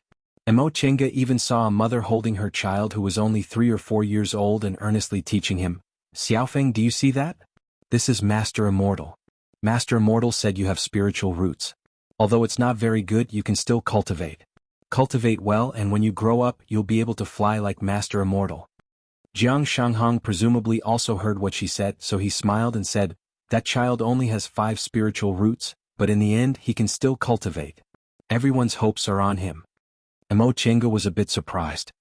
"There are only several hundred people in this tribe, right? Senior Marshal Brother Jiang, you said you came to this tribe because their Master Immortal passed away, and now they have a child with spiritual roots. Why does it seem like the probability of them having spiritual roots is very high?" "Correct. I was also very surprised when I first came here." Jiang Shanghong said, "The probability of the mortals in the northernmost area having spiritual roots is much higher than in the heartland. It's almost not inferior to the cultivation clans in Kunwu. A tribe with several hundred people can have one person with spiritual roots. However, their spiritual roots are generally poor, and cultivators with 3 spiritual roots or more rarely appear. Furthermore, their cultivators' lifespans are also shorter than Kunwu people's." "Oh, I guess it might be because of the special environment in the northernmost area. They need the protection of cultivators, so gradually they have more cultivators than Kunwu. However, since there are advantages, there are naturally disadvantages. The price is that their cultivators' lifespans are shorter than Kunwu's." This made sense.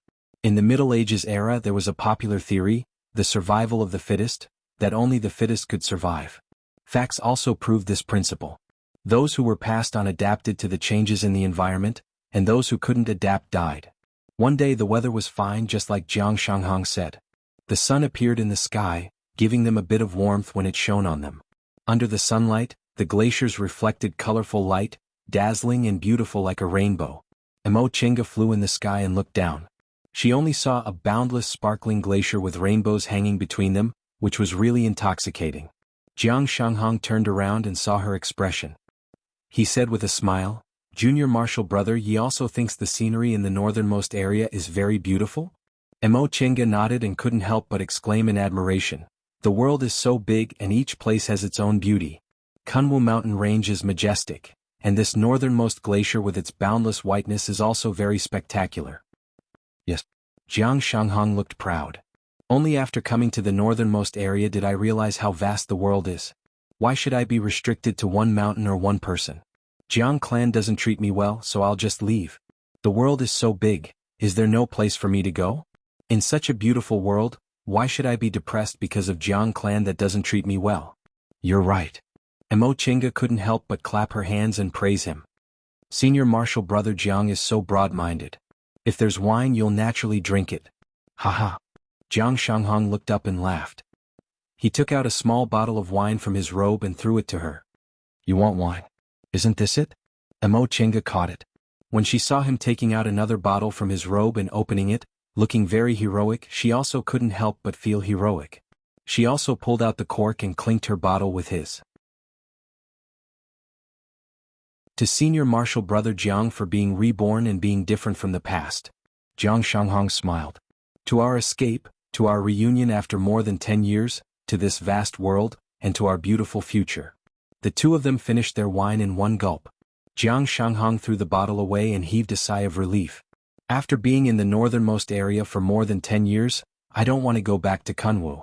This place is peaceful and happy. Although there are occasional disputes and daily life is hard, it's better than Kunwu's unpredictable people who scheme every day. Is that so? Mo Chenga gazed into the distance. The boundless snowfield was empty, devoid of people, and only the cries of wild beasts could be heard. She also wanted this kind of peaceful and happy life. However, everything was good for her now in Shenqing school. She had a master, friends, and relatives. These things were more important to her.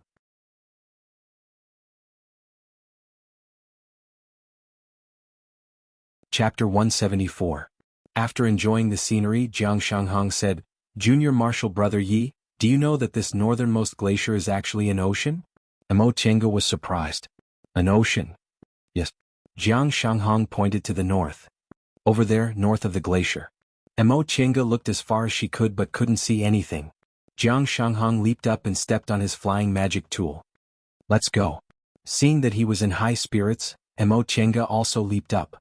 Jiang Shanghong had already seen her flying in the air without using a flying magic tool, so he couldn't help but ask, "Junior Marshal Brother Yi, you can actually fly this fast?" Mo Chenga smiled. "Of course not. Senior Marshal Brother Jiang, look at my boots. These are flying magic tools." Jiang Shanghong naturally noticed that the boots on her feet were full of spiritual aura, but he wasn't sure. Now that he heard her words, he took a second look at them, feeling quite envious. As a flying magic tool, boots were much more convenient than ordinary flying magic tools, and they also saved magic power. However, flying magic tools in the shape of boots were very rare. Since Mo Chenga said they were magic tools, Jiang Shanghong naturally felt envious. Although he was now a disciple of Zhengfa sect and was respected, he didn't have a master and was only an ordinary sect cultivator. He naturally didn't have any magic tools, but he had good magic tools. The two of them flew north. After flying for about half a day, they heard a rumbling sound.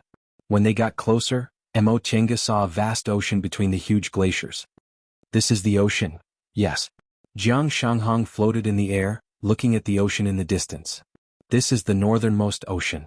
It's so vast that I don't know where it leads to. There are demonic beasts everywhere and there are countless rare treasures.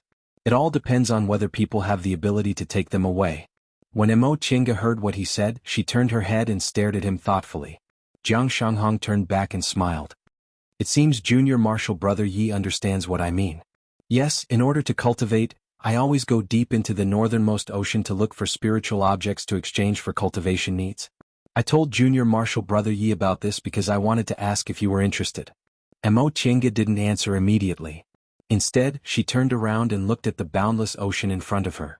In the northernmost area, whether it was the boundless snowfield or the ocean in front of her, it was so vast and peaceful that people couldn't help but feel open-minded. She couldn't bear to let the matters of the cultivation world taint it. "Senior Brother Jiang, are there any treasures here? What's the price?"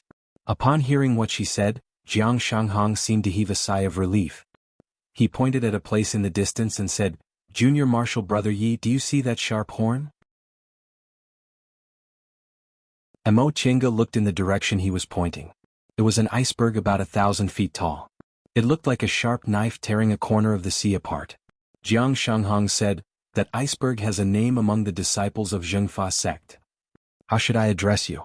"Correct, that isn't an ordinary iceberg. It hasn't melted in 10,000 years, nor has it drifted away, firmly standing here. We call it the land of the hidden dragon." "The land of hiding dragon." Mo Chenga repeated with a puzzled expression. Dragons were the most powerful of the ancient divine beasts. The dragon clan was born with divine abilities, and they were once the race closest to gods. They could move clouds and summon rain, and they could swallow rivers and spit out oceans. Even a newborn dragon child had the same ability as a core formation cultivator. At the end of their cultivation, they would become winged dragons. They could fly in the sky, dive into the earth, and roam the universe. They were also the most carefree race. "Senior Marshal Brother Jiang, are you trying to say that dragons really exist?" Jiang Shanghong shook his head. "We don't know whether dragons really exist or not. However, this land of the hidden dragon has been passed down among Zhengfa sect disciples for thousands of years. I've also seen it. There's indeed a mysterious spiritual breath inside, but no one knows whether it's a dragon or not." "Is it dangerous inside?" "Of course. Danger and opportunity coexist. A fervent glint flashed in Jiang Shanghang's eyes. He said in a low voice, "We once had a senior who obtained a mysterious treasure inside and entered the core formation realm in one go. But among the disciples who entered, some came out with serious injuries and some died." Seeing that Mo Chenga didn't say anything, he anxiously asked, "Junior Marshal Brother Yi, are you not interested?" Mo Chenga smiled faintly and cast him a glance. "Senior Marshal Brother Jiang, what happened to your magnanimity just now?" Jiang Shanghang was startled. A blushing expression appeared on his face, but he still said resolutely, "I'm no longer trapped by my past. I can embark on the path of cultivation, so how can I give up? If I can go further, I naturally won't give up the opportunity to become an immortal." Mo Chenga was silent. The great path to immortality was just these 4 words. How many magnanimous people couldn't see through it, let alone Jiang Shanghang? She took a deep breath and said, "Senior Marshal Brother Jiang, if there aren't enough benefits, I don't need to risk my life. What do you think?" Jiang Shanghang was startled, but when he recalled her current identity, he finally reacted. He still smiled and said, "This land of hiding dragon isn't the only place where ordinary disciples like us go to look for treasures. Even the elite disciples in the school also flock like ducks. Junior Marshal Brother Yi, do you think there aren't enough benefits inside?" "Is that so?" Zhengfa sect was also one of the 7 great cultivation groups in the Celestial Pole. Its power was only slightly smaller than Shenqing School and Gujin sect, so that meant, seeing that Mo Chenga didn't seem very interested, Jiang Shanghang said, "Junior Marshal Brother Yi, don't underestimate the treasures inside. In Zhengfa sect, even nascent soul cultivators often go to the land of hiding dragon. Unless you're a disciple in the foundation building realm or above, you can't invite disciples who aren't from our school to enter." His words piqued Mo Chenga's interest. Nascent soul cultivators wouldn't be interested in ordinary treasures at all. Treasures that could make them frequently go there to look for treasures had to be natural treasures. Seeing that Mo Chenga finally looked a little interested, Jiang Shanghang hastily said, "Junior Marshal Brother Yi, if it was someone else I wouldn't want to tell you, but you're my old friend. You're a reliable person and your strength isn't bad, so I felt at ease to ask you to be my companion. You don't need to worry too much and it won't be dangerous to the point of death. Ever since I built my foundation I've been there many times and I always came back safely. As long as I'm careful and well prepared, my life usually won't be in danger." "Is that so?" Mo Chenga was slightly moved by what he said. "That being the case, why did Senior Marshal Brother Jiang insist on inviting me? Wouldn't it be better if we went together?" Jiang Shanghang smiled bitterly and shook his head. "I won't hide this from you. I'm just an ordinary foundation-building cultivator in Zhengfa sect. I don't have a close relationship with my fellow disciples, so I'll always be in a disadvantageous position if we enter the land of hiding dragon together. The few people I have a good relationship with are all mediocre. If Junior Marshal Brother Yi goes with me, with your help, I'll be able to have a say. So that's how it is." Mo Chenga mulled it over in her heart. What he said seemed to be true. Among big cultivation groups, there were also small groups, and Shenqing School was no exception. "Then, when do you plan to go, Senior Marshal Brother Jiang?" Upon hearing Mo Chenga's tone and knowing that she didn't refuse, Jiang Shanghang was delighted. He said, "I return to the tribe this time to prepare for my trip to the land of hiding dragon. I've already made an appointment with my fellow disciples, so there's about 10 days left." Mo Chenga nodded. "Senior Marshal Brother Jiang, please tell me what I need to pay attention to." "In fact, it's nothing." Jiang Shanghang said, "Presumably Junior Marshal Brother Yi has prepared medicinal pills, magic tools and so on. There's only one thing. Entering the land of hiding dragon requires some secret medicines. Junior Marshal Brother doesn't need to worry about this. I'll prepare your share." "All right." Mo Chenga formally agreed. "That being the case, I'll go with Senior Marshal Brother Jiang." Jiang Shanghang beamed with joy. "Junior Marshal Brother Yi, I'll remember your kindness this time." Mo Chenga waved her hand. "If it's also beneficial to me, it's nothing." Once the two of them finished talking, Mo Chenga observed the surrounding scenery for a while before heading back with Jiang Shanghang. On the way, Jiang Shanghang gave her a brief introduction to the land of hiding dragon. As it turned out, the shamans of the northernmost lands already knew about the land of hiding dragon before Zhengfa sect arrived. Every year on the 15th day of the 8th month, they would gather there to offer sacrifices. Occasionally, some people obtained fated chances there and advanced to the foundation-building realm. But at that time, the land of hiding dragon didn't have this name yet. After Zhengfa sect was established, they learned about the land of hiding dragon and sent a nascent soul Dao ancestor to explore it. In the end, they returned after a thrilling adventure, and the land of hiding dragon's name was passed down. The strange thing was that after several thousand years, countless Zhengfa sect disciples entered the land of hiding dragon and obtained a lot of treasures from there, but the number of treasures never decreased. Mo Qingge couldn't help but ask, "Senior Marshal Brother Jiang, how's that possible?" Jiang Shanghong answered, "Yes, that's what I thought in the beginning. But ever since I built my foundation, every time I entered the land of hiding dragon, I found that it was completely different from the last time." Completely different? Mo Qingge was puzzled. What kind of scenery is it inside? Yes, it's completely different. Jiang Shanghong said, "The land of hiding dragon is located underwater, so it's a world in the sea. But every time we went inside we found that the terrain was completely different from the last time. Even the demonic beasts and resources were completely different." "Are there any traces of formations inside?" Jiang Shanghong smiled bitterly and shook his head. "I can't see it. Even our nascent soul grandmasters can't see it." Mo Qingge looked pensive. "So you're saying it's an existence that surpasses our current realm?" "Yes." Jiang Shanghong nodded. "Every year on the 15th day of the 8th month, the tide rises. After that, the scenery inside will completely change. We can't stay inside when the tide rises?" "Of course. It said that there were people who couldn't come out when the tide rose. After a day passed, they couldn't be found anymore. But..." Jiang Shanghong paused for a moment and said with some hesitation, "I once heard from a senior martial brother that the second layer of the land of hiding dragon changes every few years." "The second layer?" Mo Qingge frowned. "Are there several layers inside?" "Correct. There are 3 layers inside. The first layer can be entered by U.S. Foundation building and aura refining disciples, but the second and third layers can only be entered by cultivators in the core formation realm and above." "Has this been a rule of your Zhengfa sect for several thousand years?" "Yes." Jiang Shanghong didn't hide anything. "This was a rule set by the founder of our sect. Someone once violated it, and as a result, several foundation building cultivators entered the second layer and never came back." Mo Qingge was stunned. "It's actually that serious?" She pondered for a moment then asked, "Then what's in the second layer? Did the core formation seniors in your sect say anything?" "No." Jiang Shanghong shook his head and advised her, "Junior Marshal Brother Yi, our lives are more important. We'll just go to the first layer. If we're lucky on the first layer we can also obtain natural treasures, so there's really no need to take risks on the second layer." You're tuning in to the Han Li's Wuxia Adventures YouTube channel. We're so grateful for your support, and don't forget to subscribe to join us on this incredible journey through captivating stories. Your generosity through donations truly makes a world of difference, as it's the primary source of revenue that allows me to expand and enhance this channel for you. Thank you from the bottom of my heart for being a part of this adventure.